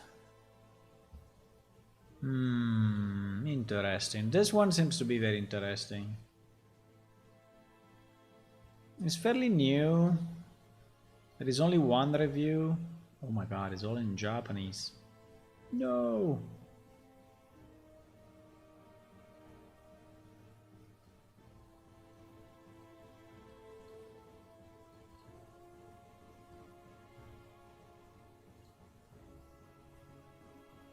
Oh my god.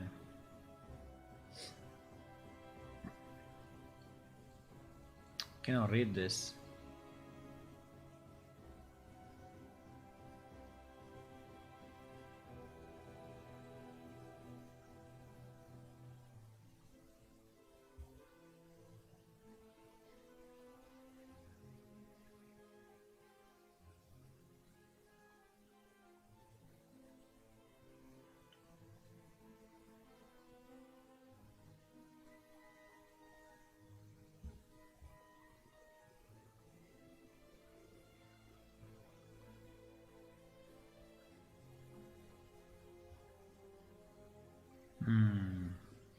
Good. Yeah, let me see if there is anything else. Probably there is.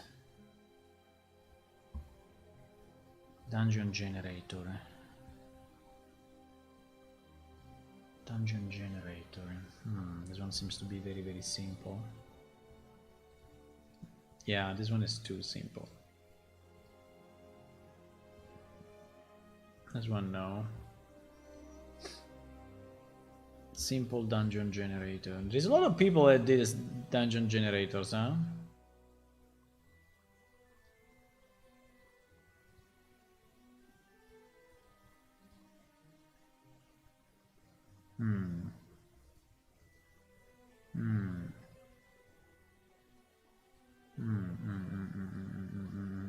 I see.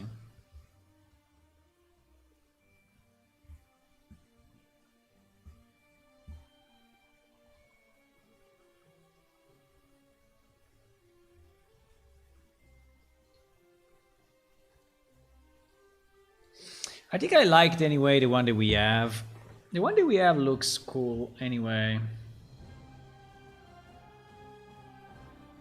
Semi-procedural dungeon generator.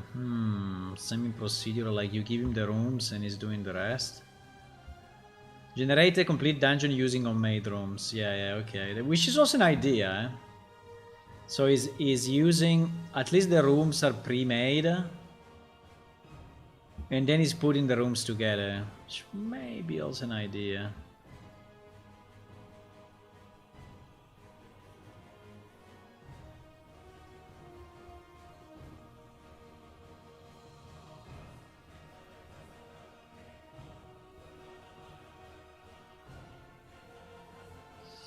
You still anyway have it as a single asset.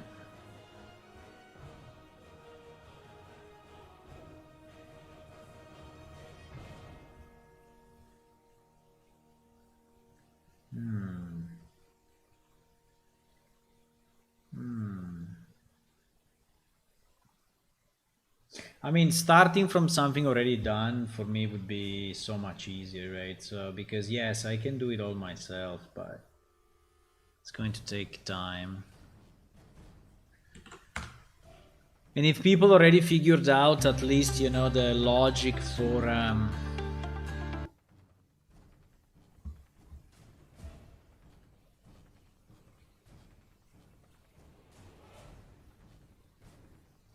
build your custom room, okay.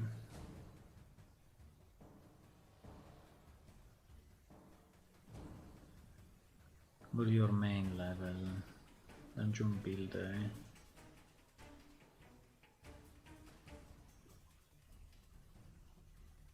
Right level name, chamber 1, level names, room 1, room 2.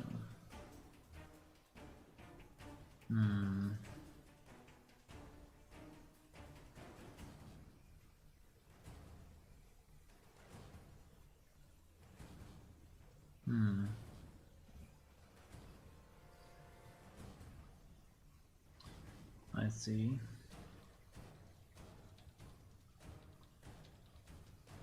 Dungeon can have several floors.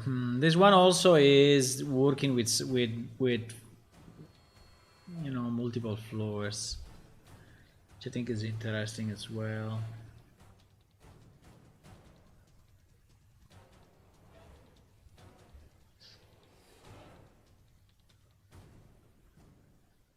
We will have to see about the performances, because obviously this will be all dynamic lights, right? There will be no static lights because this thing needs to be generated on the fly. But I think it would be reasonable.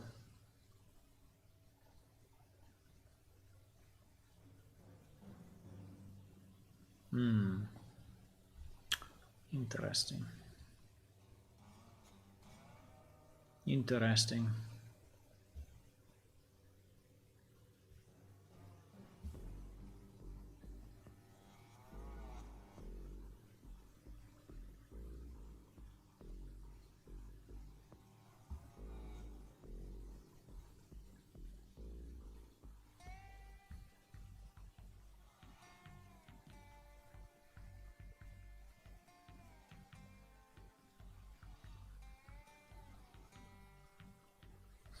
That's a good point, huh? Because if you want monsters to move into those rooms, you need to have an nav mesh, and the nav mesh needs to be generated dynamically for it.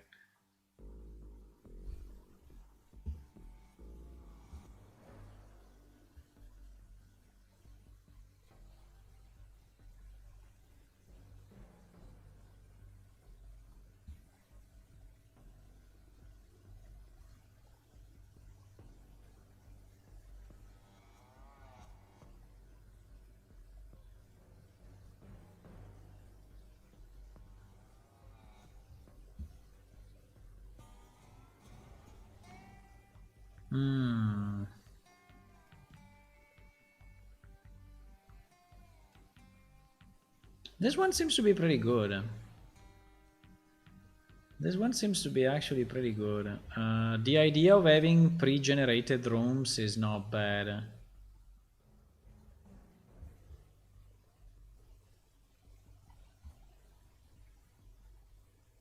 And also this one has multi-level, right? This one is multi-level, and you can create certain rooms, which is nice.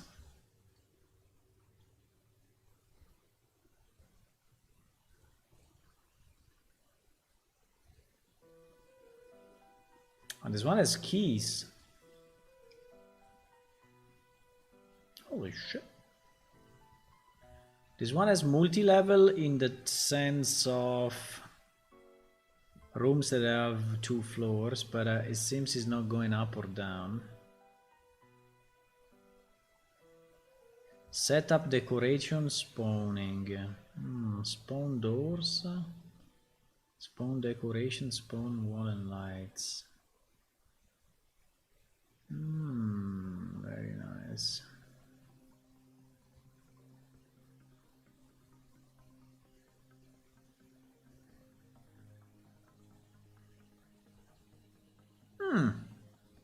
This one also is not bad. Tile-based generation, short and tall room variation. Procedural path and key placement. Team room with unique customizable tile set. Control over room size, range, frequency.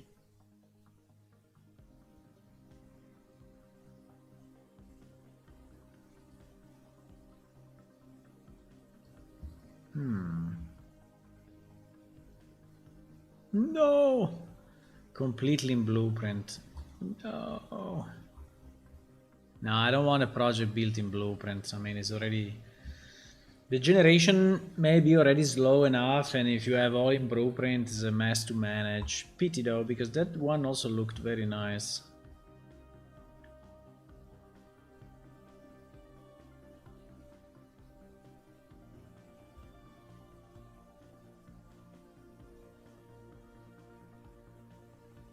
Endless procedural worlds.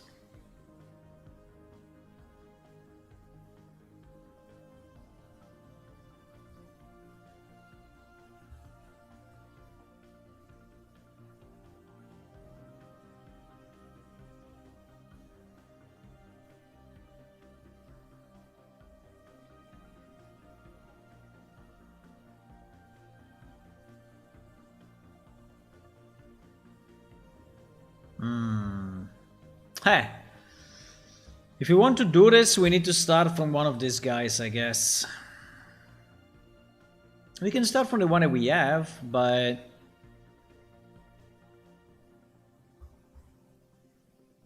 I don't know if these other, like this one, has a concept of inside and outside. But if he's placing the... I think that this one is working slightly different, because you see that certain rooms are one connected to the other, right? So rooms can also be directly connected with just one wall in between.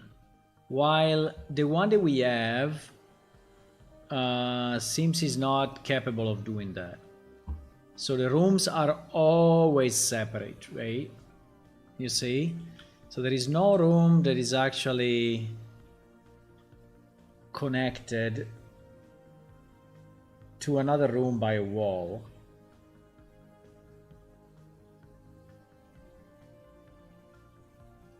It doesn't have the concept of one single wall.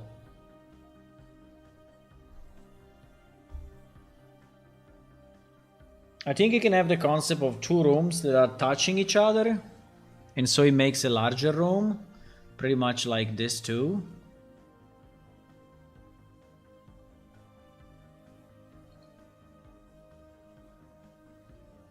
Yeah, or these two.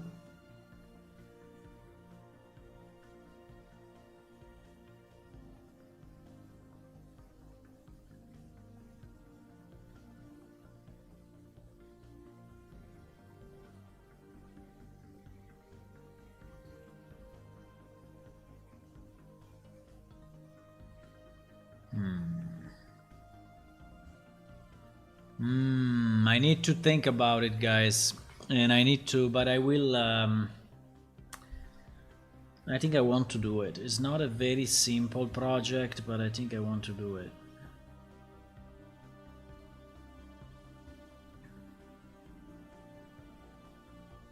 No, this demonstration video, we've seen it already, right? Yeah. We've seen it already.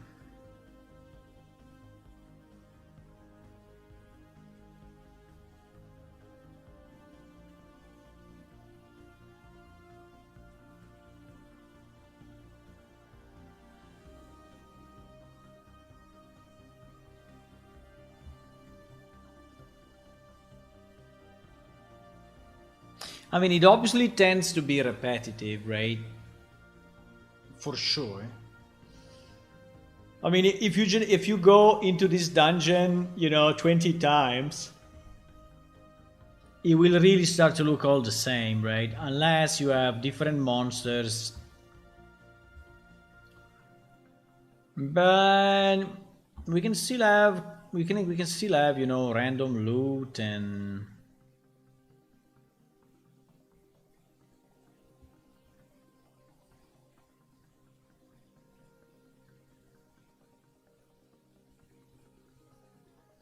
Anyway, I see that none of them are using advanced stuff like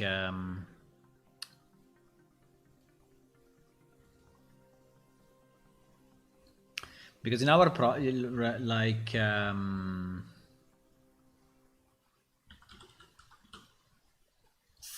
like this, right? So in our project we have why this one is not assigned?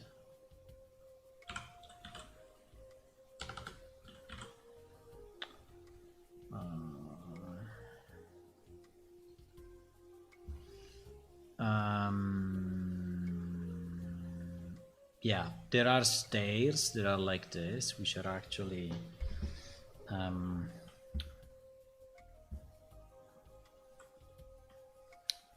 that have a rotation, and they go one level down, right? But that is really making, I think, the dungeon look more interesting and realistic, right? Instead of just a pure straight stair going down.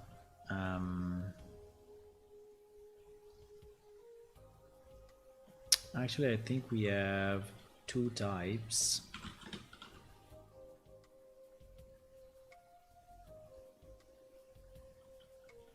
Uh-oh.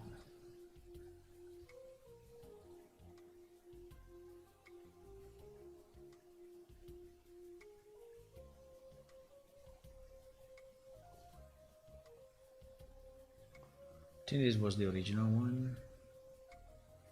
We are using this one.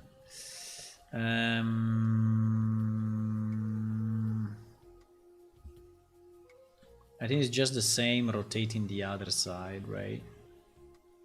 But in terms of units, I think it should be correct. And if not, we can make it.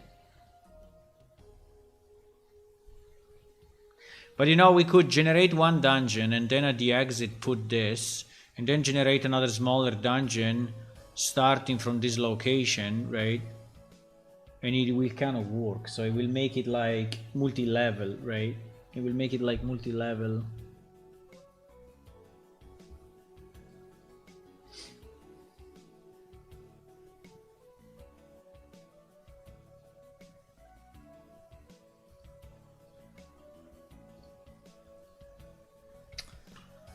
I mean, this one is not bad.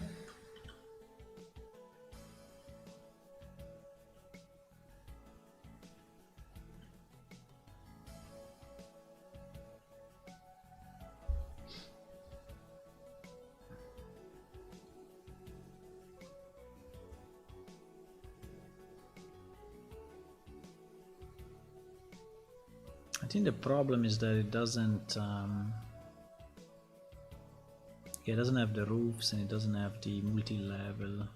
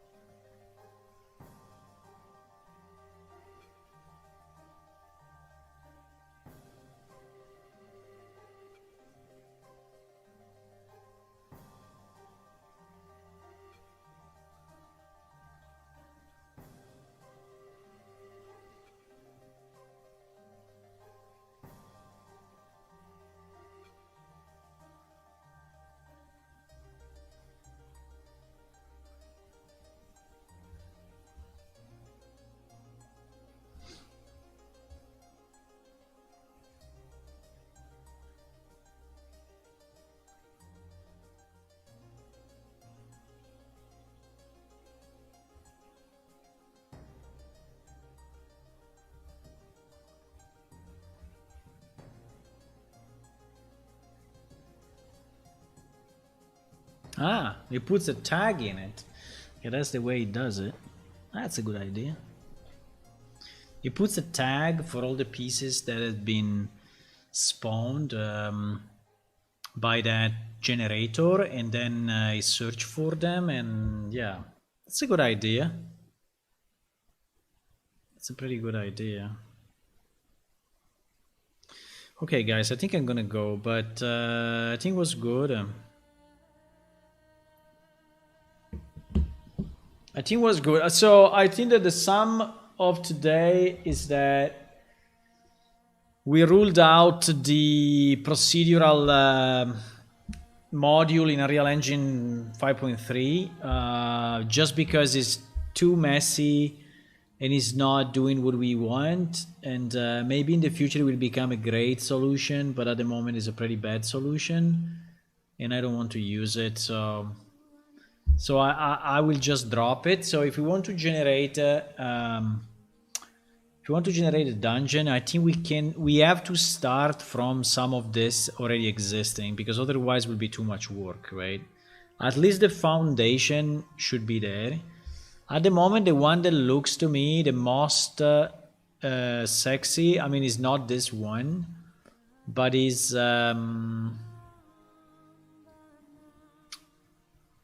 this one, which, by the way, is a very ridiculous cost. It's very low, so we can buy it just to start it, right? So it's not an issue. And but this one is already capable of placing lights, which is very nice. Is capable of multi-level, going up, going down, which is very nice. Is capable of rooms that are actually one next to the other, with only one wall separating.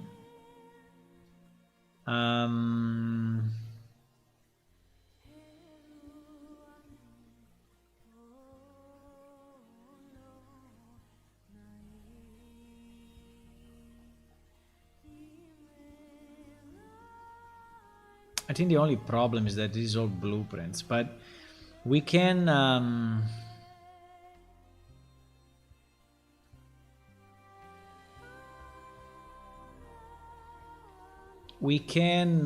convert it to C++ if needed, right?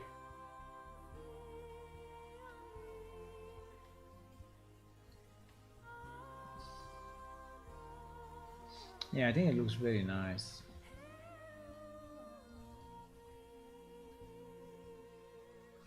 Let me see, there is a document.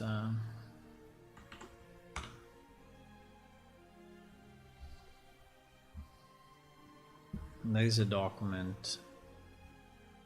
Oops, how do I... sorry.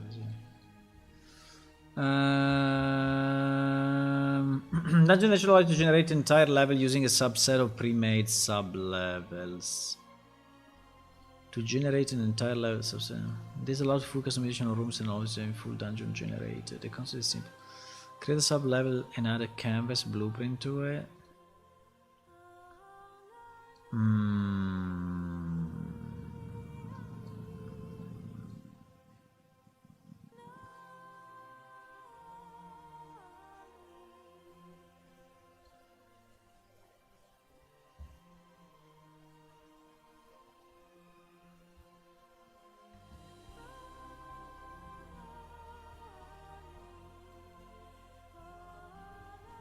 Oh, wait a second, because this seems to be... Wait a second. Is this just, you know, matching your existing levels? Because is it at least... I mean, I don't know if it's generating the corridors and stuff.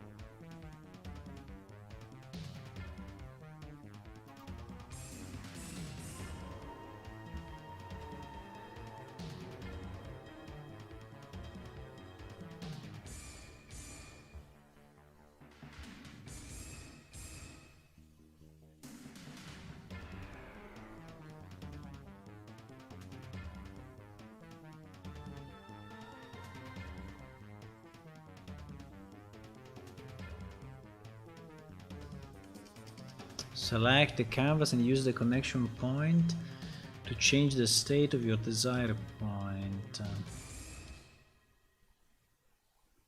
Okay.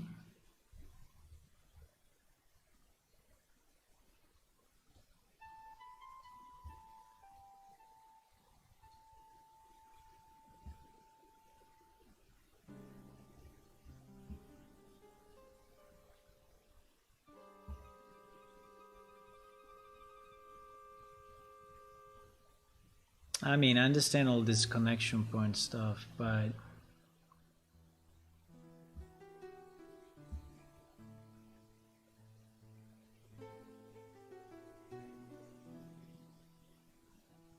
so this is really just a merger. I mean, it is.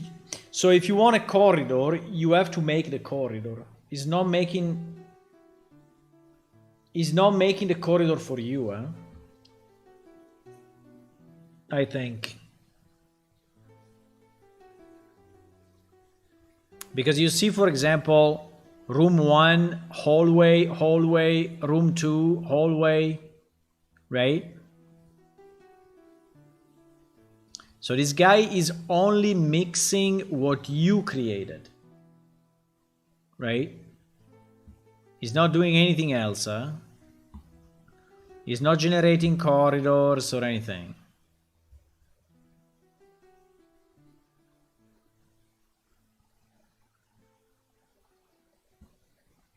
He's only connecting exits. That's the only thing that he's doing.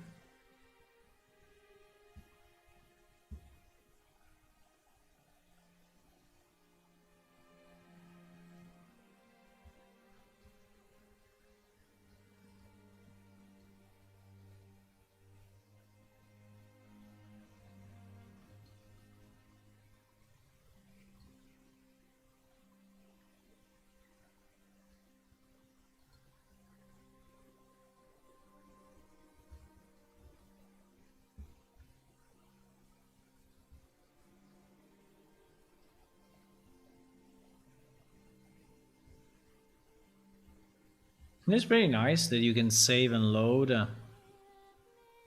You can save and load a dungeon. That's pretty cool.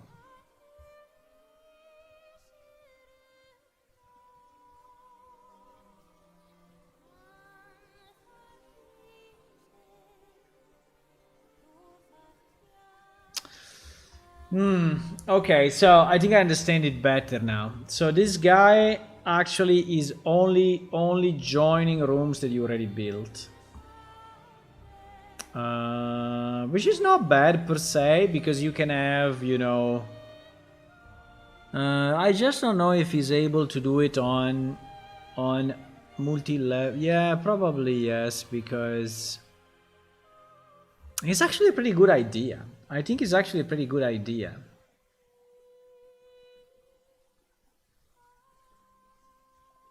Because again, in this example, right? In this example, for him, this thing is nothing than one room with two connections, right? Connection 1, connection 2. So it will just try to connect other pieces to these connections, right? And yeah.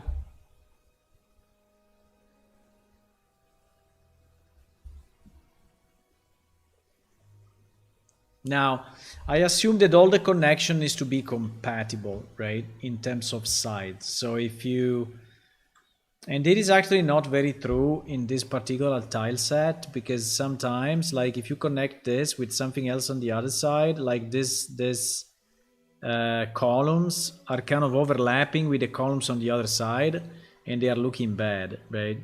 And so I had to do some tweaks myself to actually build that dungeon that we have, because certain pieces were not matching, right? Unfortunately, but I think maybe we can improve it. You know, if we want to go that direction, we can improve it. But this guy is not building, right? Is not building a dungeon for you. is just mixing the pieces. So I will have to create an hallway, right? An hallway of 2 pieces and always of 3 pieces and such. And then we will have to spawn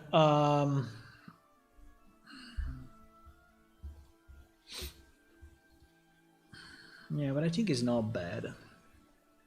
If I think about it, you know, if I think about it, true, because it's giving me more work if you want at the beginning. But it's also true that if I want to create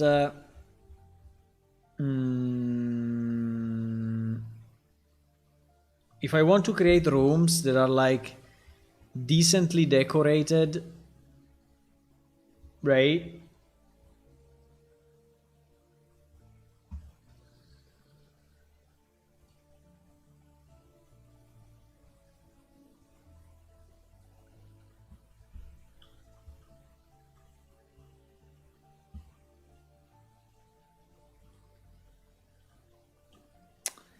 I mean,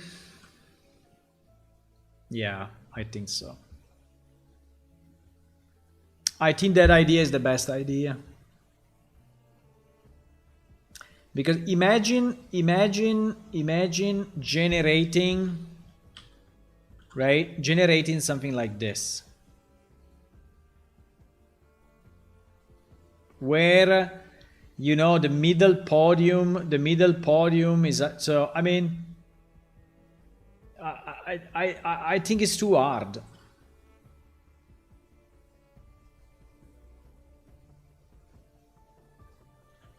Right? I think it's way easier, you know, that you just generate the rooms with the connections, and you can make them as complex as you want, right? And then yeah, absolutely. And it is also very important in case certain pieces are not perfectly matching for whatever reason. You can fake it with an additional column or whatever, and no one is ever going to know. Right?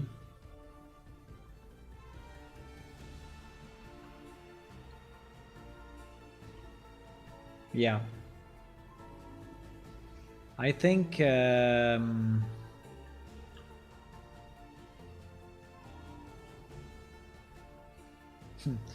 we already have a problem that these things are not matching at all, but fine. Even if this is a standard 1 1 1 1, yes, they are already not matching. You see? They are already not matching.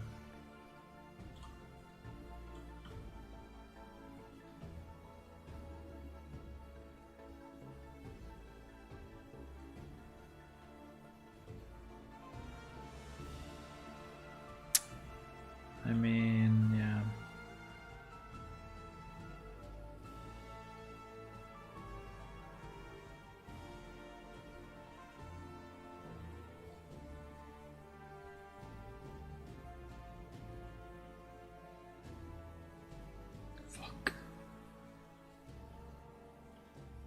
Well, you could fake it like that. Yeah. You could fake it like that. Yeah, you see? So imagine if you have a real level and you want to do something like this, right? And you have to generate it by calculating each door position, and I think it's a real mess. While if you just say, oh, I'm building my thing, right? I build my thing the way I want, and then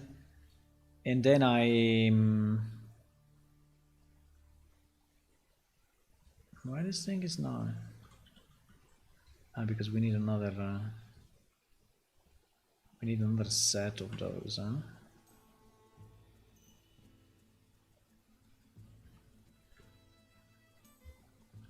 probably.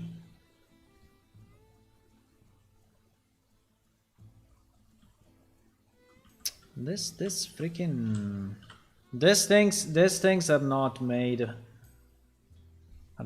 for this, because actually this is not the middle.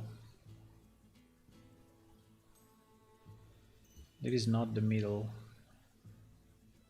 So I think the only solution would be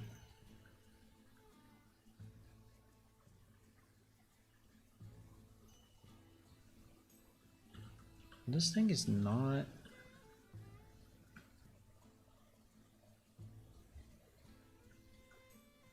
I think the only solution is probably to do something like this and keep it separate.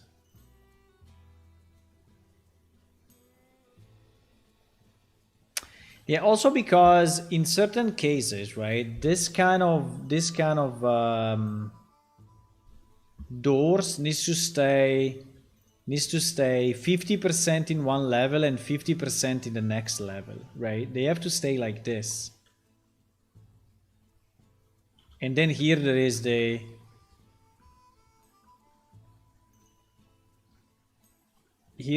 end of the wall, but the other room will be 50-50 there, right? So yeah, I think I'm reasoning on it, but I think that the pure generation, I think is very bad from the end result perspective. So the end result will not be very good. While if we create, for example, I create this room, right? Let's say that this room has 2 exits, and he has this special thing, right? And I don't know, this one seems to be a bit too much, but anyway. And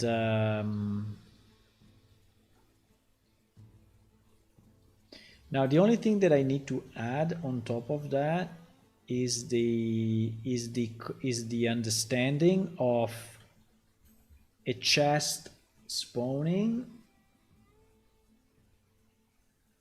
or a monster spawning. Yeah, things like that.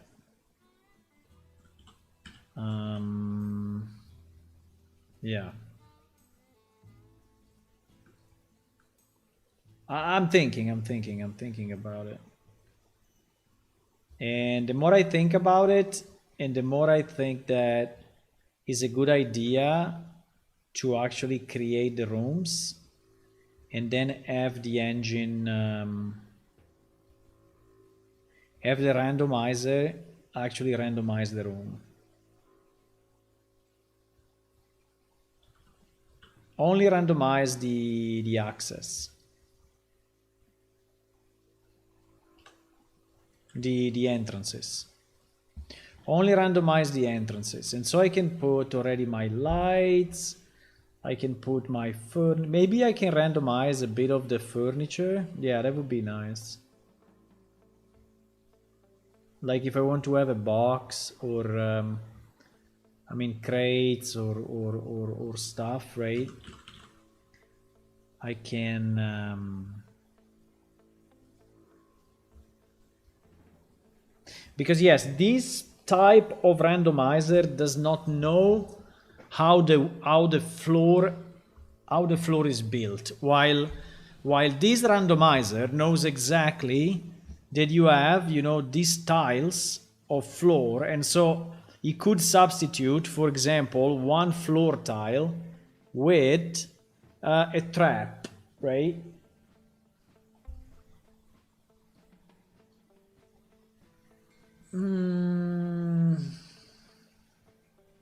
But then I guess every piece would be handmade. Yes. Yeah, but you know, you can have a number of pieces. I mean, you can have a hallway, right? I mean, you can have just a super stupid 1-1, right? I mean, it can be a 1-1. Can be a 1-1 hallway. Now, I don't know if I have a wall somewhere, but here I have a wall. Okay.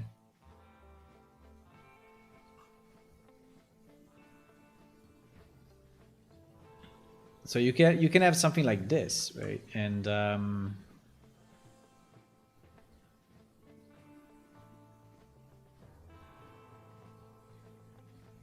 you can have something like this, and you tell the, maybe that's too tight, I don't know, we can have it double, but same, right? But then you tell to your dungeon generator that this is a connection and this is a connection. Now I don't know if he understands large connection and small connections, but probably not. But it is something that maybe we can add, because in theory I think he always wants to have a kind of a door, right?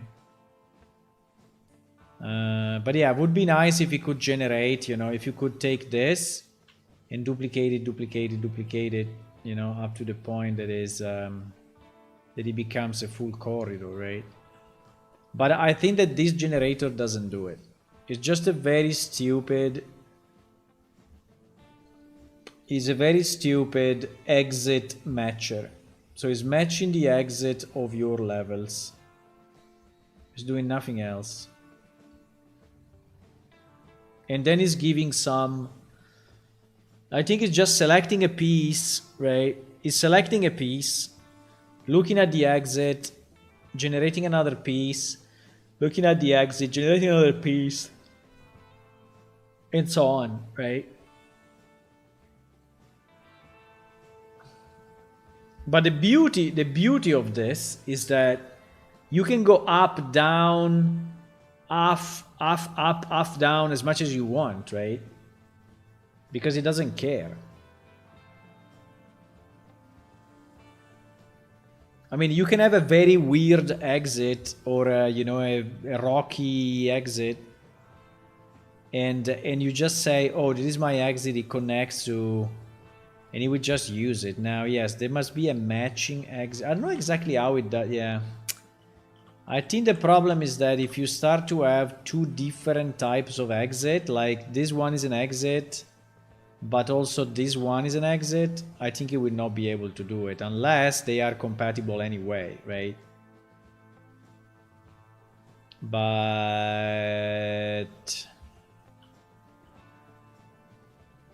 I think creating like 10 different rooms like this is fairly easy.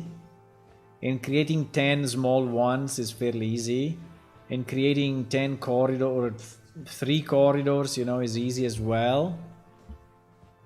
And then the only problem will be telling the randomizer that there are certain spots. So I could have an actor, right? I could have imagine there is this guy, right? I could have an actor that says treasure and an actor that says monster, right? And I can put them here temporarily and they are empty, and the randomizer is populating them, or even NPC, right?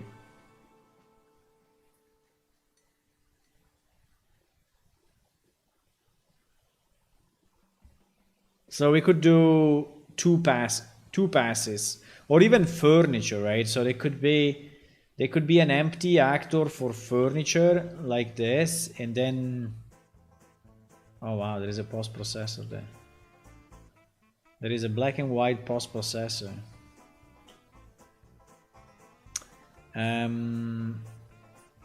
piece of furniture like this. So now the lights. Or the gates, because I also have the problem of the gates, because I need in certain places to have I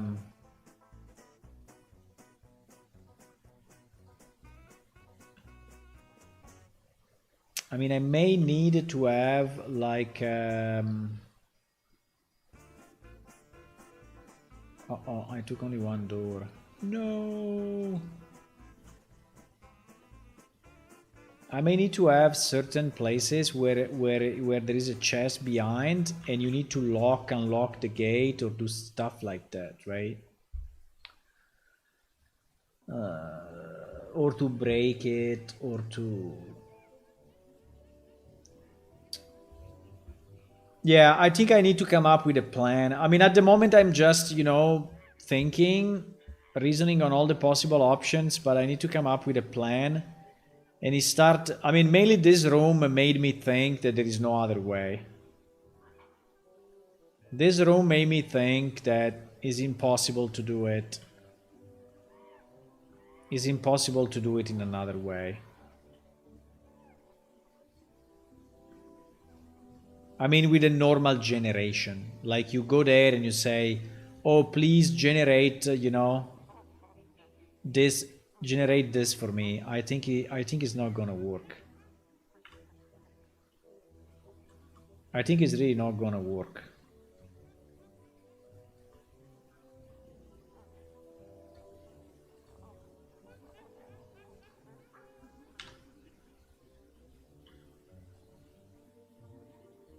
Why these pieces are not...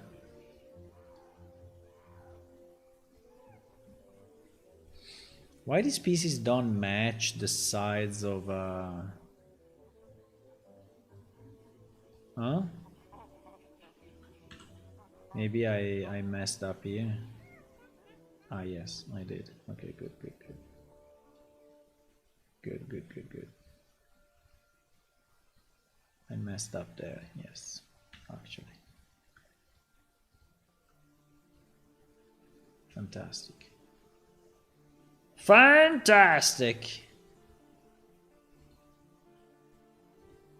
So, yep.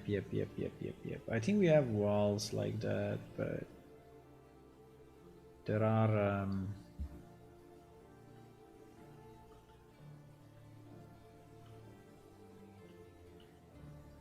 yeah, imagine also placing the columns, right? I mean, I cannot really have this thing generated. I mean, it's too much. It's too much stuff to generate. I don't think it's possible. And imagine the roofs, right? If you want to generate, you know, a high roof, I think it's too complex to have it generated.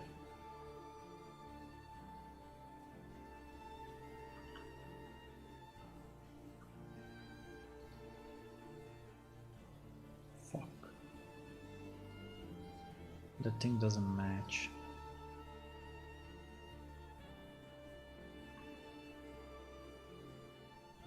No! No!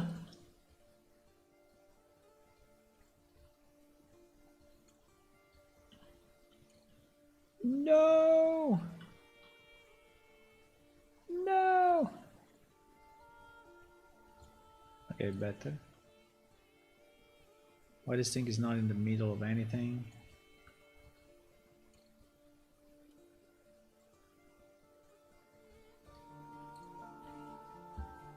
Yeah, exactly. Imagine a room like this, right? How the hell can I ask him to generate it? And then I need the roof. The roof is something like this, you know, and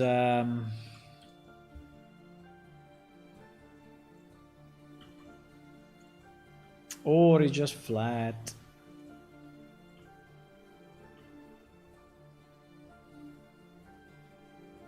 Then there is the problem of this sides. The problem of the columns here.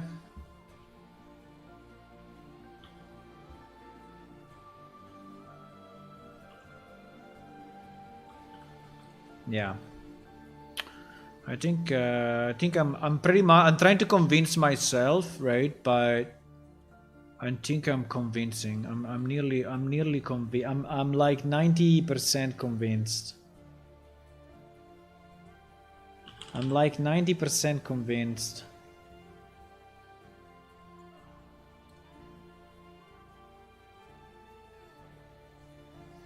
Now another problem that we have in this set, but maybe I can fix it somehow. One problem that we have in this set is that there are certain walls that have this border, and other walls that do not. And it's super annoying.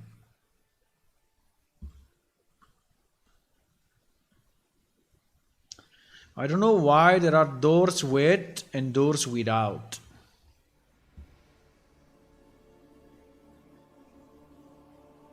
I think pretty much all the doorways do not have that corner thingy. So it means that, well, we have the plain wall, so we can put the plain wall in those cases, right? So we can have the mythical wall 02, I think, or wall 02, yeah, this guy. This wall 02, right? So I could substitute this one. So where you have the door, we could have this guy.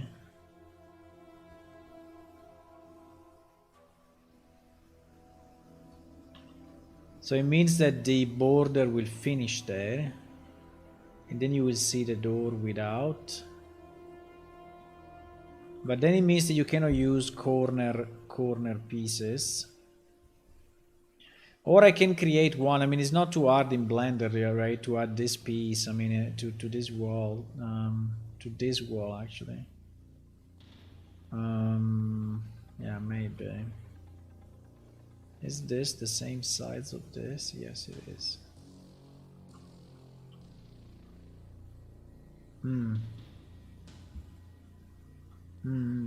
Okay.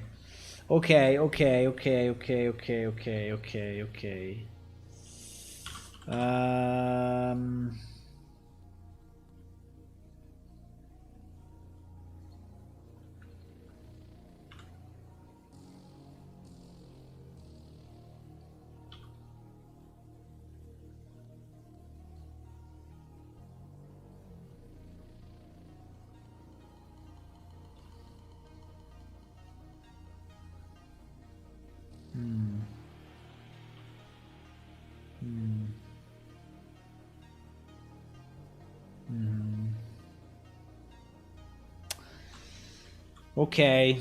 I will think about it. And I think I will come up with a final decision probably tomorrow already. I think we have seen enough. We have seen the procedural generation. We have seen this example. We have seen other generator, but I know I mean, from here, right? From here to here is an insane amount of work. Insane. Is an insane amount of work.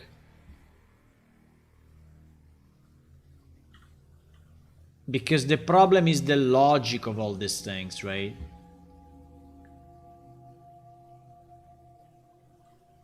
I think what I would like to have now, I really need to think to the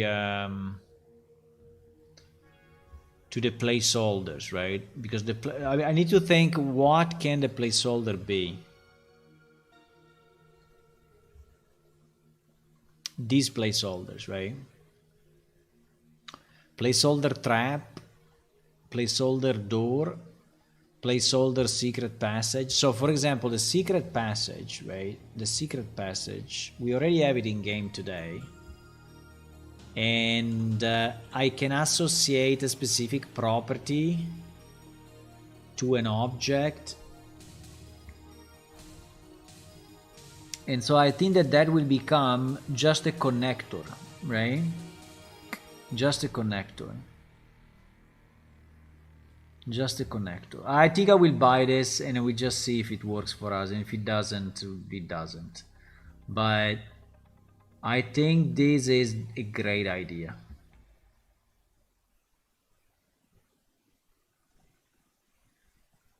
I think it is a great idea. Super simple. Just build your freaking rooms and Because, you know, I understand the variety, right? The variety. Okay, you can say, oh, but all the rooms will look the same. Well, what I can do... Oh, by the way, do you recognize this?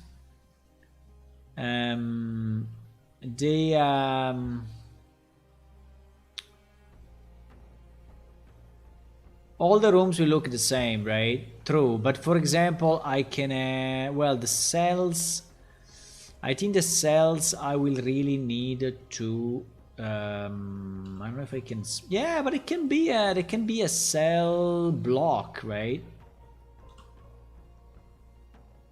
There can be a cell block.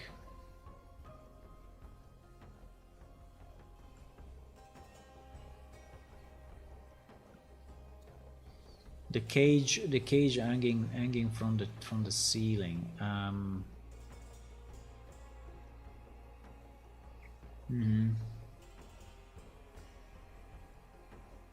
Now the other thing that I need to think of is the multiplayer, right? Is the multiplayer, because I will have to spawn this stuff. Not the way it is done now in the plugin, but I will have to spawn it server side as replicable meshes, right? But that's fine, and that's fine. I mean, if we spawn this room in pieces, I think that's perfectly fine.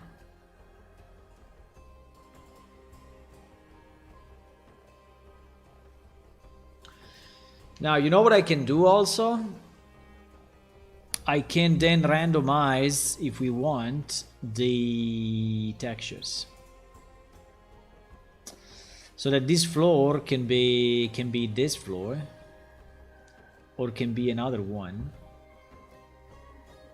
without too much trouble. If we have a set of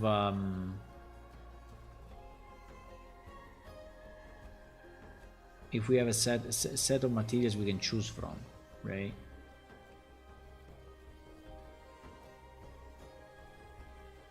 Oops.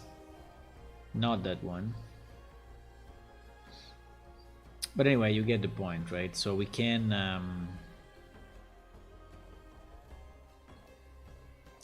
yeah, obviously the UV must be kind of compatible, and at the moment I see it's not. Because this one is specifically, I think this one is specifically a weird three-planar thingy that is based on, I mean, it's a bit weird, but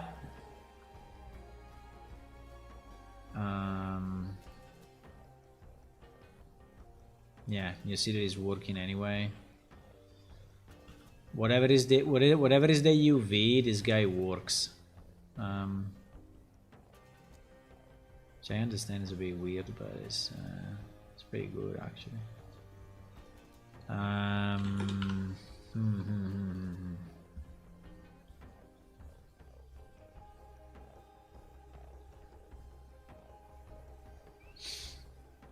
Yeah, we need the lights. The lights needs to be made dynamic. We need the roofs, but that's easy.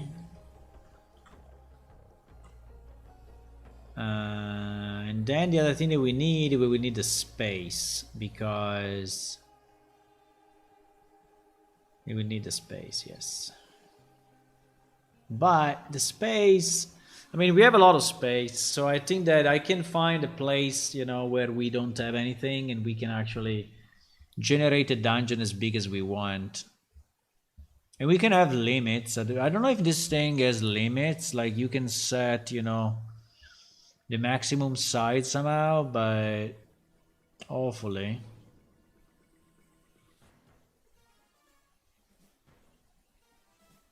Yeah. I think I will buy this one. Yeah, I don't know if I want to do it now.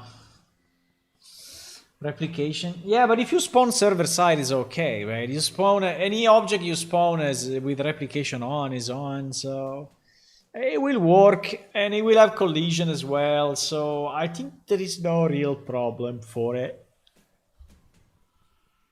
I think there is no real problem for it. You want to do it now? We can do it now. If you want, we can do it now.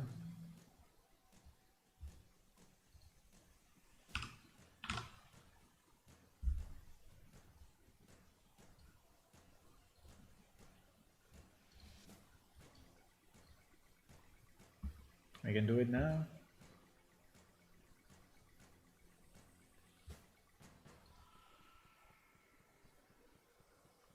No. Why? No, my credit card expired or what? Please.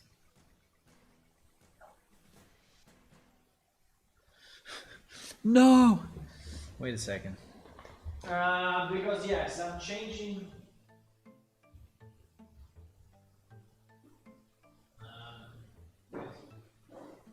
Where is it?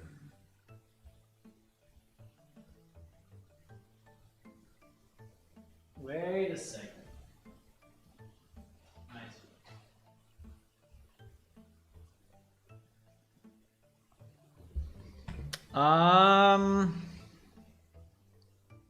Uh-oh. Uh-oh.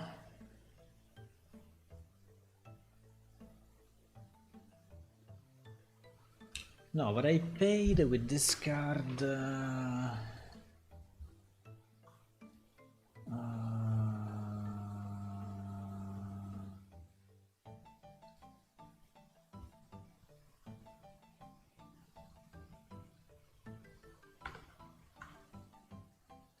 Wait a second, huh? No, because they will send me a new one soon. And I don't know if the one that they send me is already active, and maybe I should not. No, it worked. It worked. It worked. It worked. It worked. It was just that he had an old number there. He had an old number. Okay, done. Done. So we bought this one. We bought this one, and we're gonna add it to which project? This one. Yeah, we can.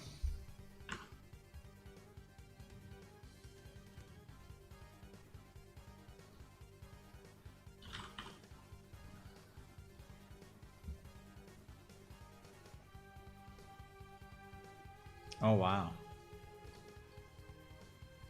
He wants 5-2 or 5-3? Holy shit. Okay.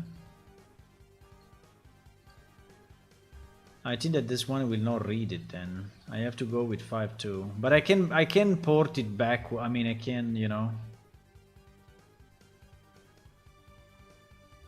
But I think it will not work.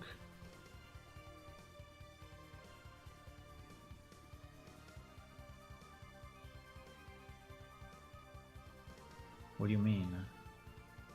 Already exists in the project? Why? It's impossible. What do you mean they already exist in the project? It's absolutely impossible.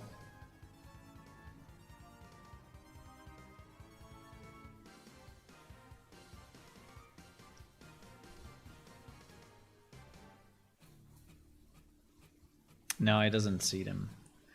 If you are not in, okay, let's do it in 5. Let's do it in 5-3, and then we will see how it works, and we can backport it in case. Okay.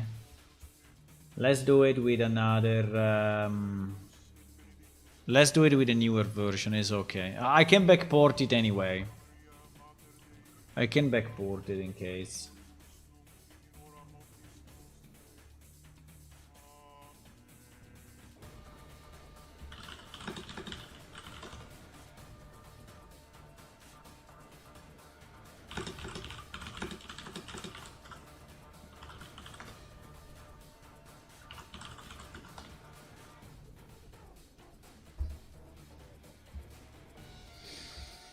Sorry, I got distracted by a message. So let's generate a new project for 5.3. Let's do it in 5.3 and then we will whatever. Why I don't have the editor link? No.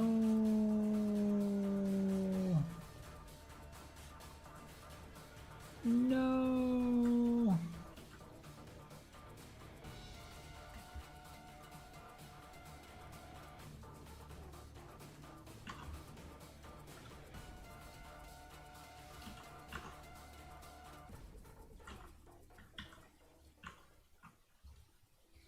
Okay, better.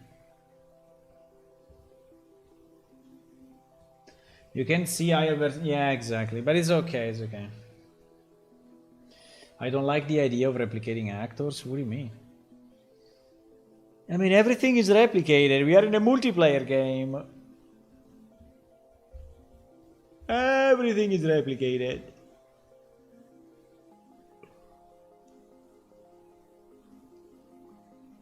I mean, you could send the data to the client is spawning them locally, but it's a bad idea because then the server will go crazy about collision. The character will not be able to walk. So everything needs to be replicated.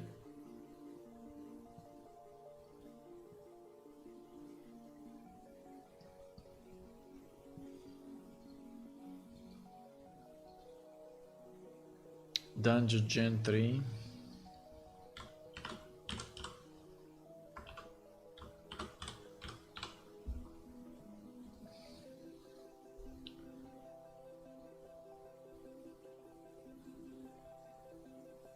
Yeah, because this plugin was created recently.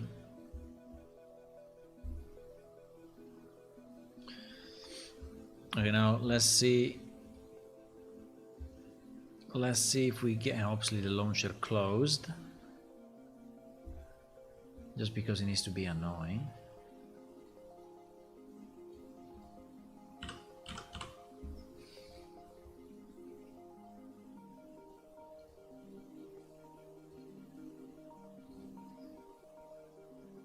What does it mean? Probably packed also some default Unreal Engine files into it. I don't know. Because it's saying that it already exists. So yeah.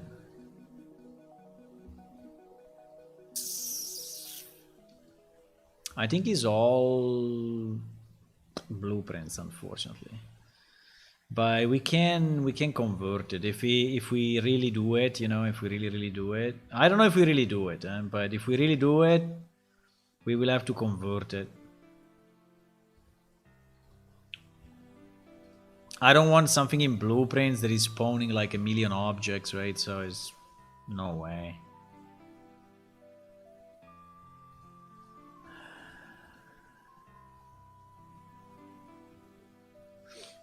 Yeah, there is no source code. Yeah, it's only blueprints. It's only blueprints, boys. GG.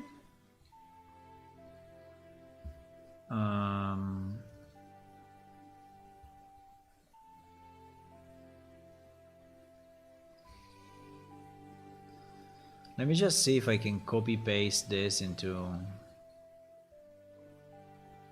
5.1. I assume yes, but let me just try for fun. How many editors do I have open? 22. Let me just go here and paste this. Well, it's not pasting everything because obviously some of these events probably are not here. Doesn't seem to pass too well, but yeah, because they initialize, right? But let me see if I copy all these monsters. I copy all these monsters into here. Save initialization, save init level. I think backporting will be a bit annoying, but I can also do it only when we move to 5.3. Is okay.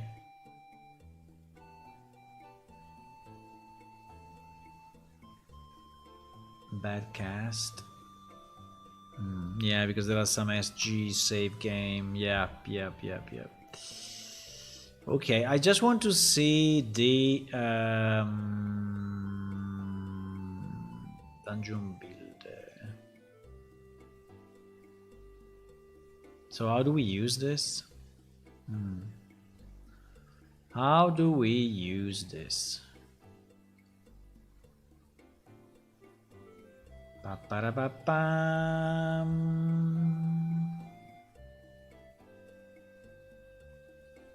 Pa-pa-da-pa-pam. Pa-da-pam. Demo map. Demo, play demo. Move WASD. 1. Erase dungeon. 2. Generate dungeon. 3. Save dungeon. 4. Load dungeon. Fantastic!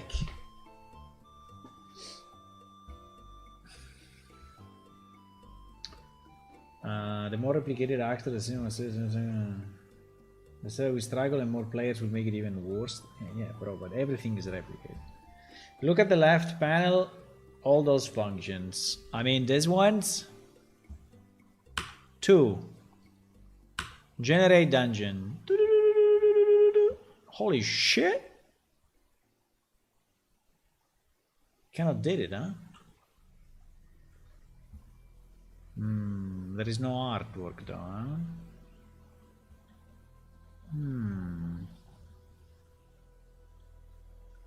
Oh my god, my FPS. 1 second. My PC is taking off. It's like woo!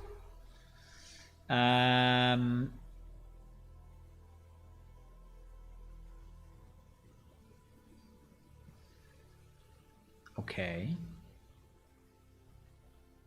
I'm not sure what I'm looking at, but I think that I'm looking at the red being the connectors, or no? Yeah, the red being the potential connector of these rooms, right?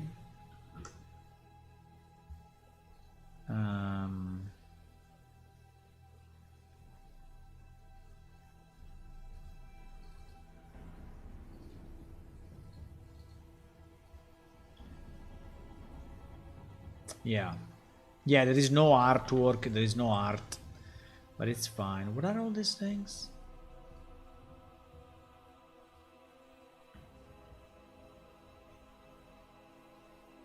Oh, wow.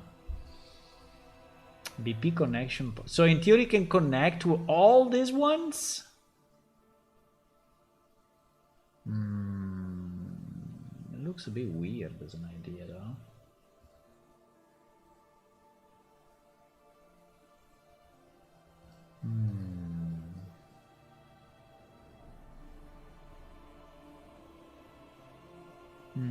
Okay. I mean, I was thinking that this was the only connection, no?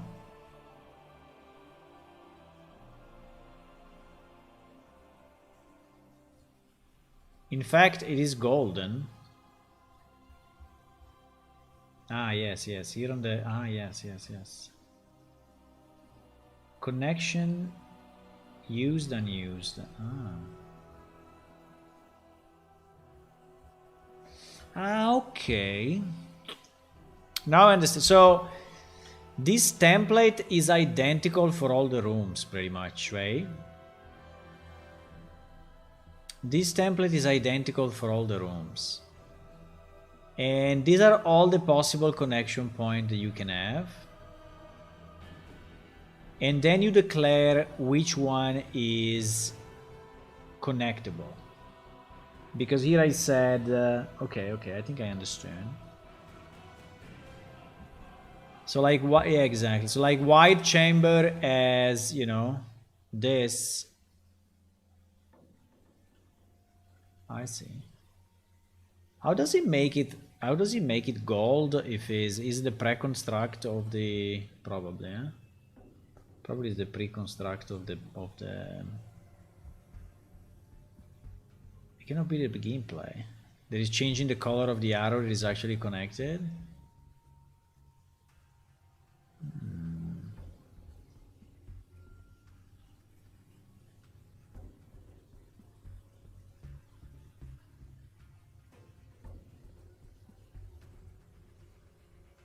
Yeah, it's generated that way. This is horrible, by the way, but we can do it better in C++, I guess. Just take the idea. Also, I don't think we need I think we can remove like half of these connection points. I mean, in our case, I mean, it would be cool to have connection points that are actually higher, but I think that actually we need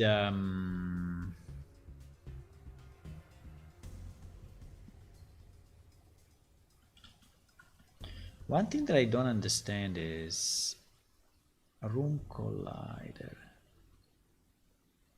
Connection points. So all these connection points are like loose. These are all BP. And how do they come up with the? Wait a second.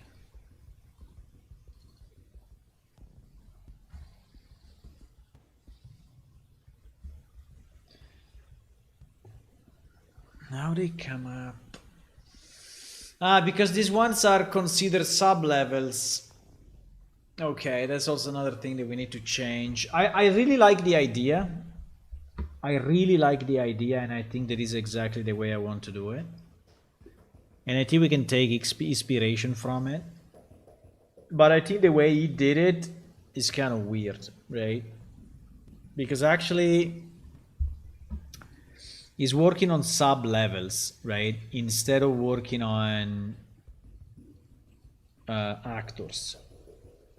And I think he's working on sub-levels because probably just easier to spawn in, or not even. I don't even know. I don't know why he's using sub-levels, right?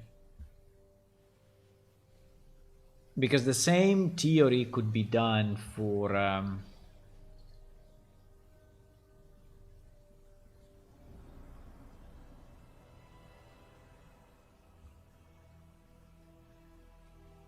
so it's basically exposing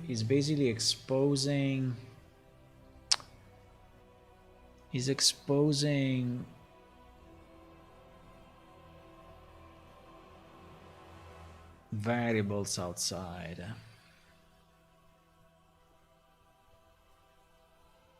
This connection point is just an enumeration, right? If I understand right. Why my content browser went crazy?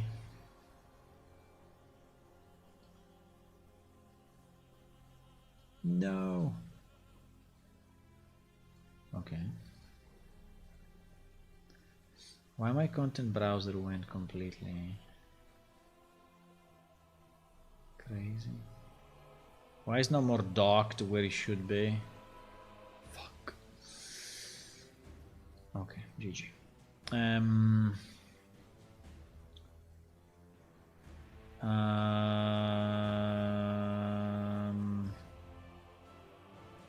Super annoying that is not docked at the bottom where it should be.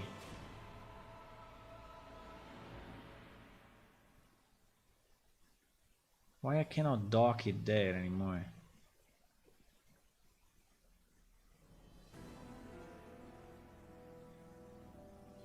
I think I did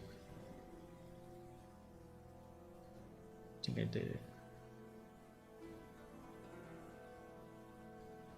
Was it like this or no? Oh no, it was in the middle. Okay. Okay, it was not like that. Was not like that. It was exactly like this. Okay, fine.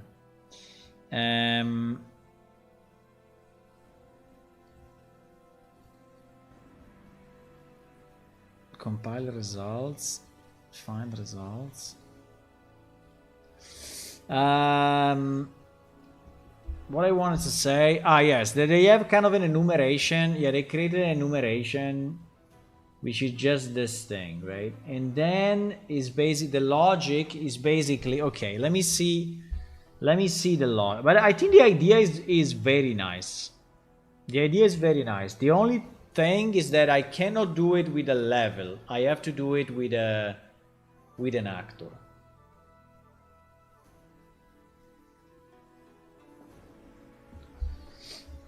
Support for level streaming for performance? Nah, I don't think so. I think it's worst actually.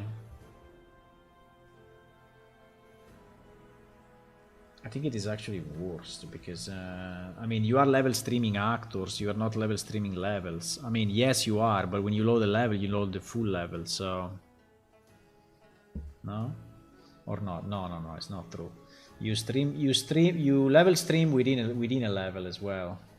No, I don't know. Super small levels like this, I think makes little sense. I think there is no need for to have such a small micro level, you know, like a hallway, like a 2x2 is a level. I mean, I don't know. You will have like millions of levels. It's not a good idea, I think, but fine.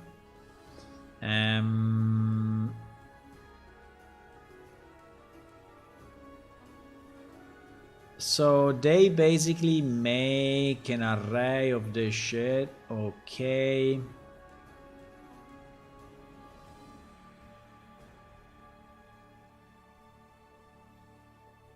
I don't understand too much there. So begin play. What happens in begin play? Begin play. And get this transform of this thing. BP connection east.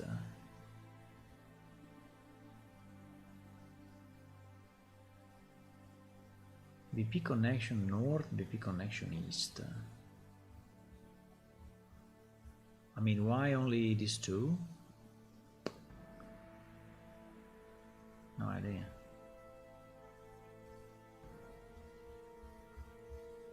I mean, why north and east are different than everything else?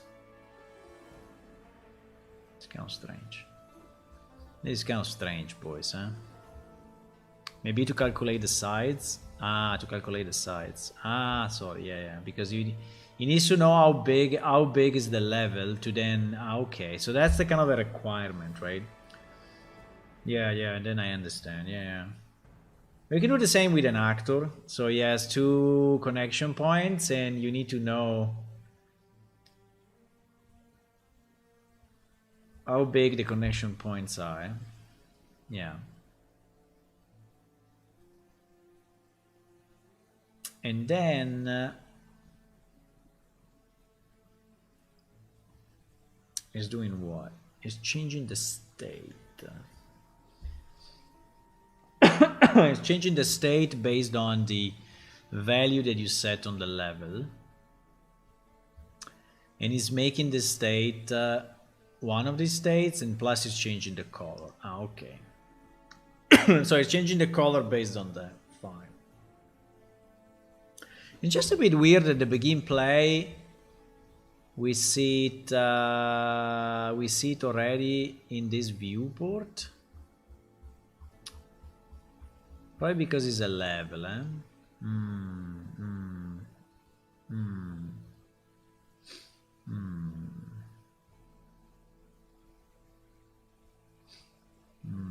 Because the begin play of this actor gets activated when you see the level. Okay, I understand.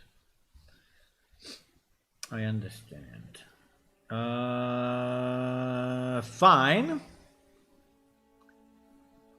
Okay, so now I want to see. I think this is a very good idea.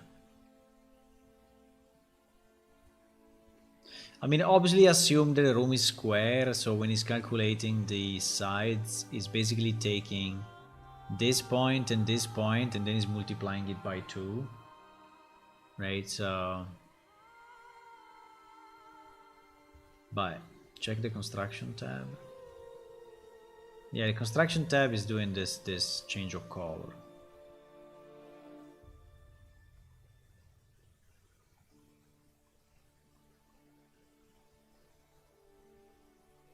It's doing the change of color.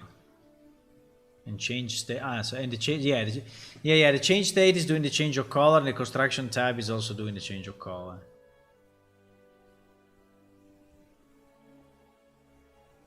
But I mean, the color for us is completely useless. I mean, it's nice, but it's not. I mean, it's nice because visually you see if your room is, but it's completely useless.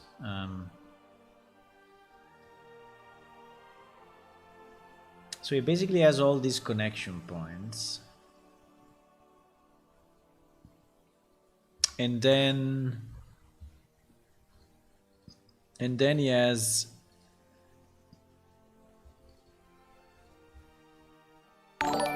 different. Hello, who joined? Hello, Miloicraft. Hey, thank you for the follow. You're welcome. And then he has another corridor where the template is always the same, right? The template is always this.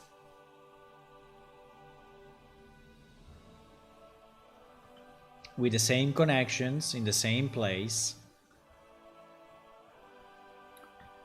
But now your corridor, right, has this too, and so it can go up, right? And that's a great idea. Because for the generator, you know, the point can be anywhere, right? I can even move it. I think if I move this point higher, I think it will make no difference actually. I think it will make no difference. Unless as all these are coded, which is also possible, right? That all these things are actually are coded. And we need way less connections than this, right? I think we don't need all these points. I think we need. I mean, it would be nice to have an exit on the side, but I don't know. Maybe we leave them all. Maybe we leave them all. Okay, so now I want to understand when you actually generate what happens, right? Because here, okay, there are examples. A corner, you know, staircase that goes to the side like that, right? A T hallway, so that it goes like that and like that, right? A zigzag, okay, which is nice. So there are all the possible pieces and all the possible rooms, right? Yeah. Yeah, that's very clear to me. The only thing that I need the algorithm, right? I don't need this. This I can rebuild with actors and positions, but I need the actual algorithm for generating, right? Which may be as simple as just randomize the next room and put it in position, but so where is that?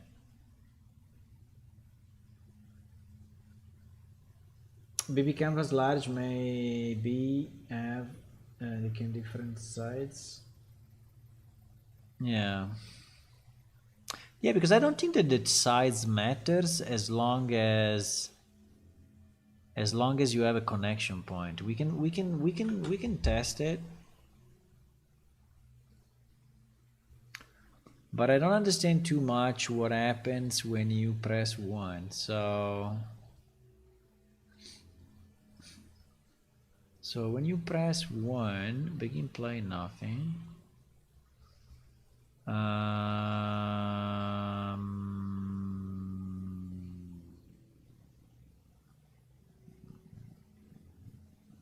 That is disconnected actually. But I think anyway it's going here.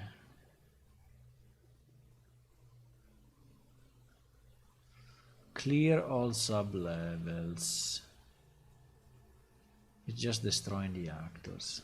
Yeah, at the end they are actors. I mean, for Unreal they are actors anyway, so I guess.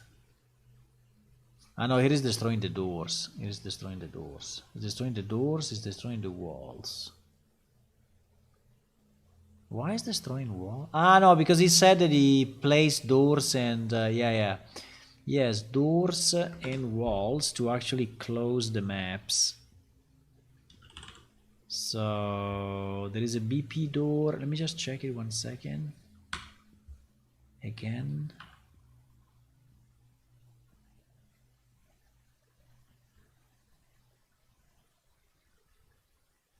Yeah. All the green ones are doors. Obviously, they miss the 3D model, but all the green ones are doors and all these ones are walls. So if this room, you know, doesn't connect to anything, I mean, where it connects with something, he places a door. When it doesn't connect with anything, he places a wall so he can actually close the room, right? Which I think it makes sense. Now, the number of up and down... but for example, this dungeon is not bad, right? Yes, some up and down. Well, I don't know what is the start position, actually. I don't know if they think about a start position. But... I would say it's not bad. Now...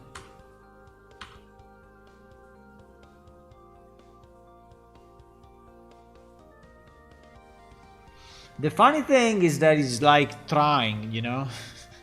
If you see while it's generating, it's kind of trying to put stuff in certain position. If it doesn't fit, doesn't fit. But the result is actually pretty good.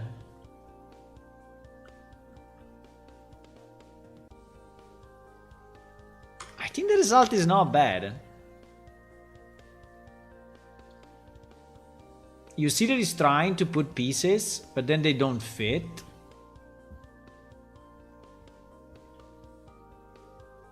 Uh-oh. Uh-oh. Uh-oh. We broke it already. Okay, this in theory is impossible, right? Because this will be... Well, depends how tall is your...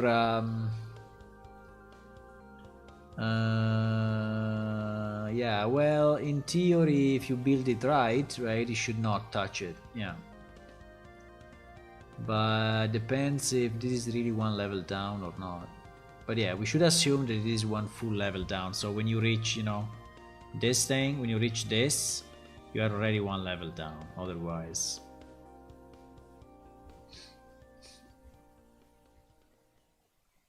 I think it can cause performance problem.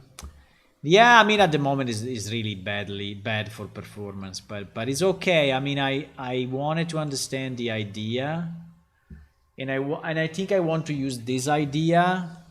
I will probably redo it, right? I'm not gonna use any of what he did probably, but I think the algorithm and the idea is very good. I don't know if there is a reason why I didn't do it with actors. That I don't understand. That I don't understand.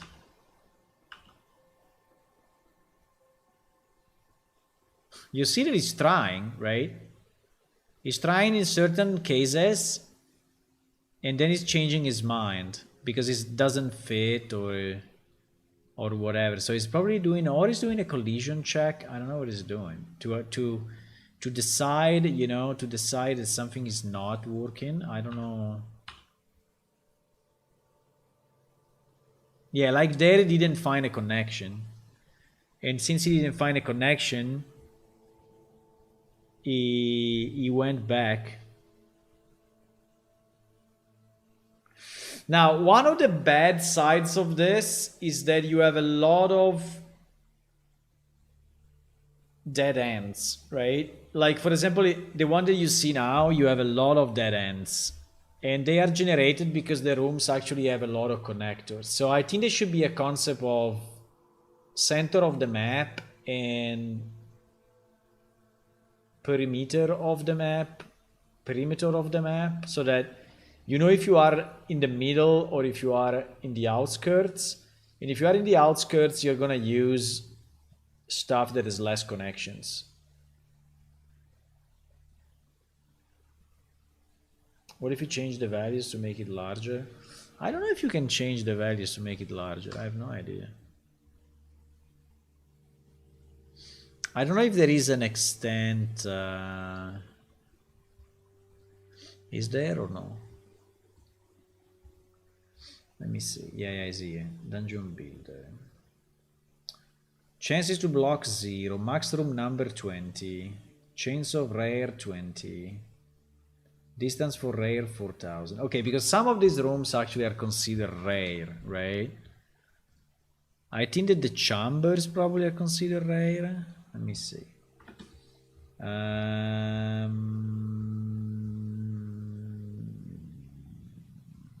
Level names. Rares at the moment we have 0. We have 0. So for example, we can remove the wide chamber. Well, let me see. Wide chamber. There is chamber 1 and wide chamber. Chamber 1. There is an exit level name, which is exit room. But yeah, rare level spawns. We spawn in room 1. Okay, so the beginning is the room 1. Okay, we can remove white chamber, right? And we can put white chamber in rare levels, for example, right?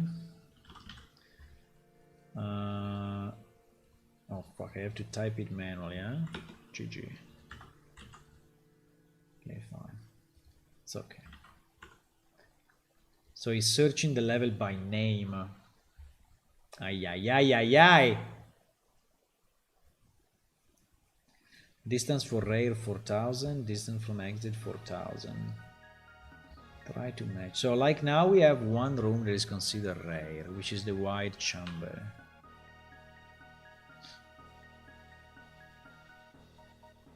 I don't know if the beginning is kind of loading them. I think it's that one, right? But I think the result is pretty good.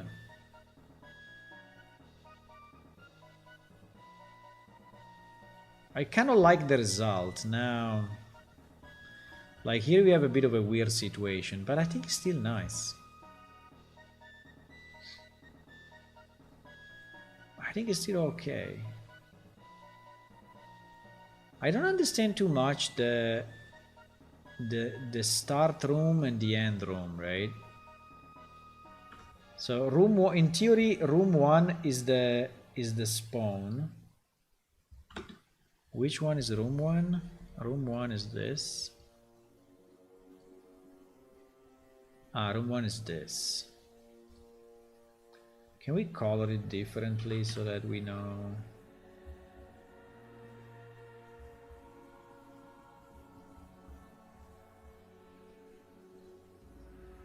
Oh wow.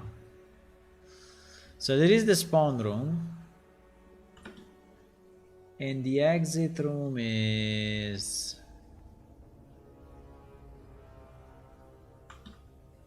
Anyway, working with levels is so stupid. It's so annoying.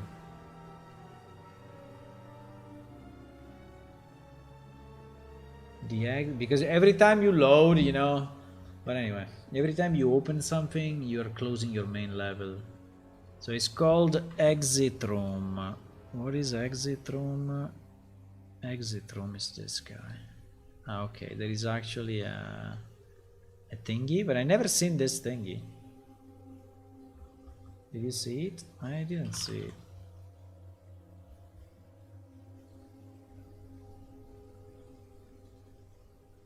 Whee!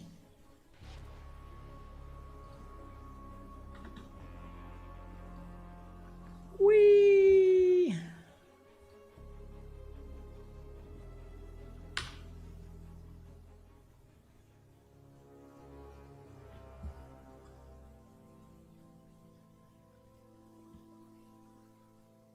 There is no exit.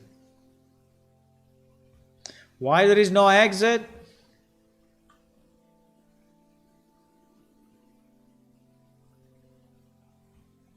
Why? Why there is no exit? Uh-oh. Yeah, because probably room 1 is also used for...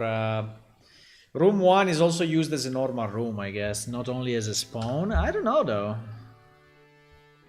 Ah, yes, it is. Room 1 is also used as a normal room, so we should delete it. We should delete room 1 from there. But the exit room is never generated?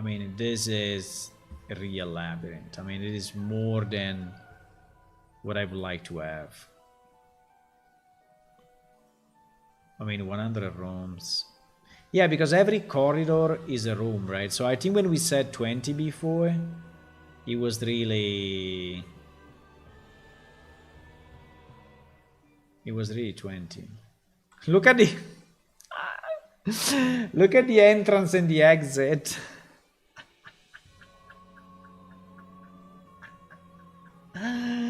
Look at the entrance and the exit, bro.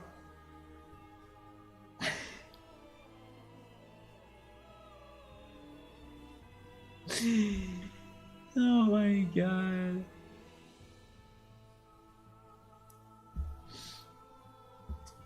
Yeah, that's not a great idea. Also, didn't we say that the minimum distance between special rooms should have been like 4,000? Probably this room is bigger than 40 meters. But like here he placed like 3 rare rooms one next to each other, which is actually pretty bad. And he placed the exit, you know, he placed the exit and the start pretty much in the same place, right? Which is also very bad. I think, I mean, I'm assuming that this guy is doing something super simple. So like he's just randomizing every time. And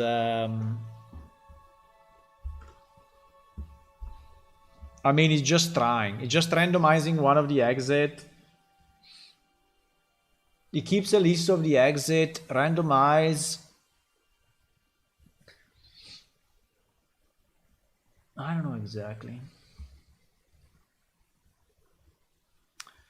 Where is doing this randomization? Build dungeon. Clear all sub-levels.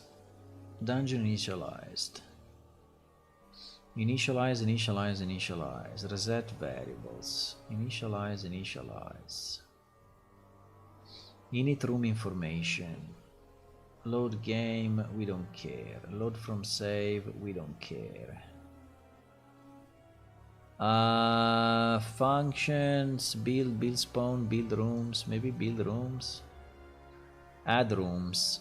Empty work connection points. Yeah, I mean, as I'm thinking. So I think it's keeping an array of all the connection points which are actually empty. And he's probably just for looping on them, I assume.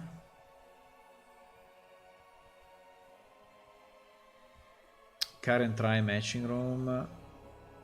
Get room possible connections. Current work connections. Get room possible connections. Get room possible connections. Get room possible connections. Connection type. Get room information. Room sides. Well, he also does some consideration on the sides, which I guess is nice. And then he's looping on all the possible connections. Right? And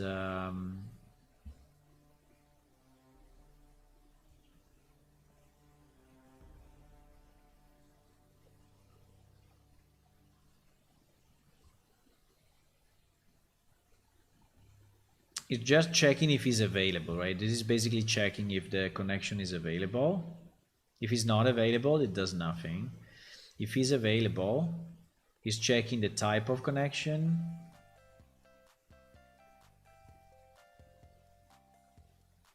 And he's adding them as the available connections.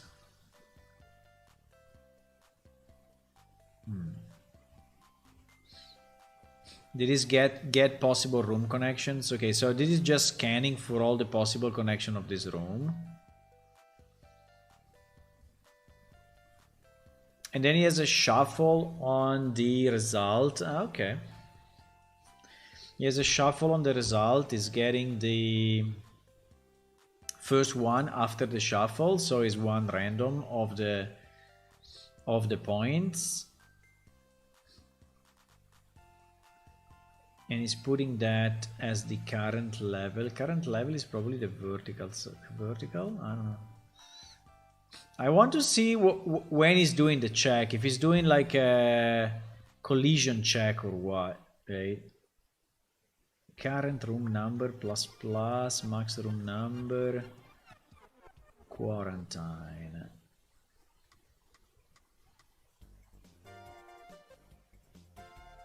Get next room position and direction. Adjust room level. Get next room rotation. Add delta different sides. Spawn room.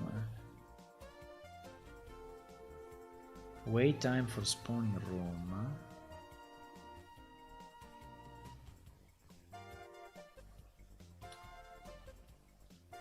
Why?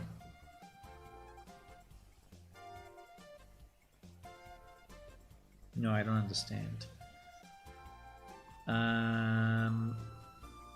What is the max try?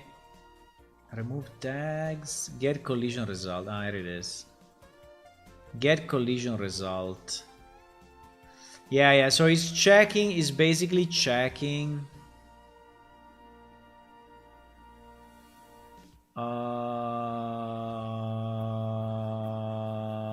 Is basically checking if the room actually fits into that spot, right?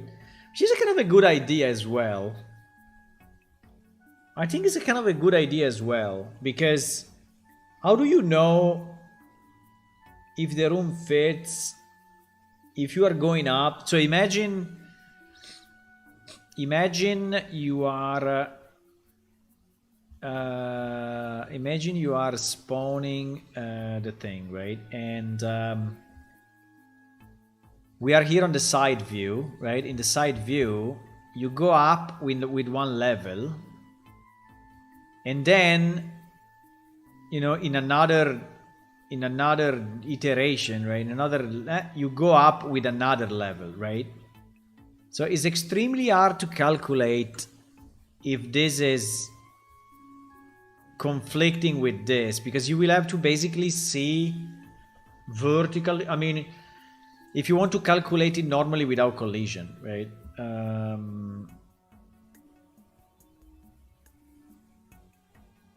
So basically what he's doing it very simply. He's really trying to spawn it, and then after he spawns it, he sees if he collides. If he doesn't collide, he keeps it. If he collides, he removes it. So that is what he's doing, which is very brutal, but I would say it's very simple and works pretty much.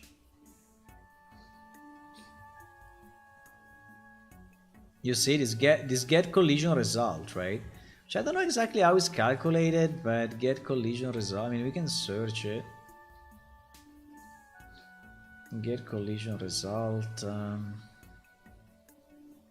I think every room has its own collider. Yeah. BP room collider. Large canvas, get collision result. Get overlapping actors. Yeah, it just sees if there is any actor overlapping. Now, I don't know which kind of channel he used for overlap, but I think it's fine because, well, it is fine.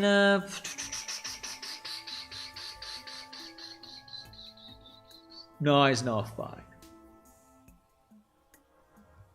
No, it's not fine. I mean, it works as long as the room is empty. Well, you could filter it by... Ah, yes, it's filtering it. Sorry. It's filtering it. It's filtering it already. So it's filtering by rooms. So it's only rooms colliding with other rooms. So yeah, it's good. It's colliding rooms with rooms and seeing if they actually collide. If they collide, it removes the last room and tries again. And if not, it keeps it. And then he continues to, and then he adds the new room connection points, right? To the only thing that I don't understand is how can he control the sides? I think he's not controlling the sides. I don't think he's controlling the sides. Like, I think that this thing can go in any direction.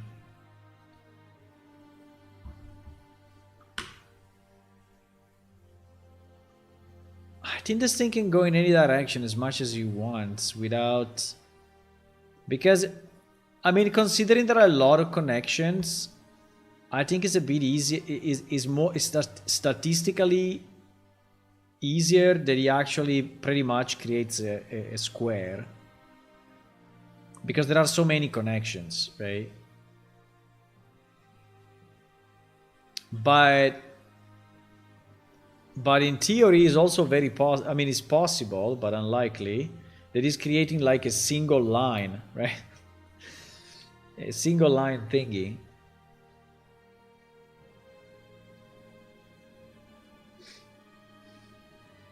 And he doesn't have any reasoning on...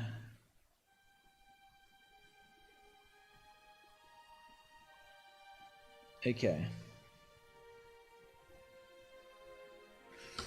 It doesn't have any reasoning on the shape, but he's using the sides though. But I think he's using the sides for. There was a sides X, no? There was a sides X, but I think it's only to position the stuff.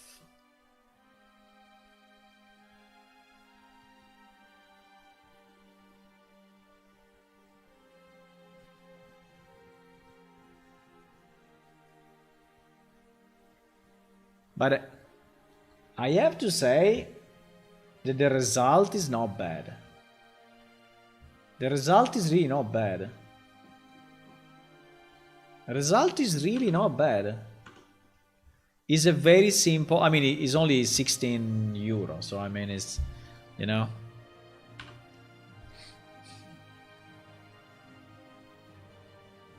It's really simple. But yeah, like in this case, you see that he went way longer than wider, and I think it's a pure chance, right?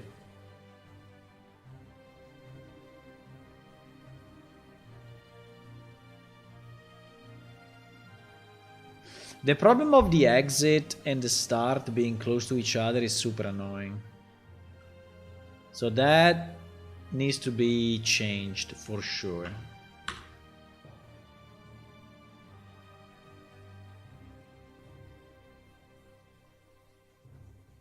The other problem are the rail rooms, and the rail rooms, I think that the other problem are the empty corridors. But you know what you can do? You could continue to generate until you fill the empty spaces. And you could give more weight to... So this is a completely different algorithm, right? Compared to be... Oops. It is a completely different algorithm compared to the other one. Because this, what this algorithm is doing is basically putting these connections in an array, and then he's shuffling them, and then he's selecting, so he's selecting one at random, and then he's trying to connect the room in that random. So if you select this one, it will create a room here, right? And this room will have additional connections, and these connections are added to the list, and then it's shuffled again, right? And the only trick is to ensure that they are not overlapping without any calculation, right? There is no magic, right? There is no magic into that. There is no magic into that. The only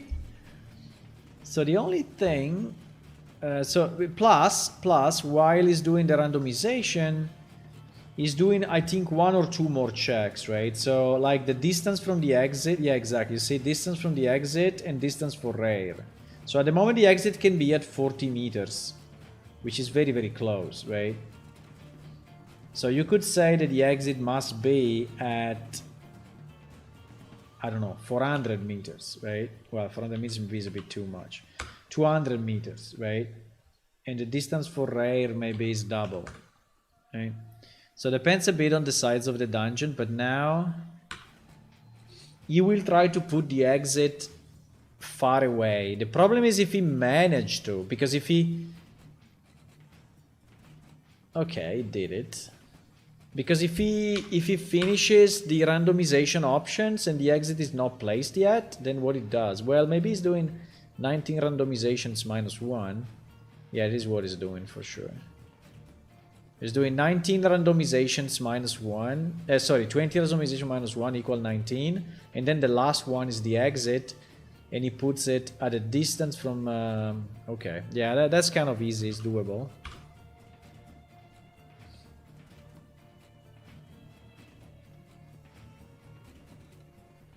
I mean, here is very close still, huh? Here is still very close, huh? Is that 200 meters? I don't know if that's 200 meters actually. Let me try 400 meters. Well, probably if he cannot do it, it's just putting it randomly in one place. I mean, this algorithm is super stupid. It's very, very simple, but it actually works. I mean, he has a problem with the exits, but... And like in this case, there was no rear, right?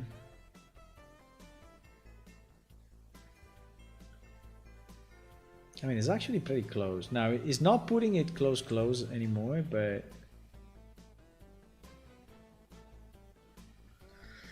I think this makes... While... Okay, so this was one algorithm, right? The other algorithm is working differently, but I think this one is better. This one is way easier. It's 10 times easier. The other algorithm was doing this, was saying, oh, there is my space, right? Because I had a number of columns, a number of rows. I know that I have 5 rooms, right? Because the guy asked for 5 rooms. And he asked... for a room to be from, I don't know, sides 1 to sides 4. So what I'm doing, the first thing I'm doing, I'm placing the rooms here in random locations. So I'm randomizing the sides and I'm placing 5 rooms, right? And I randomize the sides and the location. So after randomizing the sides and the location of the 5 rooms,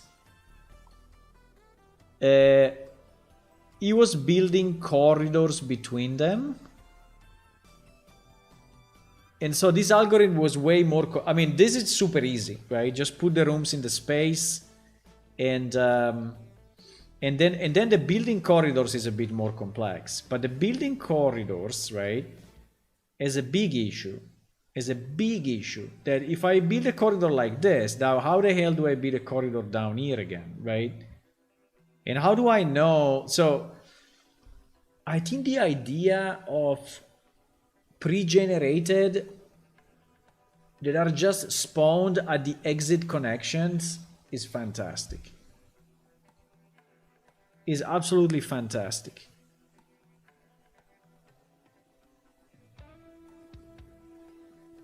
It solves so many problems. Just now, the only problem you have in this algorithm here that we just tested is that you don't really understand how big is the room, right?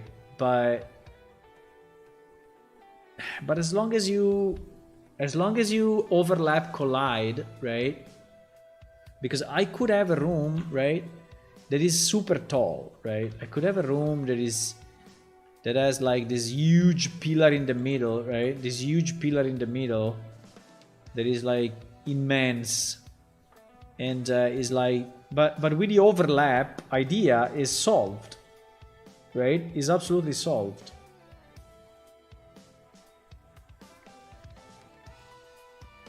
I really like I really like the idea behind that algorithm. Is stupid. Is stupid as hell, but it's super good.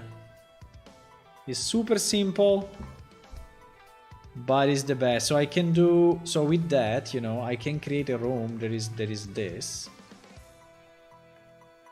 And I can say my connection is here and my connection is here. And you know what? I think we can even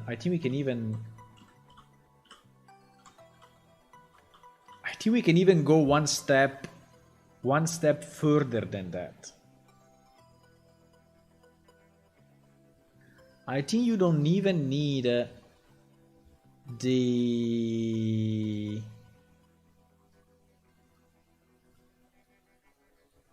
I don't think you need this. I don't think you need this. I think you just need in your actor to know where the connections are.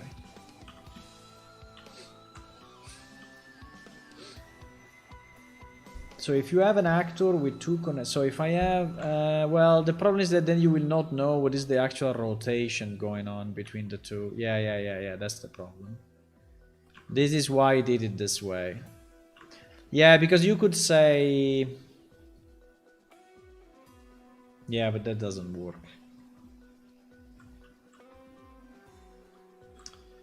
You could say, oh, I have my actor, right? And he has one connection here and one connection here, right? And just connect whatever you want. Just connect whatever you want. I mean, as long as we know that the connection is compatible, and as long as we know the normal going out of that plane, I think we can actually do it.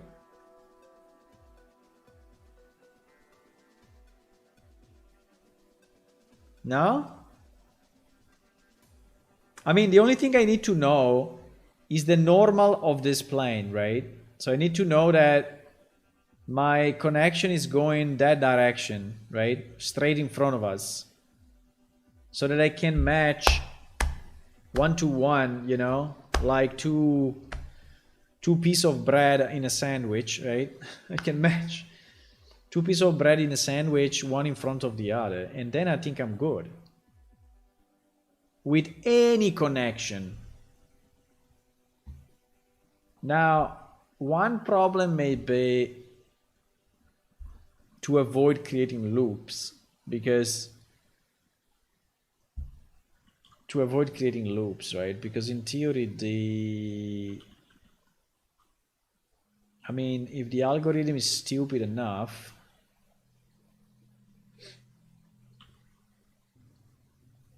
it could do something like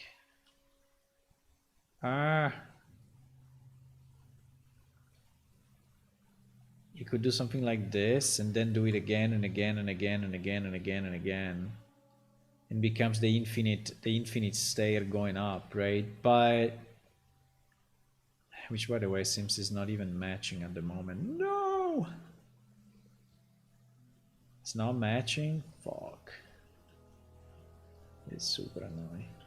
Okay, I think because this one is expecting to have the pillars. It's expecting to have one of the doorways probably. But if we do it, I can fix this set, right? If we really do this, I can fix the set. I can make it usable. I can make it a real set. I don't know what this guy is waiting. I don't know, maybe he's waiting the pillars. I don't remember. But anyway, the only problem is that the algorithm may go a bit crazy. And what the fuck? And generate the impossible. Right? And generate the impossible. But you know what? I don't even know if we care. I mean, if let's assume that it generates something like this. It's not really bad, actually. Uh-oh. Perspective. Perspective. If he generates something like this, it's not bad, I think, no?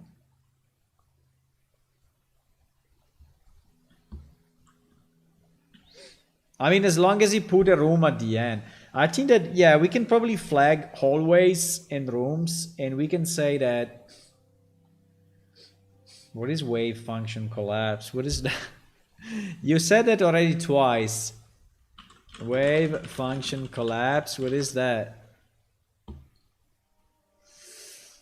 In quantum mechanics, the wave function collapse Shikunu wave function initially is a superposition of several endgame states. Reduce a single endgame state due to the interaction. The external world is interaction can solve an observation essence of measuring with quantum mechanics. We connect wave function to a cluster of several such a position and momentum. Collapse is one of the two processes.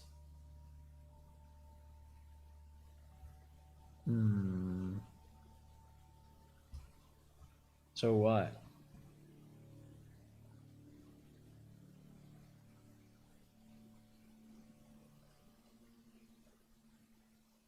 I don't think I need this. But I think I need some...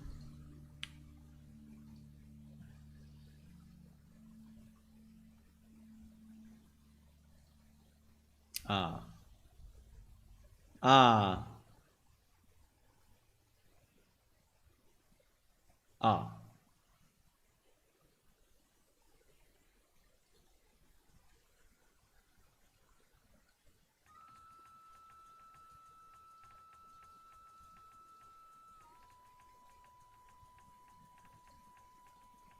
Seems very messy though.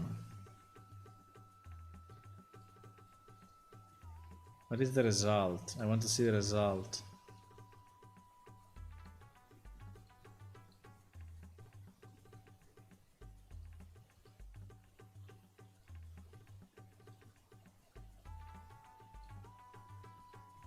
Fuck.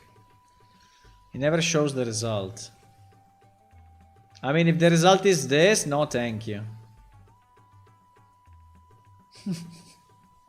If the result is this, no thank you.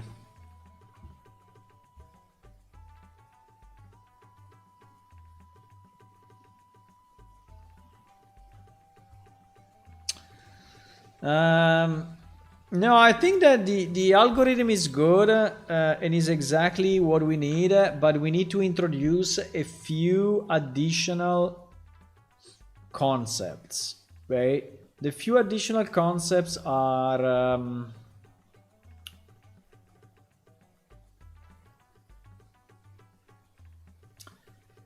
I mean,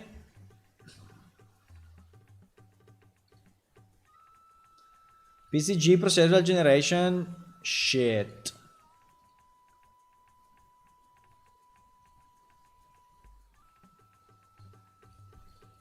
This page, can I rename a page or no? I don't know if I can rename a page. Delete, move. I can move. Move, I think, is a rename. Yeah. So... Procedural dungeon generation. Leave a redirect? No, please. Watch source? No, please. Okay, fantastic.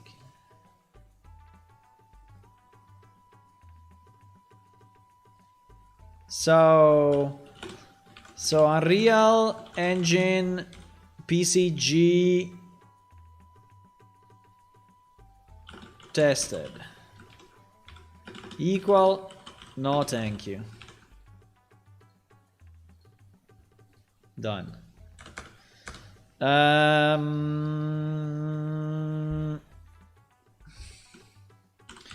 Homemade random generator. Homemade random generator. Easy. So the first thing I want to say is that good ideas that guy had is a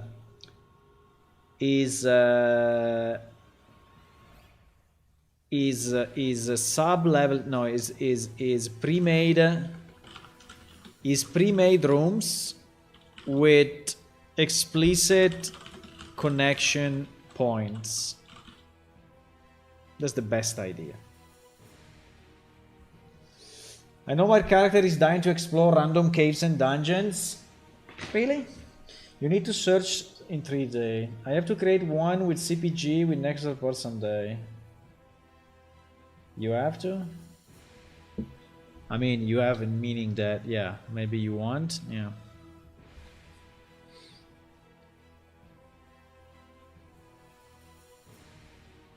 Pre-made rooms with explicit connection points. Super good idea. Super good idea. Second good idea is randomize, add all connection points to a list. Obviously start from the starting room. You have to place the starting room somewhere. Right? You have to place the starting room, which hopefully has, the best practice would be that he has at least 2 exits, right? Otherwise it's a bit stupid, right? Because at least 2 connections, sorry, not exit, at least 2 connections, right? Then add all connection point to a list and randomize, get 1, right? Get 1 and then randomize the next room, right? Randomize the next room, attach it to the previous connection. No, you can randomize the next room and you can also randomize the attach point because you can rotate it in any way, right? Randomize the next room and the connection you will use. And then attach it to the previous room connection, right? Check for overlaps. If it overlaps, try another room. If it overlaps, try another room. If it overlaps, try another room. If it overlaps, try another room. You know what is the fantastic thing of this? Is that in theory we can generate them offline and then we can save the one that we want and actually generate it online.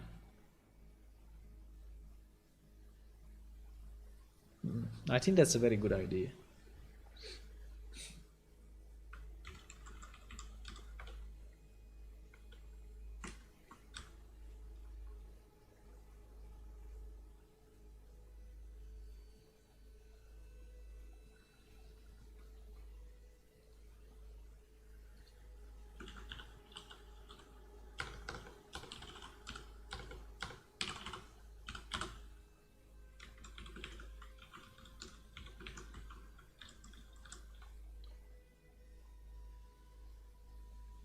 So check for overlaps. If it overlaps, try another room, right? And you need to have a max number of tries. Yes, you need to have a max number of tries, then change connection, right? I think a very good idea could be build offline, save the rooms and connections, right?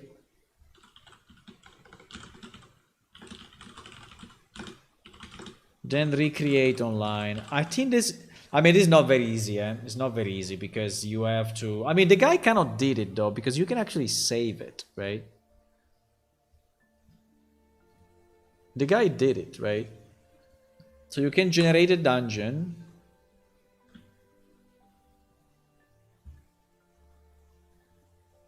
You can generate a dungeon. The exit is always so close. Then I save it. Then I erase it. And then I load it. Right? Then I erase it and I load it. And it's exactly the same dungeon. So I think it's just saving the position of the rooms, probably. Yeah, it's just saving the position of the room. You don't have to save the...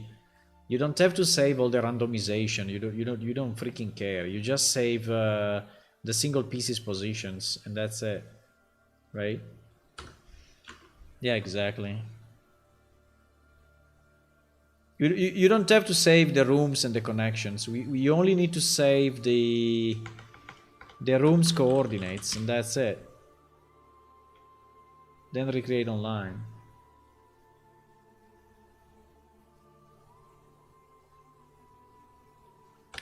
The other good idea, I think, is to use overlap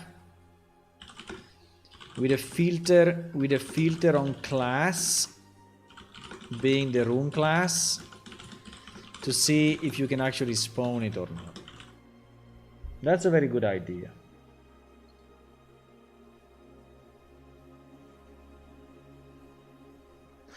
Now we need a I think that we need connection point type A is only attached to the connection point type B. Easy. Okay, that I was kind of going there now, right?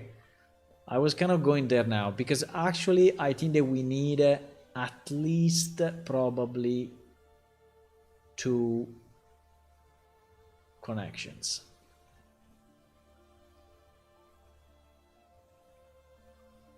Because 1 is really little. 1 is really little.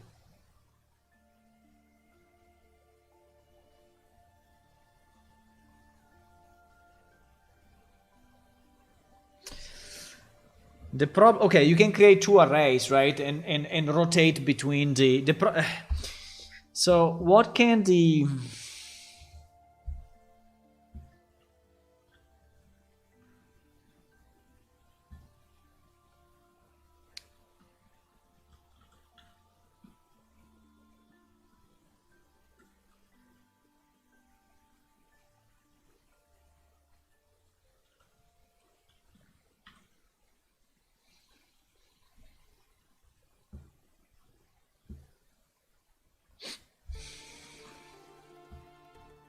I mean, build this way, right? Build this way. This one can be a door, or can be a gate, right? Without any issue, right? Fuck. What is the name of it? It's not gate, fence. What is it?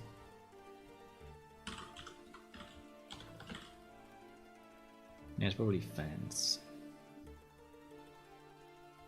So, I mean, you can change it, right? So you can swap the inside as you want. Can be a door, can be a...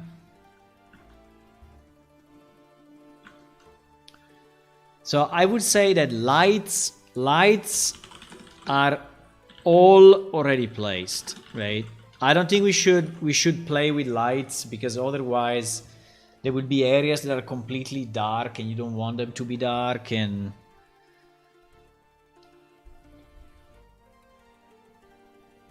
I think lights should all be already placed. Lights all already placed in the pre-made room.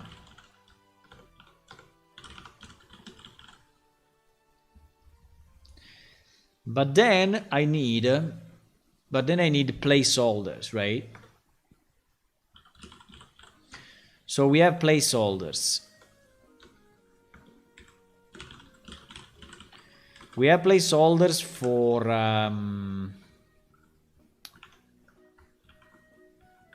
we have so each door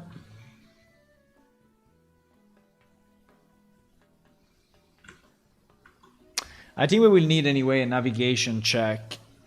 I think we will need a navigation check. Remember to use the complex collision? Yeah. I think we need a navigation check, because if I start to add doors and not all doors are openable, well, we can consider that all of them are, but I think the doors is kind of a complex discussion, because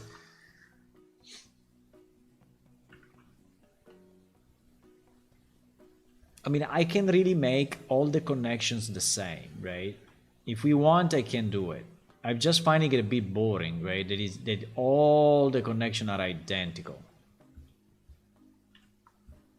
I think it will be a bit boring. But maybe it's the easiest solution. Because you could have a thing like that, and you could have a thing like that, right?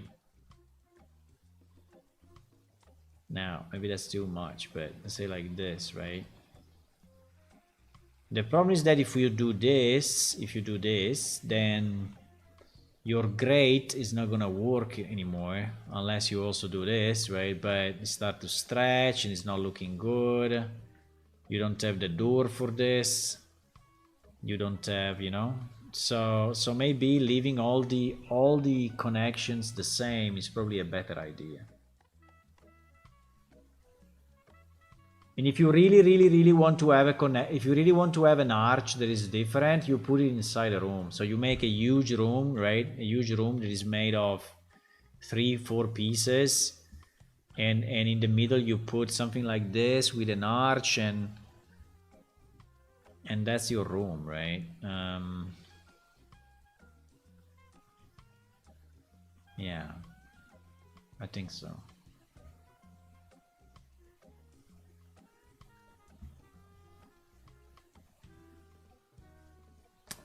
You know what is the problem? And that sometimes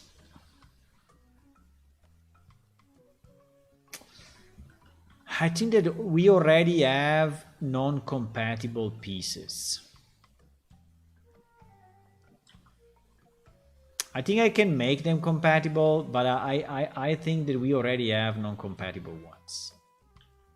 Like, I'm not really sure that this, for example, that the stair is really compatible with all the doors. Maybe it's compatible with some of them, but I don't think it's compatible with all of them.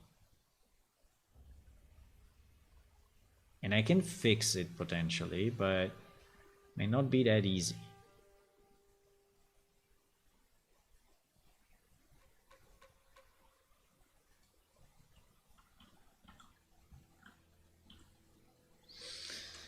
Yeah, it's not looking great, right? Because you have like a double arch, but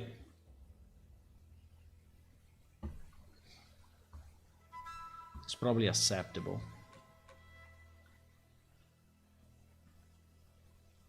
It's probably acceptable. Yeah, I think I have to check all the entrances. Like, this one is larger for sure. No?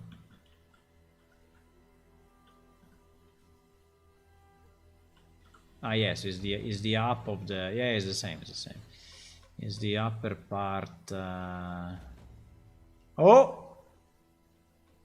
We have night vision here. Infravision.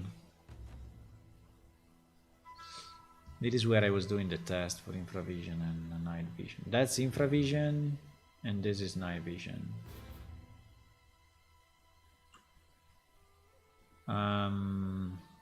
Yeah.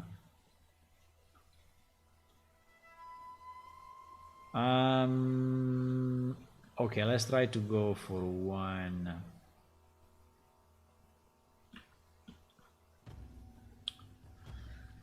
Yeah, another good point, right? Okay, let's go for... no, we go for one connection for now. We go for now, we go for one. It's too complex otherwise. One connection type. The other good idea is that when you end up oh yeah, is there will pay AI nav mesh. Yeah, you can regenerate the nav mesh dynamically, and it should work. Also, you can have the nav mesh by you have to generate it dynamically. Yeah, you have to regenerate it dynamically. This is probably one of the reasons why that guy was using levels, because I think he was regenerating the nav mesh inside the level.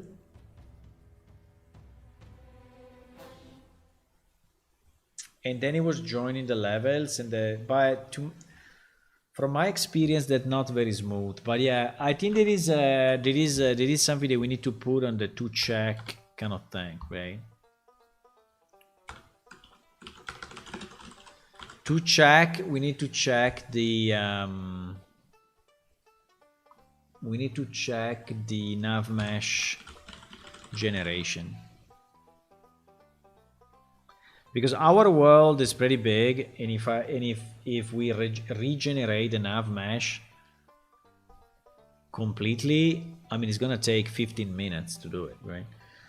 But if we regenerate the nav mesh only in that area, so that maybe can become a separate level, right? I mean, the wall generation, the wall generated level can become a level. That I think is probably a good idea. And also that level will not have connection with anything else outside. So the entrance will be a kind of a teleport, right? You can spawn a nav mesh in every room. No. I can spawn a nav mesh with the boundaries of all the rooms and ask for regeneration.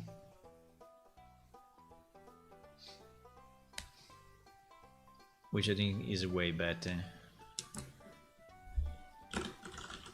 So we'll have to spawn one nav mesh covering the, or we just have the nav mesh there already, because we know where we generate the dungeon, so we have just a nav mesh waiting, for stuff to be generated in it, and then we trigger the regeneration of the nav mesh. But does that work multiplayer also on the client side? That I don't know. But we don't need a nav mesh client side, right? No, we don't. So no, only server side. It's not needed client side. So spawn one nav mesh covering the total area where we generated the rooms, right? Yeah, only server, we don't need. And trigger the recalculation. I hope it's possible. I never did it on the fly, but I assume it is possible, right? And I know there is nav mesh dynamic already, so I think it should be fine. What is this? I know, I was saying, wait, one connection type, and then I was saying for each connection, left open at the end, add a wall to close it, right? And it is fairly easy, because you can have, like this entrance remained open, right? And because there is a connection, right? It.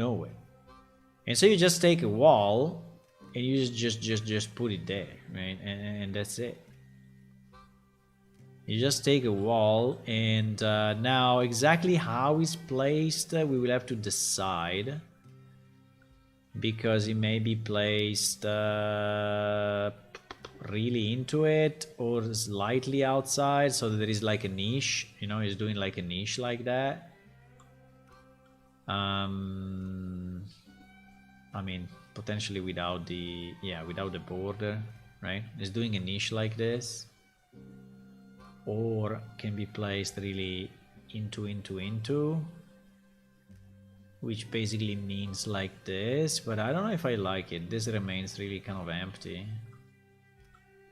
So if we have space behind, we don't know if we have space behind, that's the problem, but I think we can use the same technique of overlap, but at least should be something like that, right? Or we can create enough wall. Yeah, we can create enough wall to just use to close the... Yeah, I think it would be a good idea because, for example, we can put a painting or we can put a statue or something. I mean, we can put something, you know, it really looks like a niche, right? It looks like an ending.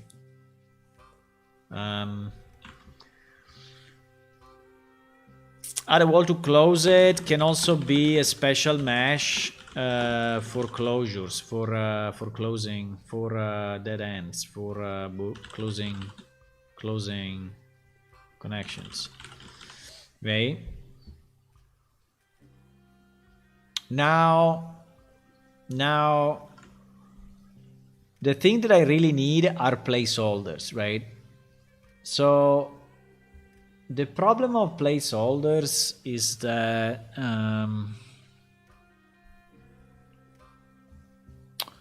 I mean, I have few ways of doing it, right? So or I put placeholders. Like, imagine that these are invisible placeholders. I say, okay, you can have something here, you can have something here.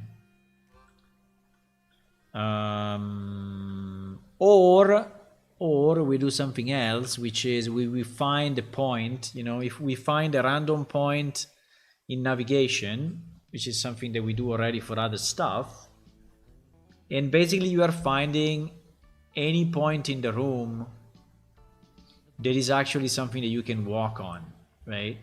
And then you spawn something there. The problem is that, let's imagine that this is walkable, right? And I decided to spawn a shelf of some kind, right? I think it will look pretty bad, right? Because apart from the rotation, but I mean, a shelf we never match this place, right? Never match this place.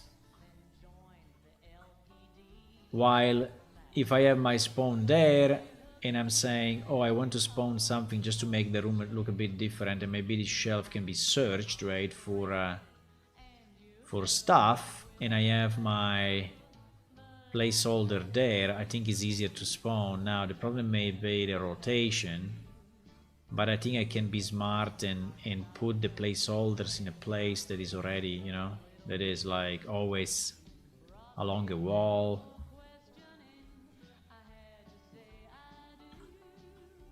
But I think I need placeholders.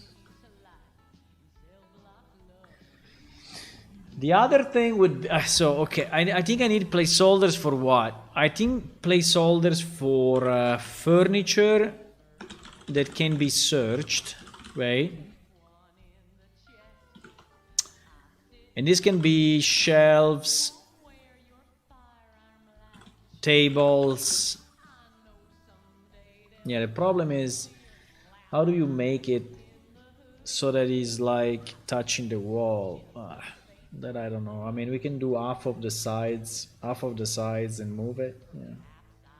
Okay, we can find out something, but like shelves and tables and containers in general. And then I need for sure a placeholder for chests, right? Sure. And then I need a placeholder for traps. Now, the problem of traps is that if I have a placeholder for traps, people will know it, right? After some time, when I mean, or I place 20 placeholders in a room, or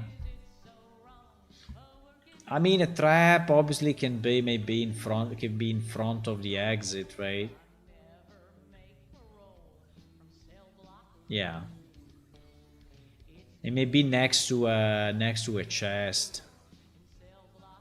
So you can have like a furniture spawn like this, and then you can have just in front of it, right? Imagine that this is the trap. You can have the trap placeholder, right?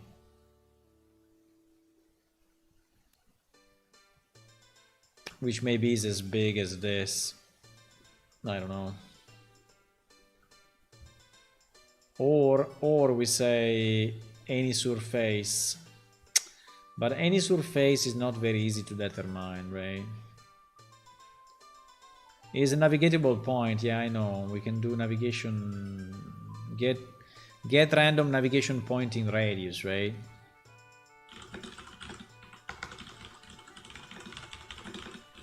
We can use this, right? But it means that we need to have already the get random point in navigable radius, yeah. But this means that we need to have the navigation already. I mean, we could do it, huh? And then we can spawn it in any place. Then we can spawn it in any place. I think for traps will probably be better to do it with the random generation.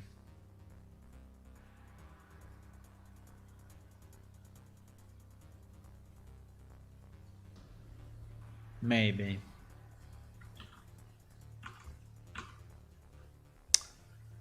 I think there could be an idea to do it with get random point in navigable radius. You will go for predefined points also for traps, because if you do it for traps, it's like ruining a bit the fun, you know. Or you place like 6 points and so you never know, but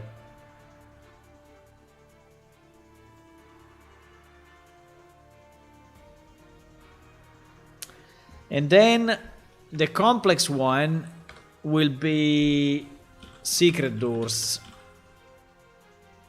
I mean, secret passages. Today we already have the ability to have secret passages in the game. So you can use the find secret passage, and if you find it, there is kind of a special icon that appears, and then you can go through, right? So we are basically flagging a wall, like this wall, right? We flag this wall as a secret passage, and if you find the secret passage, we remove the collision, and you can go through it for a certain number of seconds, and then it collides again. Now the complexity of that,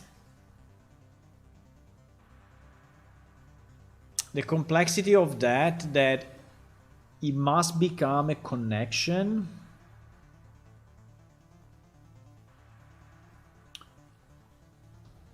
It must become a connection, but it's a very hard connection to do for our generator, because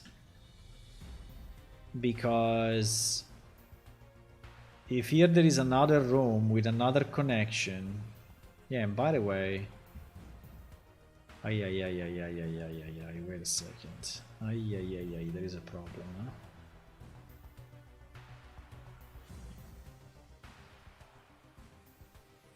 huh? How exactly do we do the connection? Because, okay, like here with the stair is kind of easy. But if it's 2 rooms...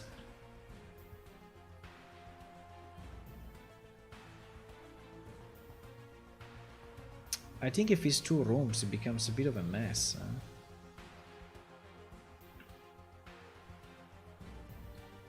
No?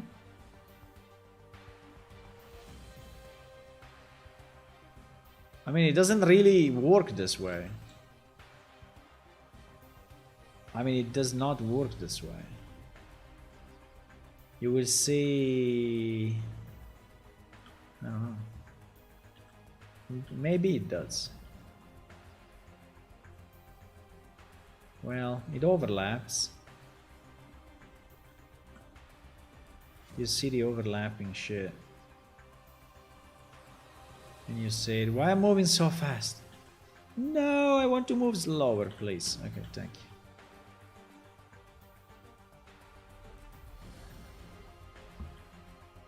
Yeah, everything is overlapping. You see the Z fighting. Everything is overlapping. Ay, ay, ay, ay, ay, ay, ay. Ay, ay, ay, ay, ay, ay, ay. How do we do the connection, boys? How do we do the connection? Because,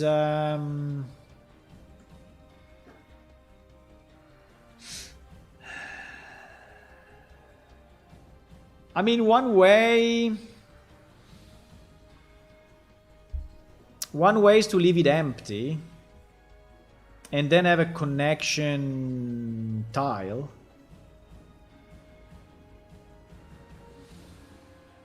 But remember that is on both sides, right? Ay. It is a problem, huh? No, it is a problem.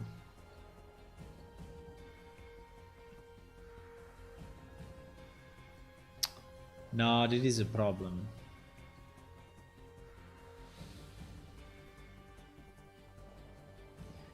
This is a problem because it doesn't match.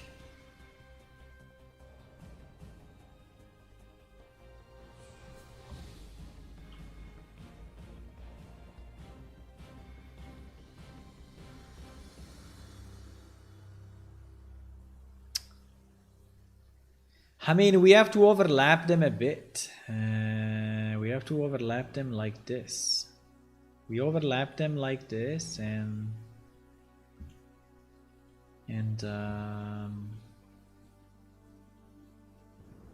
because you don't know, I mean, this is overlapping because you don't know if it's this side, the inside, or if it's the outside, right? And so they overlap for that reason. Even if this one is even smaller than this one. What the hell? This one is double? This one is double than this one. Why? Huh? There is a reasoning on inside and outside? I don't think so, but probably yes. Because this one is double. And this one is actually, yeah, if you look at it from the top, like from here, you see that there is actually one slice in addition. If there was not that one slice, I think they would perfectly match. Well,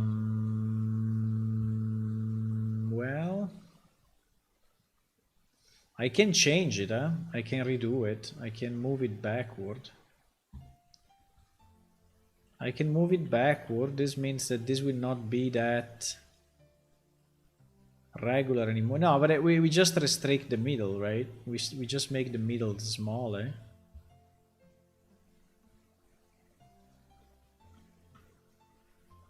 But yeah, it looks like sometimes it's 1 and sometimes it's 2.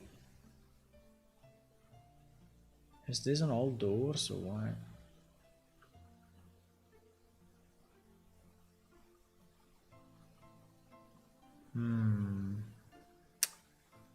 I mean, in all the corners, it is like that. In this double, no, I don't want a corner. I want a normal one. Can I have a normal one? No, they are all corners now. GG, all corners. This one. This one is a normal one, right? So this one has one this side and one this side. It's only for the corners. For some reason the corners has been done differently.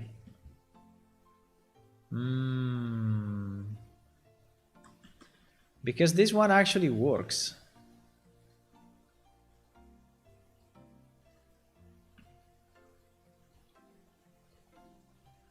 Apart that this one is double, but anyway, with the idea of the connections, I think we don't care if it's double. We don't really care.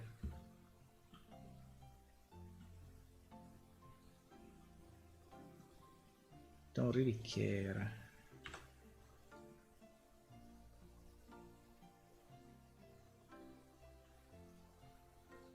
The problem is that, like in this case, is overlapping because I did a 1, 2, 3, 4. 1, 2, 3, 4 with a corner. I think these pieces are not really designed to match. I need to change them to be all be power of this, right? So this thing should be maximum 2 But it seems it's not. Or maybe I think it is. No, it is.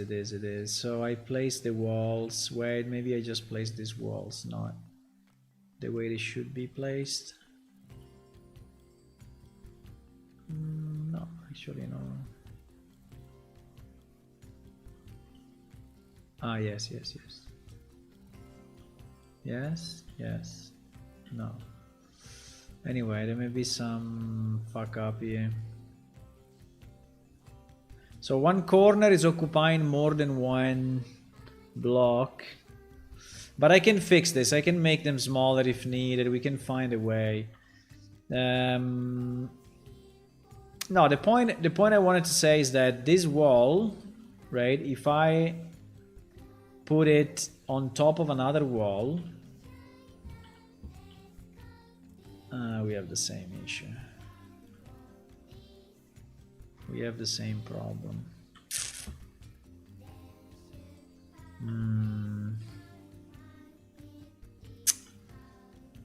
So wall doesn't work, huh?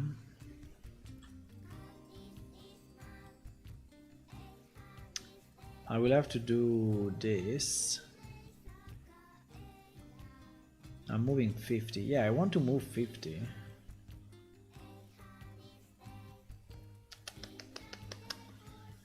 Nah, they're not actually working. Or you have a space, or you have a space, or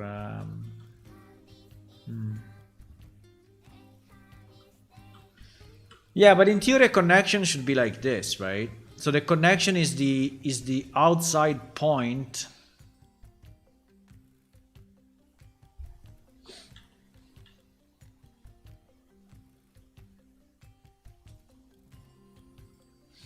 The question is, should that wall be... But I think that this is not correct. Wait a second. I think this wall has been dropped in without the...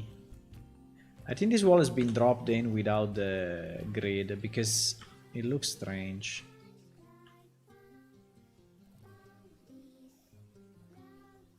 Why slightly offset?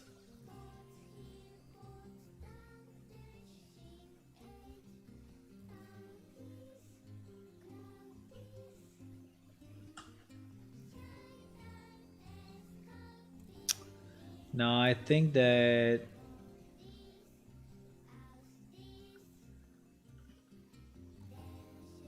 No, probably is correct.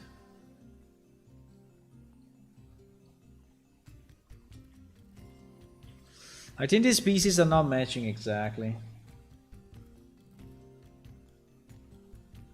Are you voting for Vivek for freedom tomorrow? I have no idea. Who is this guy? Let me save. Who is this Vivek? You are you said that already 3 or 4 times, man. So I don't know. Vivek freedom. Who is this guy? Bitcoin we skyrocket in 24. Vivek 3 freedom crypto. I don't believe in crypto. I don't believe in bitcoins. I think that crypto is actually used in a very bad way. If you want to, I would not tell you, but if you want to, you know where to find it, and it's usually used in a very bad way. So I don't like cryptocurrencies that are not traceable. I think everyone should be traceable, and if it doesn't want to be traceable, there is a reason why it doesn't want to be traceable, and I don't like it.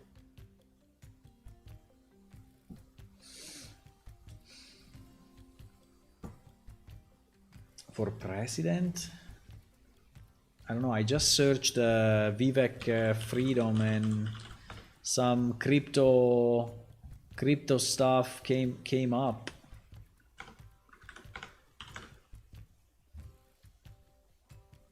Vivek 3 freedom of crypto.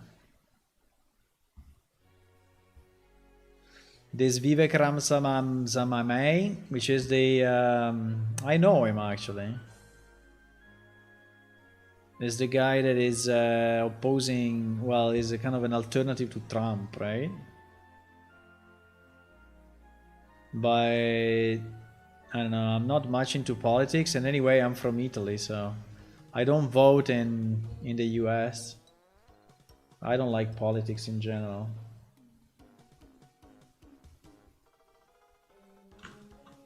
I think politics are pretty bad and boring. You should do stuff that you can actually change, not, you know, spend time on stuff that other people are doing and you cannot really change or learn from. Or I have to fix a bit. You know what we can do? We can just create placeholders, and but I think we have a base. I think we have a base set, right? So I think at the moment some of these pieces are not compatible. But if we go with the basics, like if we go with the base block.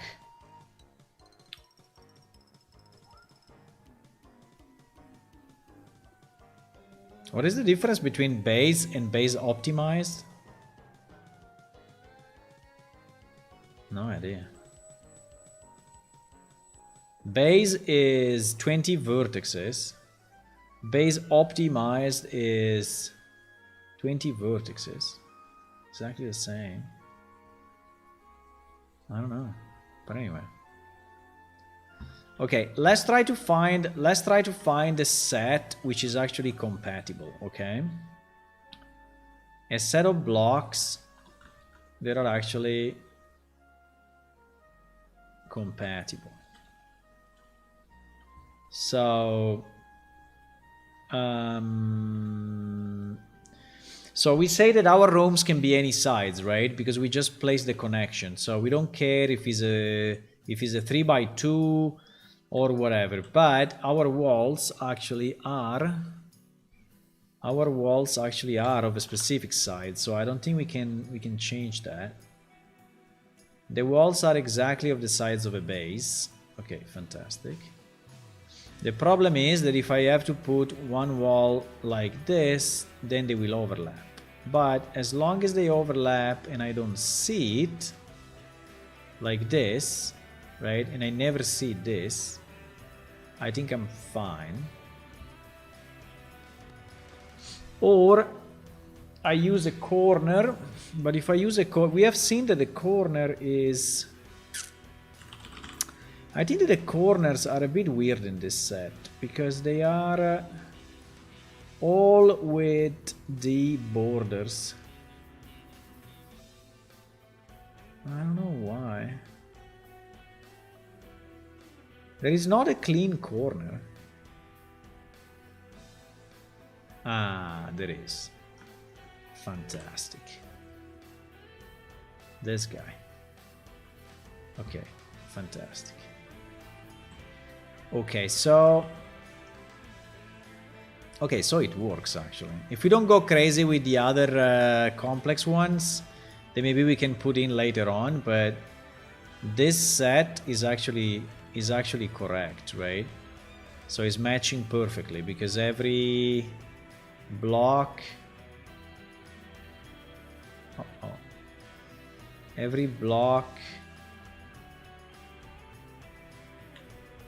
yeah, exactly, and then the wall is 4. Now for the connection, what do we do? For the connection, do we have a doorway that is actually basic? Yes, there is this one.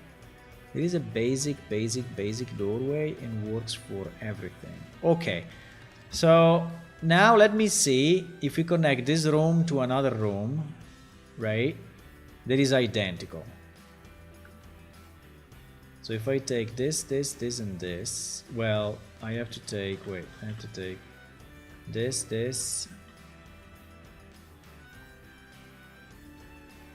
and this, and I put it here.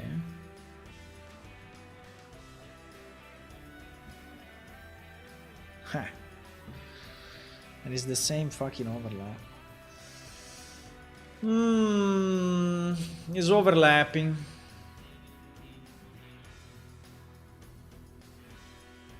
Well, we can create a door without the other side.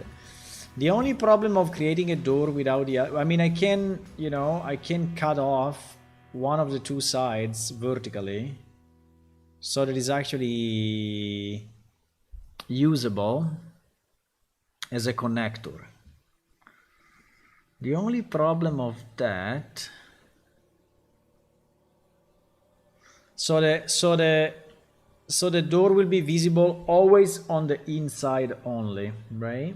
Yeah. You eat spaghetti almost every day? Nice. Spaghetti is very nice. Okay, let me modify this guy 1 second because I think we need it. Let me export it and change it. PS10 4. I think we have no other solution, boys. We have no other solution. Otherwise, it will look just bad. It will look just bad. We will call it doorway one side or something like this.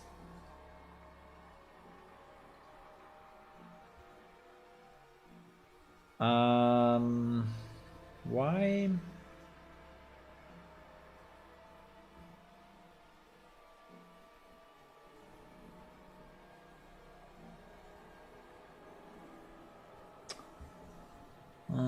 Wait a second, but this thing is centered like this. This thing is centered like that.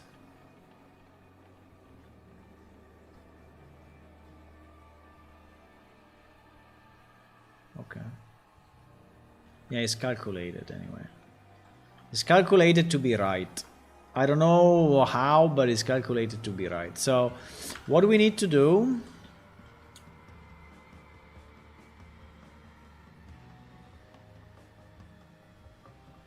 I don't know why this thing is not working. Because the name is wrong.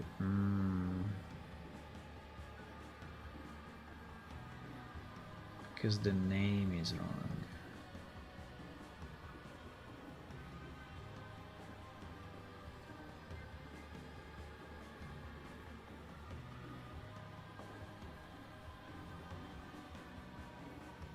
Nah, we don't have it.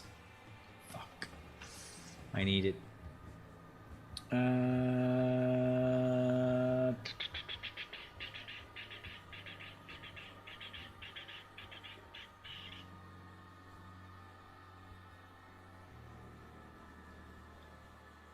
I need it.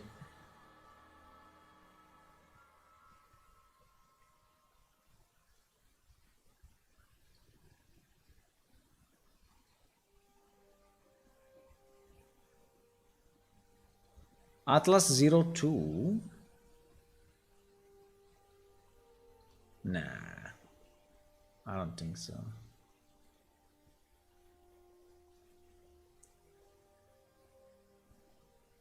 Atlas 03.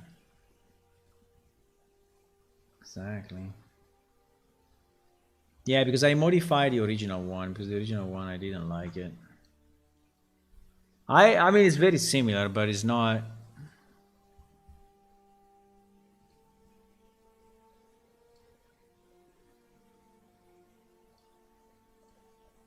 Okay. So how do we do this? We have to cut off one side because that side would never be visible. Well, if it will never be visible, I would say that we don't even care if it's looking bad. So I could, I mean, really shave it completely and, I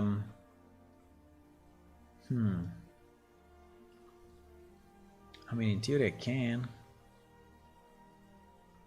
In theory, all this. Well, all this in terms of faces goes away. And then we remain open. Well, in theory, yes. Well, we can close it, but pretty much,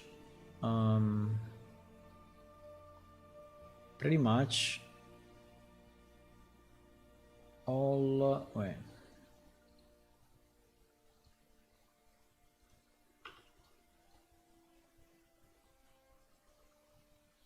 Pretty much all these vertices, right, need to go at the y of this vertex,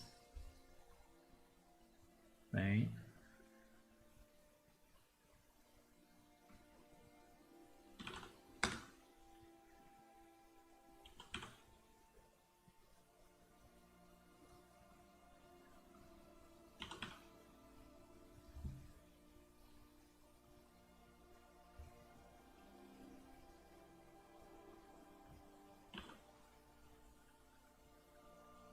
Yeah,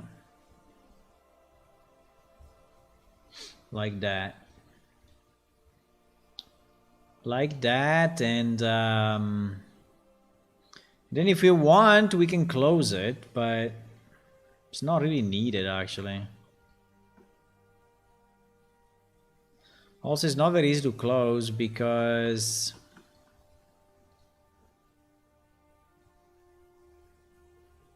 no, I would not close it. The problem, if I don't close it and then the connection on the other side is different than this, what happens? So I need to always have a closing like this then, So the connection needs to be now, always like this.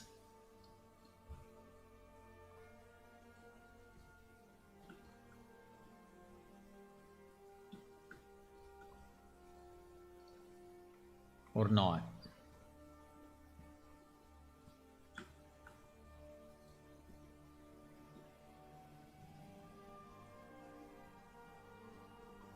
I mean, in our simple world, yes.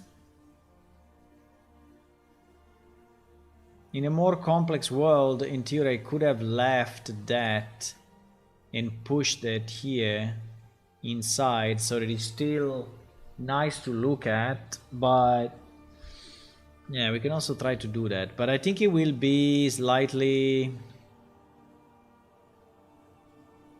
off.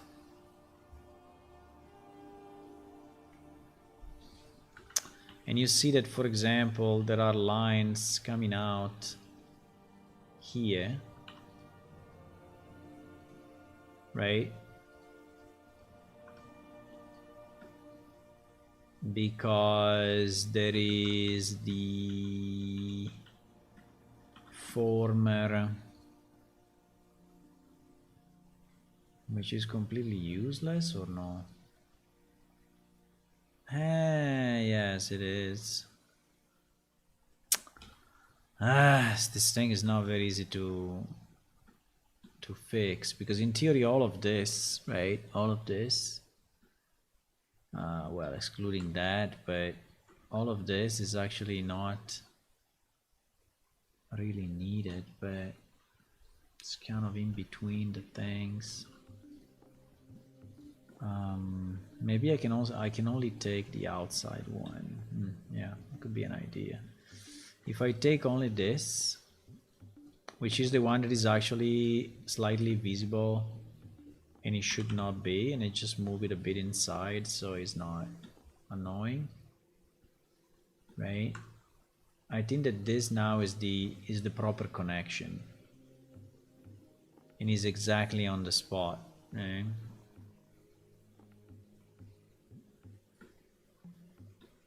Okay, let me try to save it like this, as we will call it door 02 connection.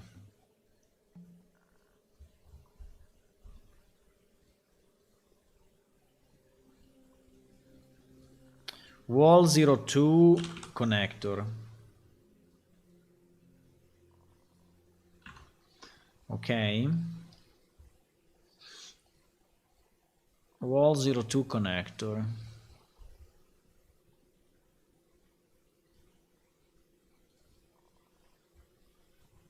Wall 02 connector. No, doorway 02 connector. Okay, whatever. Now,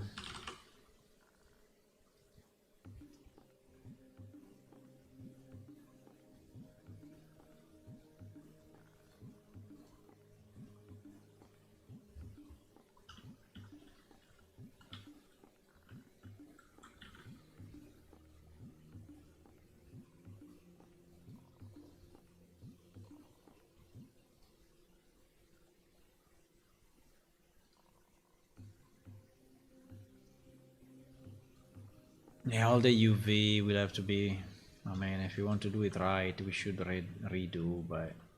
Okay, so now basically every room, right? Every room, instead of using this connector, unless it is in the middle, right?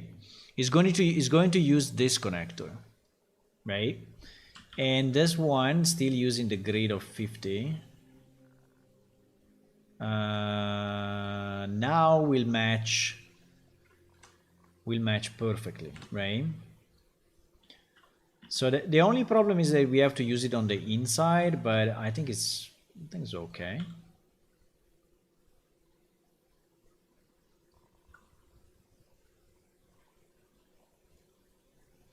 I don't think it's too much of a problem to use it only on the inside.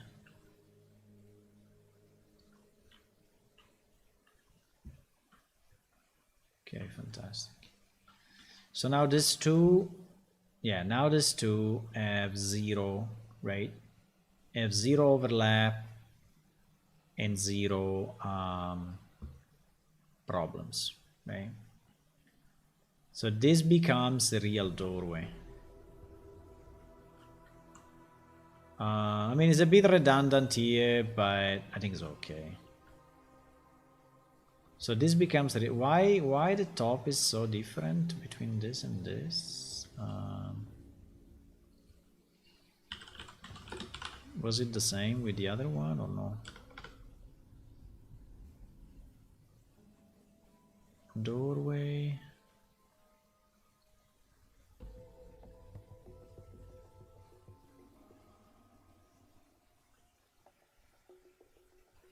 Doorway 02, yeah, exactly.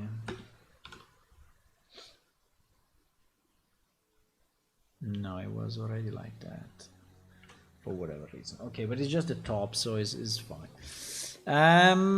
Okay, so now we have a way to have a connector that is always working, right? We have a connector that is always working. I think I will have to do the same also with the stairs, to be sure that if I connect the stair, but I think already like this is kind of enough, right? I think it's kind of enough. The only problem will be if we have to place a door, right? Let's assume that we have a door here. Will the door be on this side, or in the middle? In theory, it should be in the middle. No?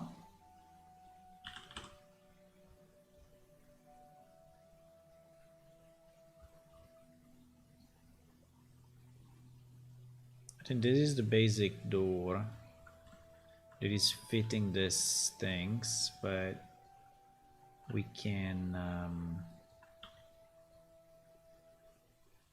I mean, hopefully it fits. I don't remember if it does. Doesn't?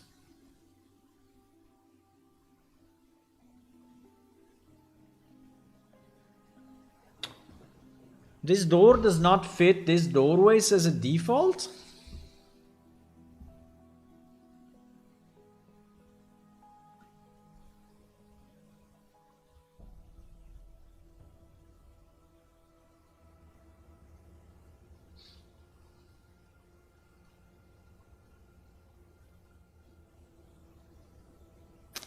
Ay, ay, ay, ay, ay, ay, ay.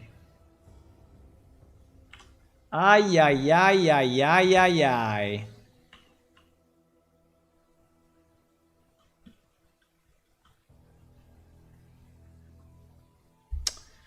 I think the reason is that, unfortunately,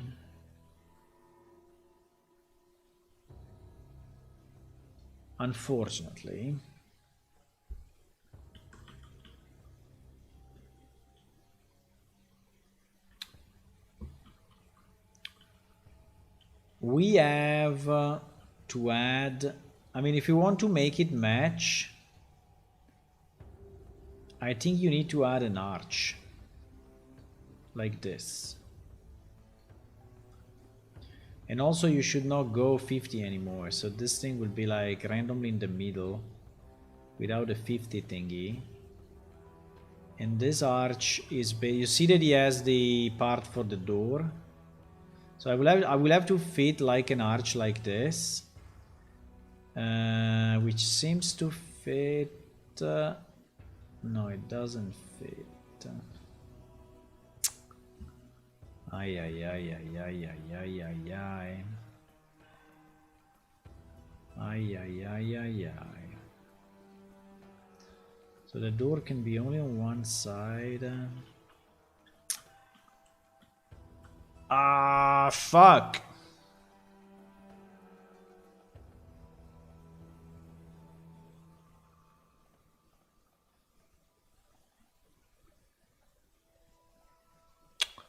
That is strange though.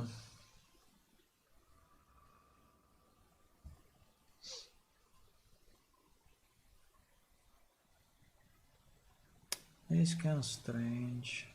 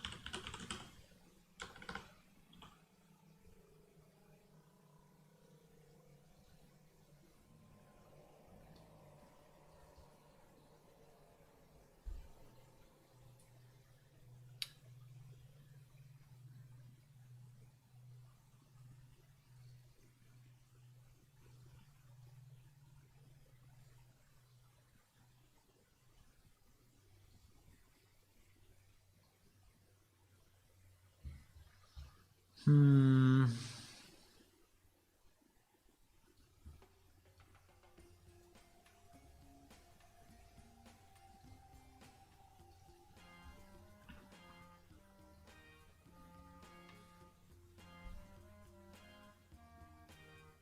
When I made my dungeon generator, I first spawned the rooms and then the connector. You first spawned the rooms and then the connector. But like the rooms could never be next to each other, so there was always an hallway in between. Because that's the problem we are having at the moment.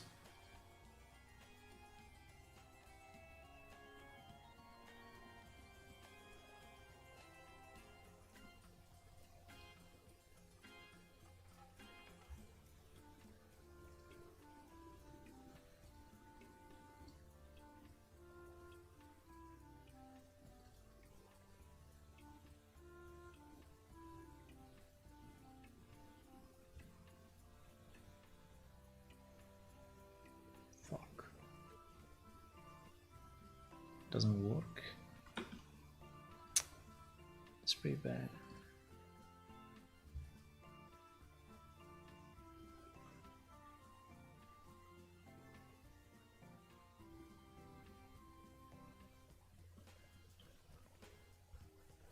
Doesn't work, it's too old. It's actually too old.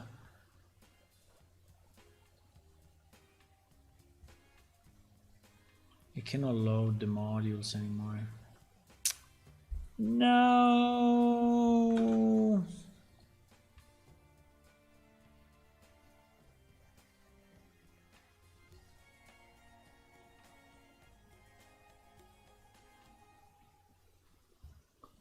I mean, actually it's able to load them, but it doesn't. I think the level is fucked.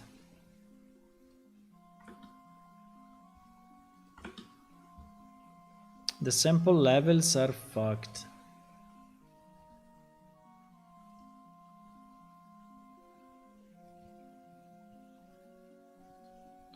No, because I wanted to see.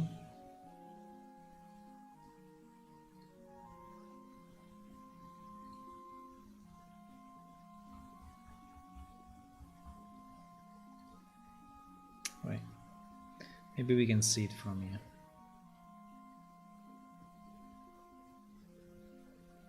So did you add corridors between the doors or no?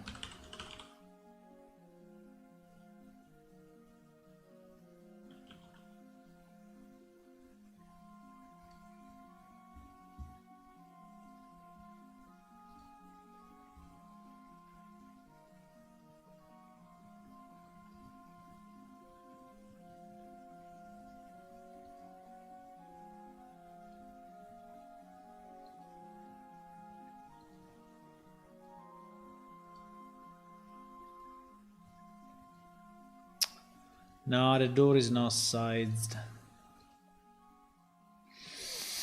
The door is not sized. The door.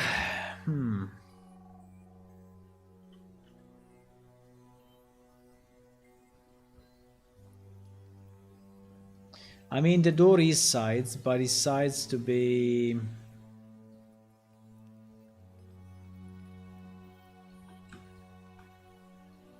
Exactly, the door is sized for this kind of connector. So you had like corridors all the time, huh? I mean, we can have a connector. We can have a connector corridor. I mean, we can. The problem is that, I mean, you have the same problem, right? Because even so, let's assume that this is a corridor, right? So there is a wall here and a wall here. So how do you connect it with other rooms? So you have to know that you need a corridor object, which is a different connector. No, it doesn't work. No, it doesn't work. The connector must be the same. You cannot have a, you know? Understand what I mean? I mean, let's say that you make a corridor piece, right? But your corridor piece... Oh, fuck, I moved it without... Wait. I moved it without the grid. The corridor piece, right?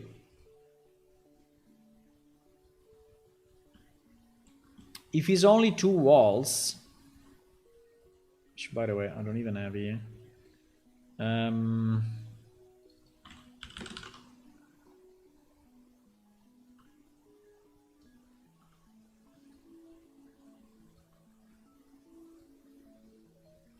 So let's assume that you make a corridor like this, right?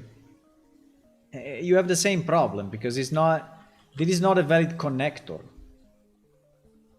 right? By itself, this guy is not, with this wall, is not a valid connector, right? It doesn't connect to anything. You cannot have a piece that is as open like that, right? So you must have a door. And so if you have a door, you are back to the same problem. No? Or I'm missing something. Maybe I'm missing something, but anyway, now we have, in theory, now we have the perfect connector between the two.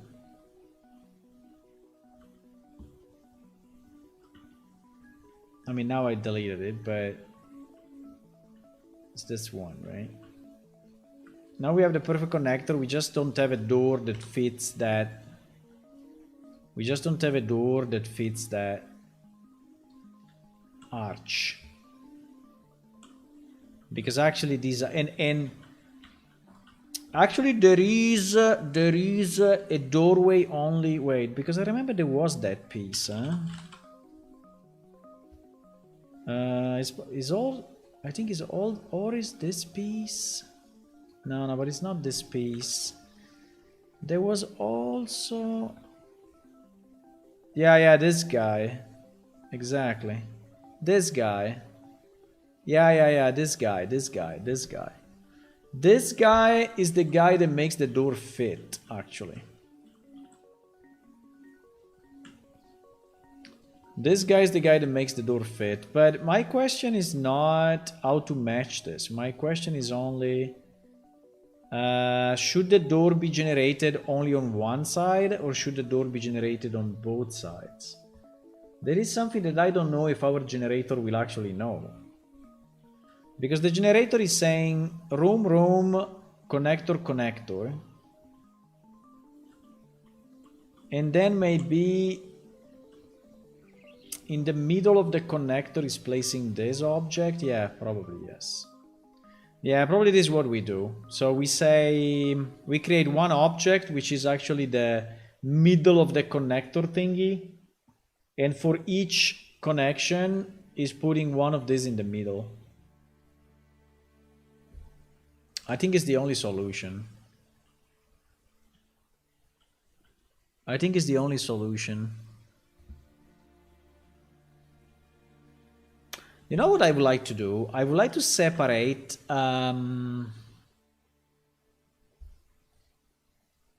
all these little arches so that actually they are... You can place them... Ah, okay, they are already separated.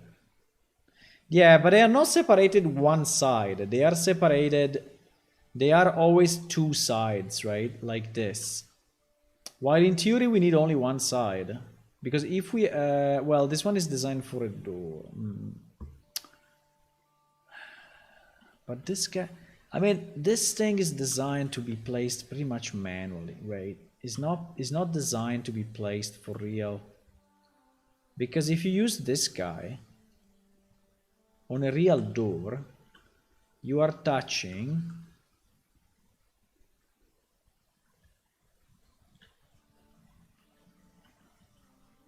Not even. You are not even reaching the sides of one door.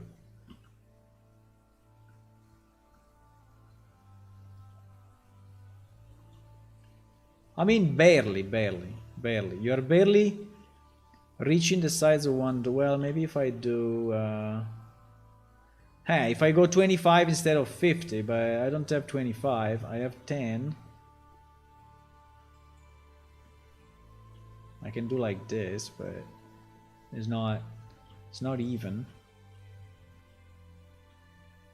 Right?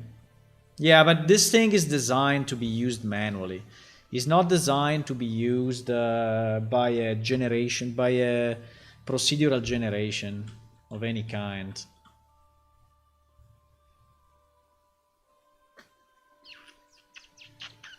It's not.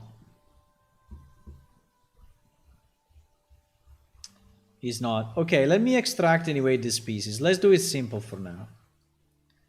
We will extract this guy.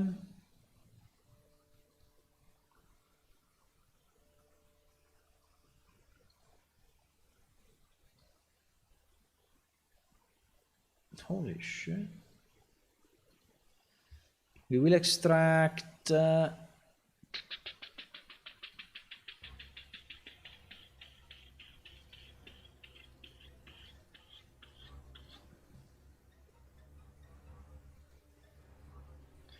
we will extract this guy. We can extract this guy is okay.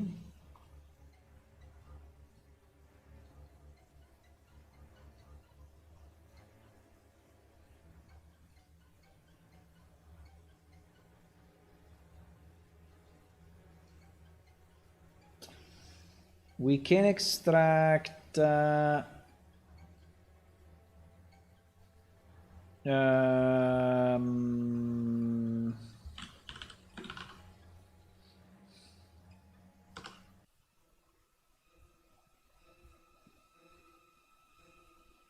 this guy.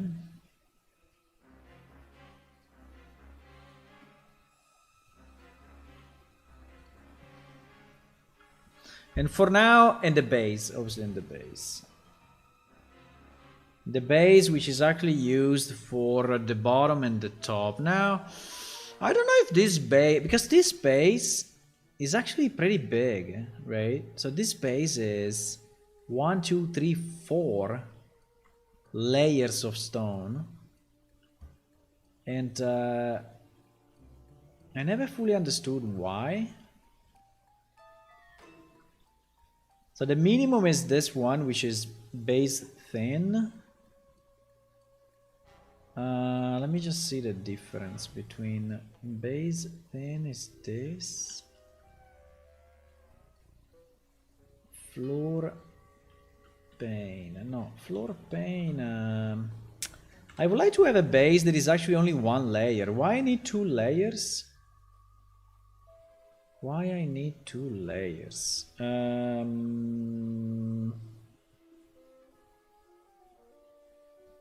don't know.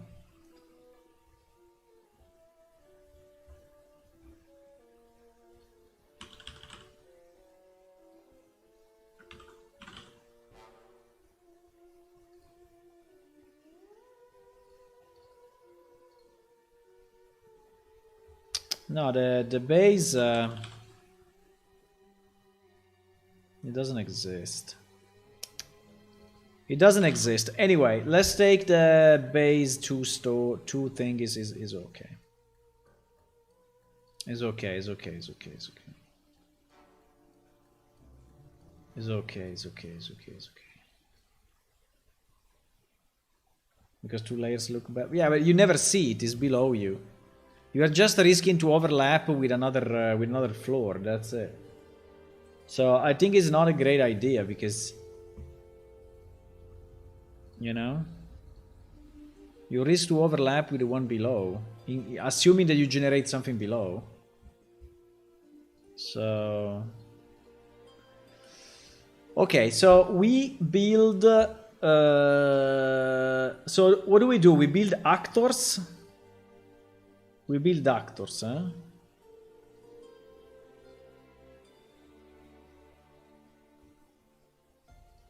So we do my pieces, my dungeon pieces, my dungeon rooms, my dungeon rooms. Okay, my dungeon room. So this is room 1, right? Room 1. Now room 1 is made of a bunch of static meshes.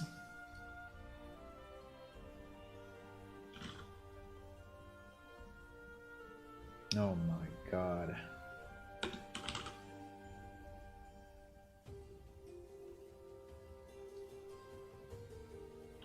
Okay. Where is it? I see. Okay, now in terms of positioning,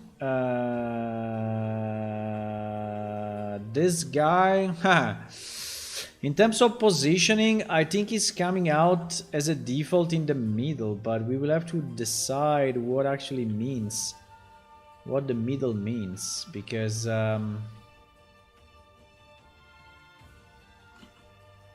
what the middle means, huh?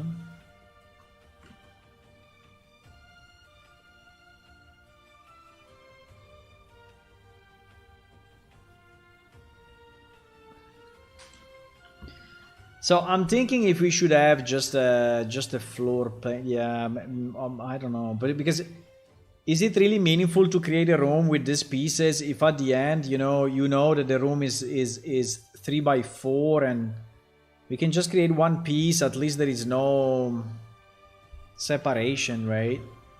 Unless we want to click somewhere, but I don't think so. Should I create just a 4x4 and 3x2 and 6x whatever, so that we just put it there and so we have like standard shaped rooms?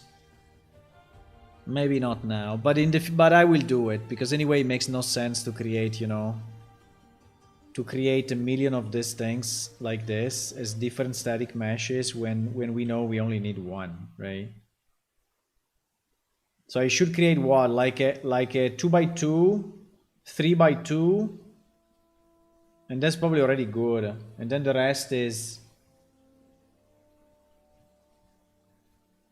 more easy to make the room in the level viewport, probably. But I want to see. I mean, and then like collapse into actor. Yeah,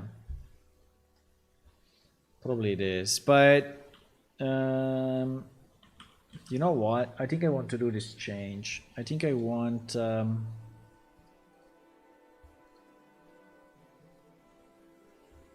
You know what would be the real problem? The real problem, I think, would be to understand.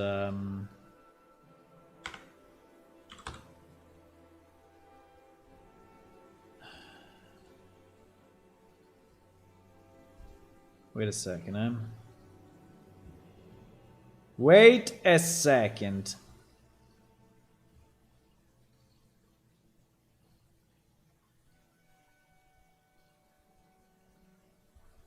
What is less than thin?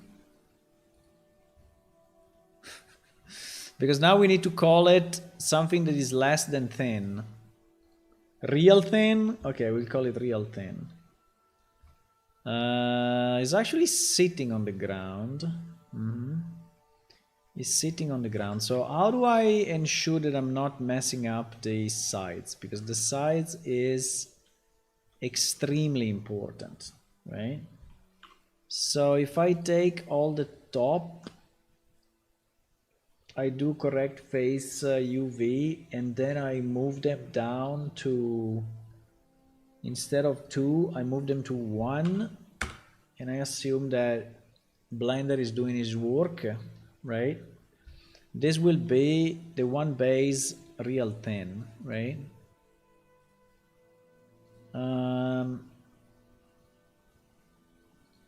Base thin, no, let's call it base thin 02. Base thin 02, I think it's fine, boys. So this will be base thin 02. But then I need this to be 3 times. How do I make it 3 times? I scale it on the X. Okay. I scale it on the X3. Why went that way? I scale it on the X3, and I scale it on the Y2, and it is basically a 3x2, which I think is a kind of a generally a good dungeon room, right?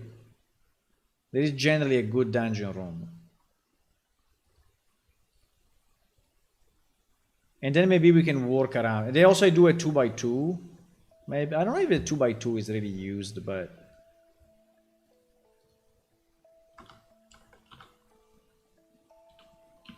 3x2, 3x2, and then we do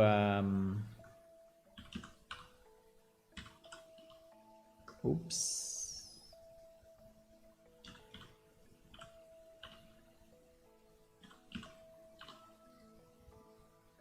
Okay.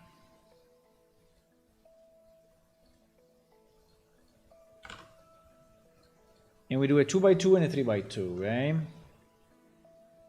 I imported my main project because anyway I think I need them here.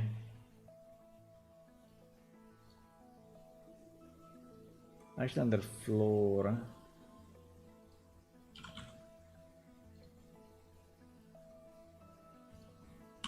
Yeah, I separated all the floor pieces because it was getting hard to understand what was floor, what was not floor.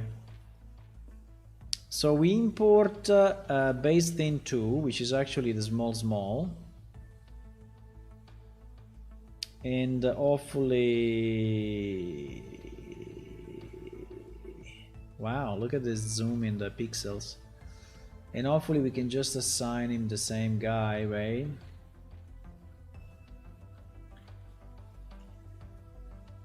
Bro. Is he cheating me or what?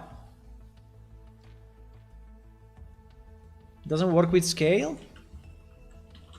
What the fuck?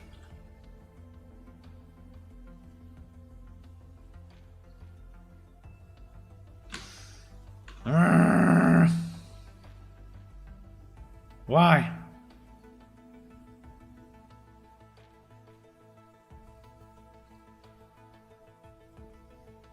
What the?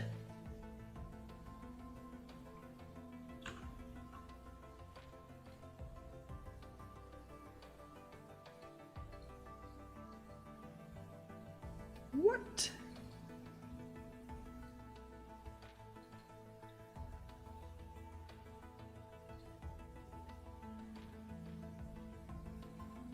Oh my god. We lost it. We lost it. Fuck.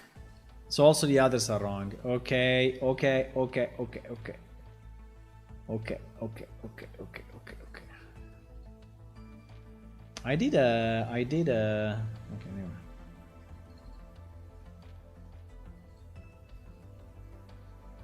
GG. Thank you. Because it's not... okay, I understand. Yeah. It's not a tileable texture in any possible way. Fuck! It's not? Oh, Jesus. Are you serious? It's not. It's not a tileable texture. So if it's not a tileable texture, we cannot do what I just did. Unless we change also the texture. Because, or we make the geometry split in multiple pieces. And then we merge it. Ay.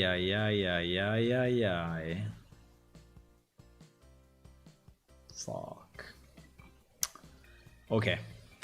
We have to redo this. Okay. Base 01. Imagine that nothing happened, okay? Nothing happened.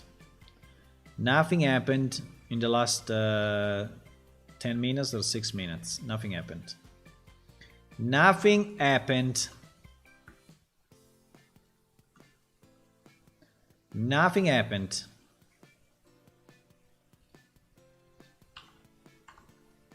That is ridiculous anyway. That the face correctness doesn't work if you input a value directly. That's ridiculous. That is broken.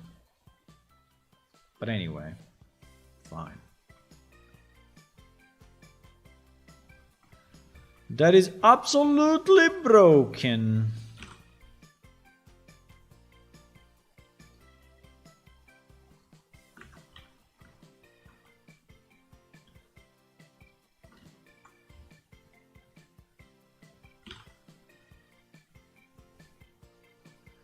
Okay. So there is the base thin 2, which now is correct.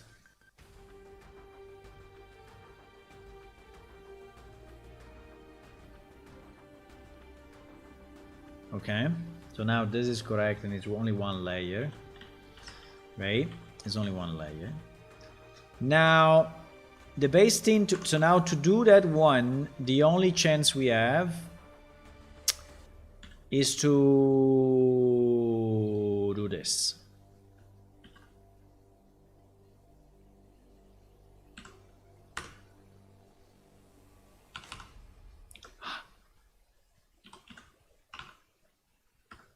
What the fuck?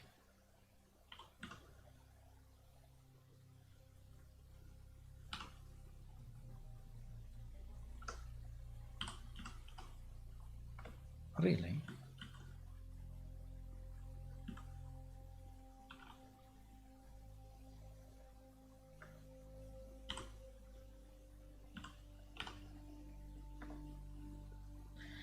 Really, really, really?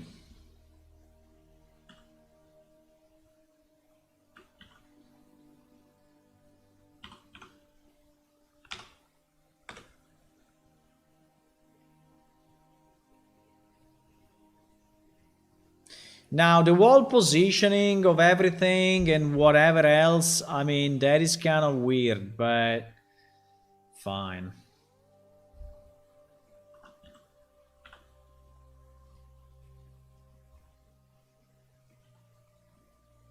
No! Even if I merge the vertices, it kept all the mid faces. Ay, ay, ay, ay, ay, ay, ay, ay, ay.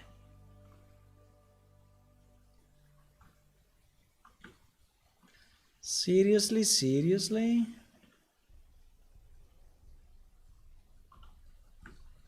Ay, ay, ay, ay, ay, ay.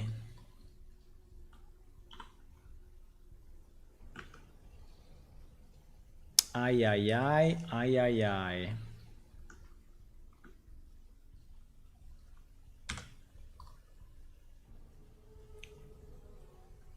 What? Ah, yes, because there are the top faces. Yeah, yeah, yeah, yeah. Correct, correct, correct, correct. Now, in terms of positioning, right, of this thing, I mean, as long as it's a multiple of that basic measure, I think we will have no issues. Hopefully. So there is a 3x2. And now the 3x2. And now the 3x2. And now the 3x2.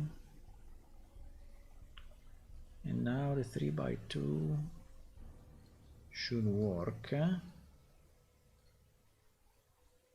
Yeah, because I don't like really to have all those pieces, you know, running around. I mean, just useless pieces. I mean, considering that we do the basic, I mean, we do the maps the way we want, I think that we don't need all those one-off pieces, right? I don't think we do. Okay. So now I need to do what? I need to do the 2x2. So I need to go back to what? To this position before the vertex merge.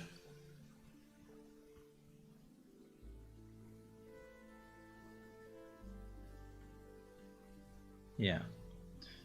Need to go here.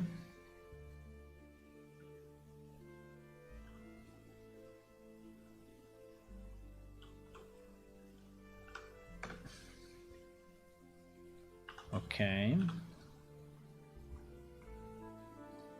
We can do this, boys. We can do it. We can do it, no problem, huh? What the fuck? Wait a second. Huh?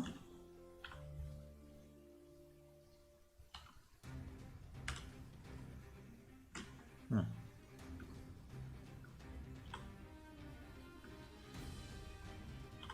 Okay, better now.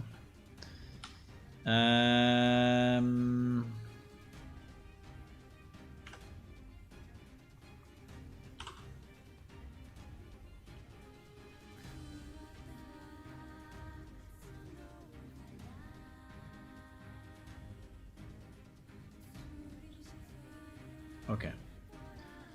So now this becomes our 2x2. This will save me so much time later on, so it's good. We wasted, I mean, we used a bit of time now, but it's better this way. Okay, so now we have the 1x1, the 2x2, the 3x2, right? Floor thin. You can select all by trait in interior faces. What? Select all by trait. Oh, how can you do that?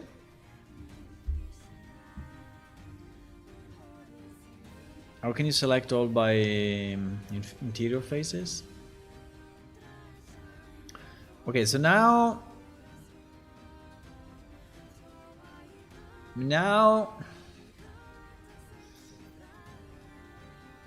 we export, no, we migrate this to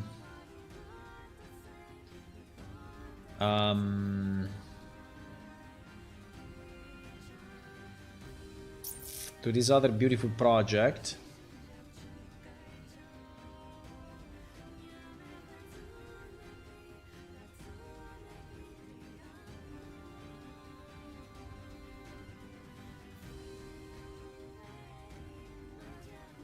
I mean, it's a bit of a mess, but because I'm working on 2 different projects, but I want to keep my main clean, you know, and just add the assets that we need, and then why this one it didn't add it to? Why this one it didn't add to Subversion? No idea. Kind of weird guy. Okay, so now we have here all the pieces, right? We have here all our pieces, so I don't need this mess anymore, right? I just need one static mesh, so I can delete this, and I can just put in my 3x2, right? Okay, fantastic. One mesh, thin, right? Thin, perfect. You can select in the select menu in Blender. I don't use menus, I only use shortcuts. What is the shortcut? No, okay, I can say all internal.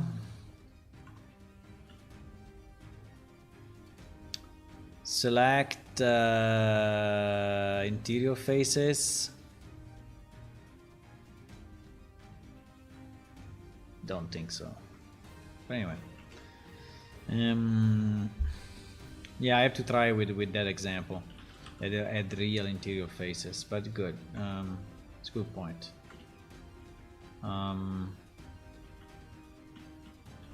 Now?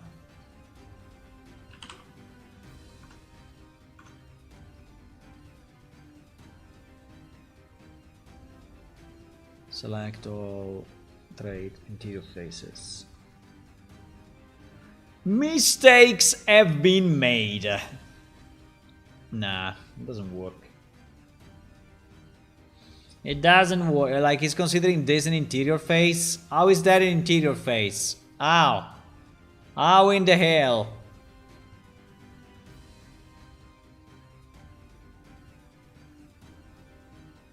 What the hell is this thing?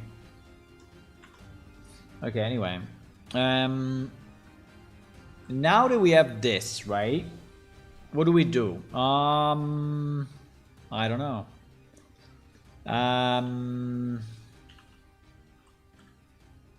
We need the same thing for walls. In theory, we could have a 3x1 wall, a 2x1 wall. I mean, yeah, in theory, but for now, I guess that we don't care, and so we will do just we will just do it manually. It's fine. It's fine. So this was what? Wall 01 something? I have too many wall 01. GG.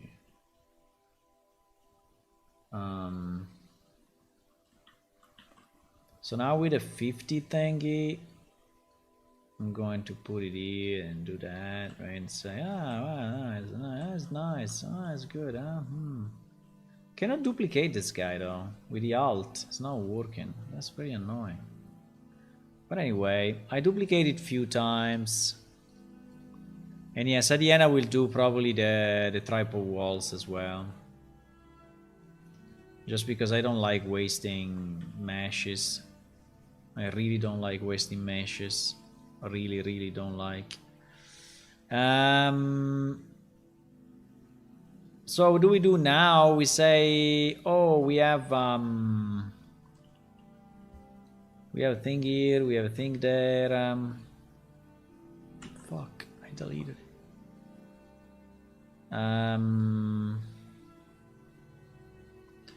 Okay, now we need an exit, right? And just to be a bit annoying, we will have an exit here in the corner. Possible.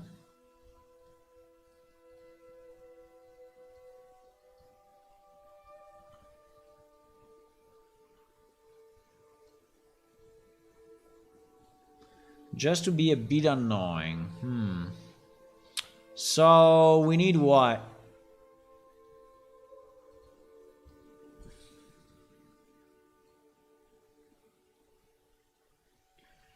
We need a doorway, right? It was called doorway 01, or like the simplest of the simplest. No, but we said that we had a doorway connector, right? Okay, doorway 2 connector. So this is the connector. So the connector needs to be placed so that the outside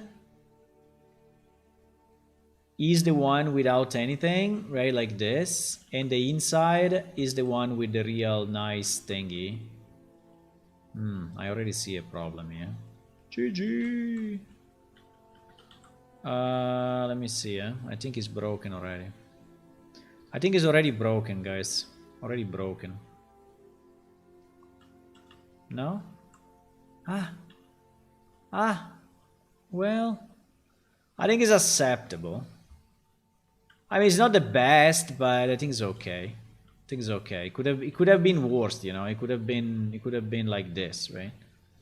Luckily, it's not like that, but it's like this. Okay. So we have one exit there, and we can have one exit, for example, here, right? Instead of this.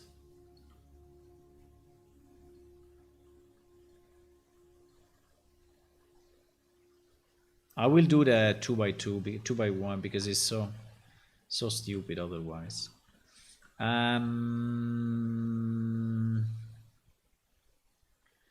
Okay, now what do we do?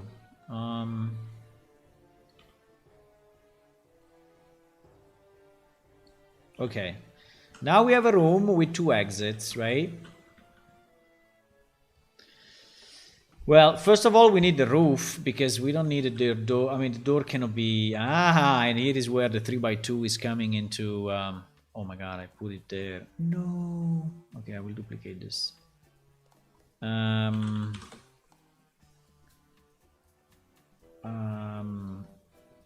3x2.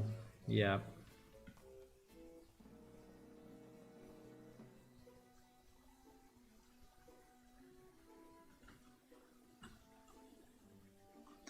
Now, we can have it overlap like this, which is very annoying, but no one will see it. Or we can go one up, right?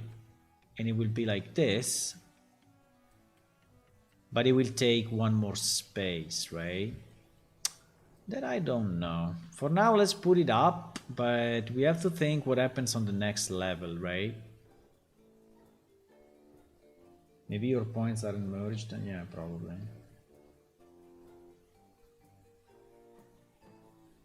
Maybe my points are merged.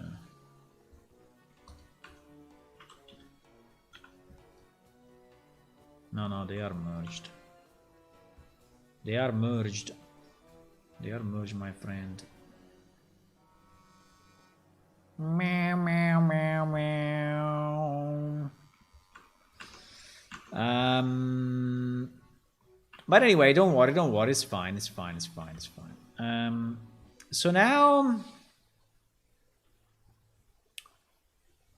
So now that we have this, right?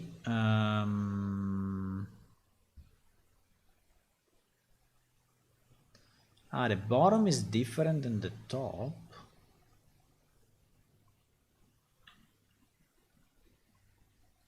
Wait a second.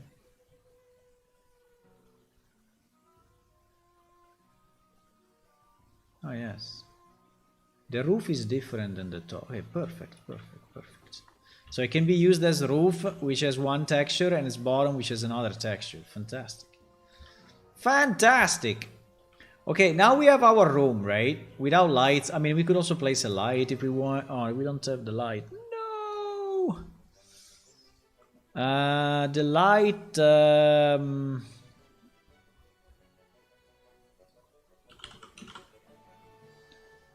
The light, I think we are using this.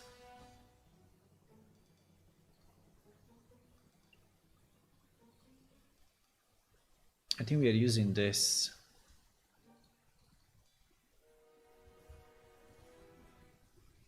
Yes, we are.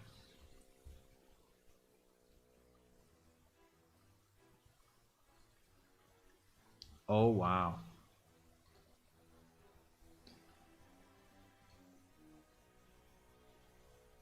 Okay. It's a bit scary when you migrate, it disappears, but in reality, it's just a visual glitch or a visual thing. Okay, so now... Ah, but wait a second. That one is an actor, eh? Can I add another blueprint here? No, I cannot. Holy shit. I can add a component probably. No, because this one is not a blueprint of a blueprint or whatever it is. Ha.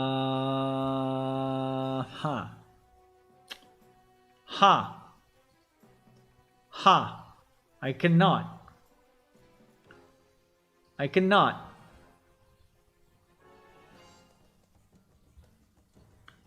I cannot, unfortunately. I have to create a monster. I have to create a little monster, unfortunately.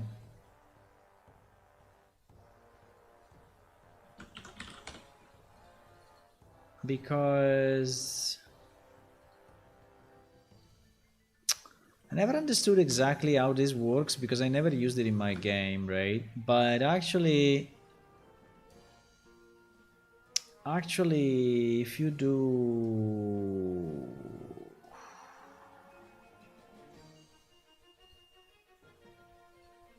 Wait a second, eh?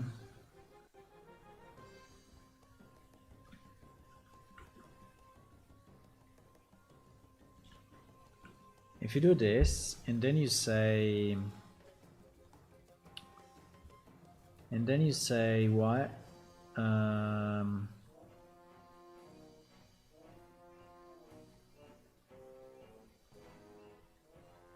How do you merge it? How do you merge it into an actor?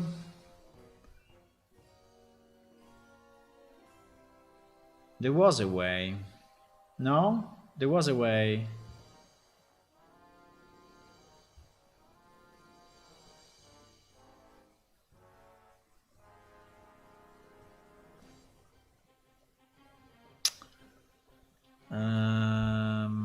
I did it one time and it was a bad idea. And then I immediately regretted my idea. But it was actually possible. Under tools maybe? Under actor? Convert actor to static mesh. Convert selected static mesh to new static mesh side. Yes, I think it was also, or this.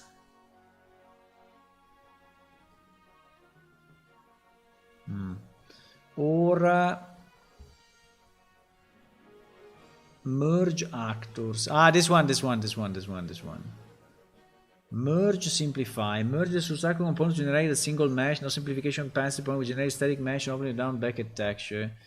Simplify, merge the actor. Perform simplification part, generate a single mesh. No, but it's not this.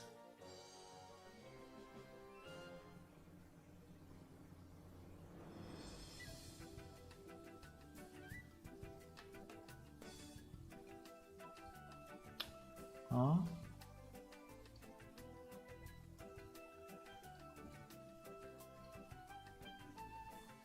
Actor 0. Actor 0.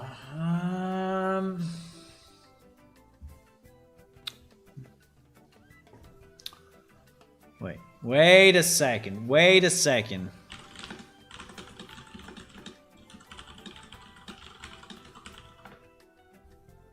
Cannot do it, huh?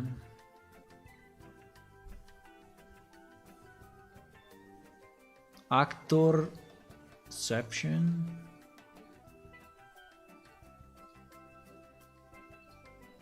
Come on, bro. 12 minutes to tell me something that is probably explainable in 1 minute. Child actor. No, but I mean not an child actor component, but it can only be of a skeletal mesh. I mean, I can recreate it, but I think it's a bit of a pity because I already have it all done here, right?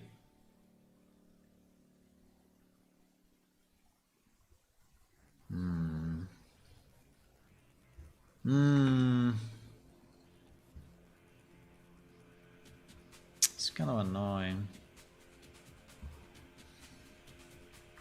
It's kind of annoying, actually.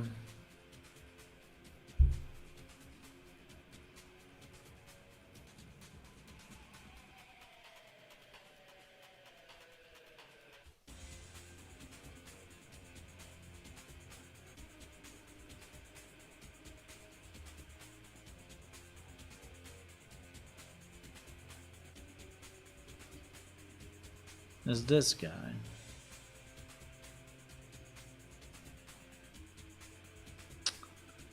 No, it doesn't let me drop it. It doesn't let me drop it. Child actor. Ah, like this, child actor.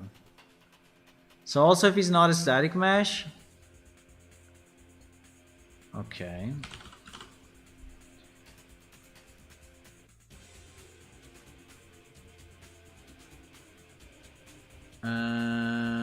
My child actor is called Torch Dungeon 01.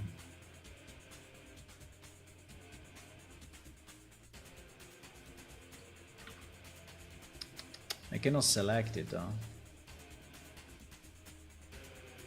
Why?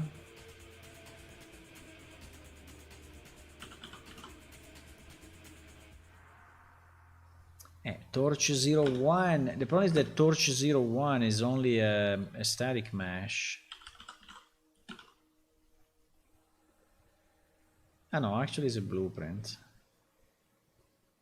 While it allows me to select this, but doesn't allow me to select... No,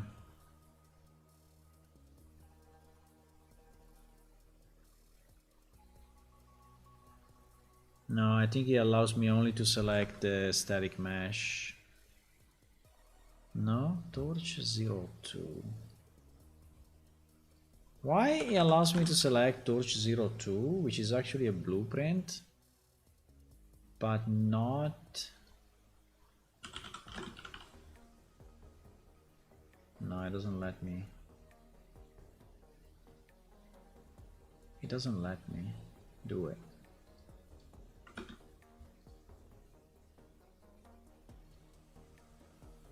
I have to recreate it.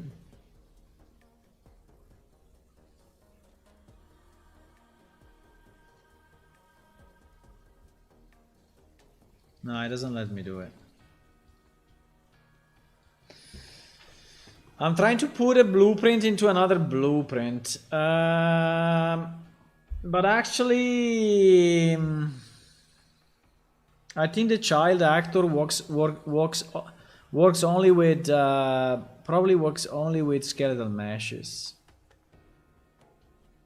Or anyway, you probably need to have an actor as a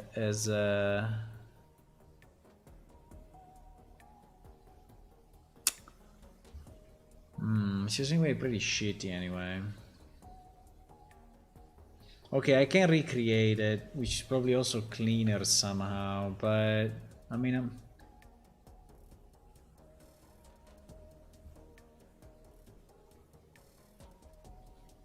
wow, look at this message. Blueprint could not be loaded because it derives from an invalid class. Do you want to continue? May crash the editor. GG! Yeah, it's true, because actually is this object is... So I have Flame 01, and I have my Torch 01 dungeon mesh.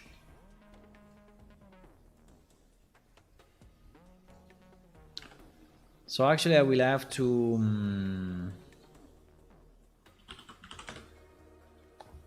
I'm thinking, boys. I'm thinking if this is a good way. But anyway, let's try. We are experimenting. It's okay. It's okay. It's okay. It doesn't have to be, you know, perfect for now. But for sure what we know is that light will be fixed, right? In terms of position. And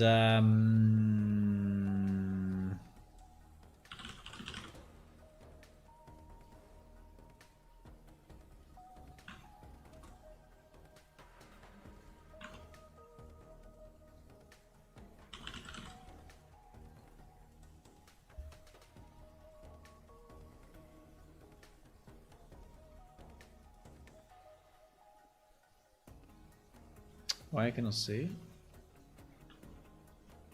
What the? Nice positioning. I mean, he's a child of the other guy.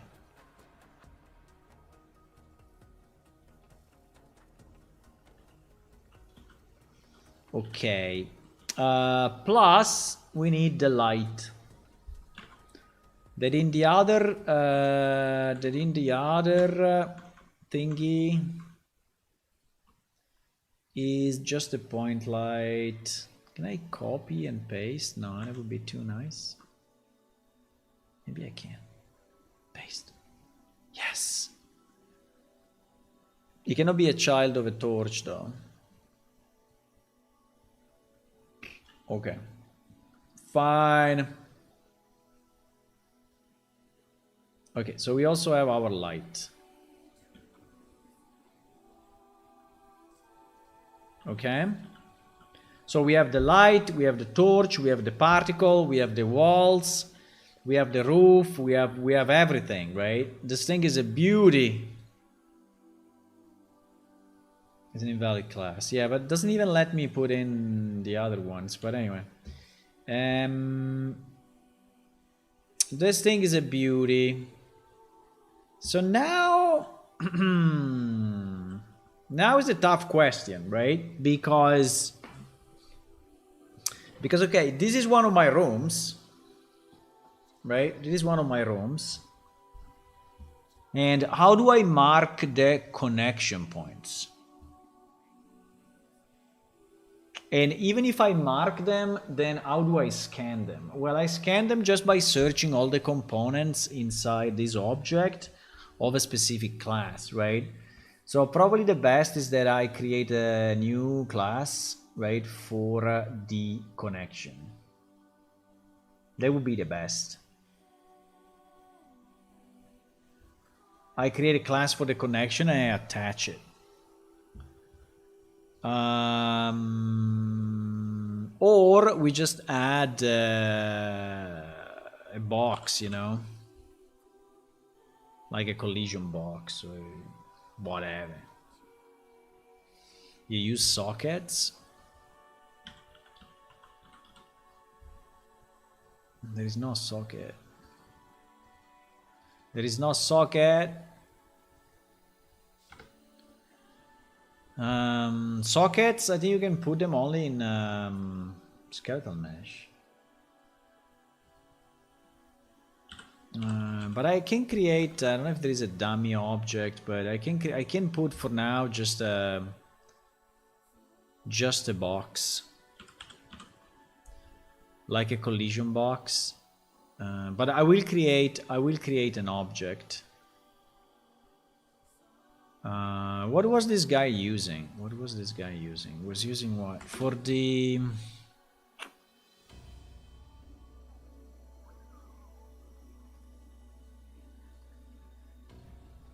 What was this guy using for the thingies?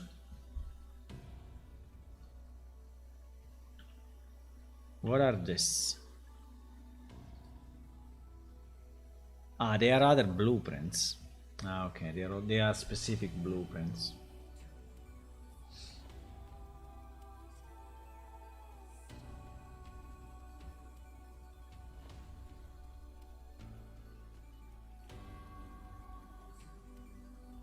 On the static mesh, I can add a socket. True. Yes. We did it for the dices, now that I remember. So in theory, I could have it as a child of the door, right? Which would be the most reasonable thing to do. But it doesn't show up. But it's true. I remember I added a socket to. Wait a second. I have it here under the dice. What was that?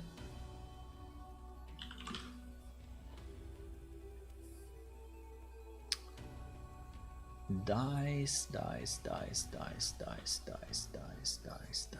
No? I remember, no, probably was another implementation. Was probably not this implementation.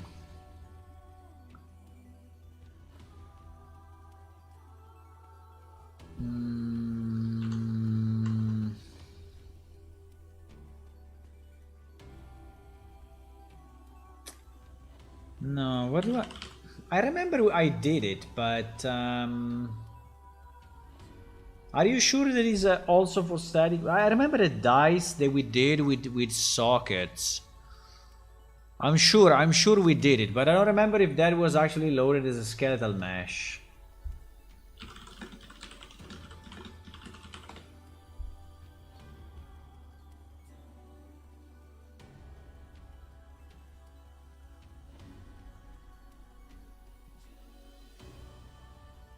Ah, you have to do it inside the... Ah, okay, yes. Inside the... Let me check that dice again 1 second, because I want to remember. But yes, inside the skeletal mesh itself. Yeah, you see all these sockets? Because then we are checking if that socket is close to the ground to see if... to know what is the actual number that we got, right, from the dice. So yeah. In the skeletal mesh. I mean in the static mesh, directly in the static mesh we added the sockets. But if I add it there, then I will not know who is who, no? The problem is that, guys, it's super late. I completely lost track of time. And I have to go. But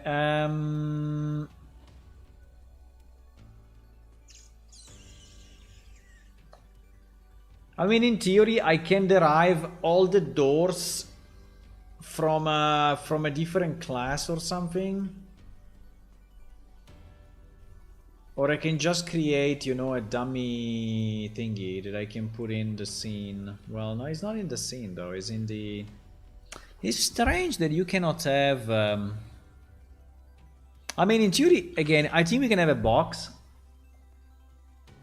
I think we can have a collision box without any collision, right? So we use it only for positioning, right? So we position it there, and it's not really colliding with anything, right? I can disable the collision on him, and we can just use it for positioning. I can say no collision, right? So it's a box that is sitting here, but it's doing nothing. And I can also avoid overlapping events. So it's just a marker. For the engine, this is just 3 coordinates. And nothing else. So I can call it connection 1, whatever. Connection, right? And so we could do, in theory, we could do the same with this guy.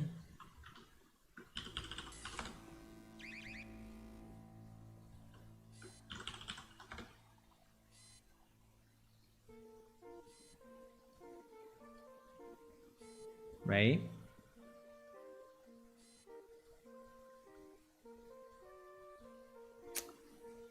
Now, this is a prototype, guys. This is a prototype, so we don't know if it will ever work or not. Now, I think the connection should probably be like this, right? So it should be sitting on the outside and in the middle. And the same for this guy.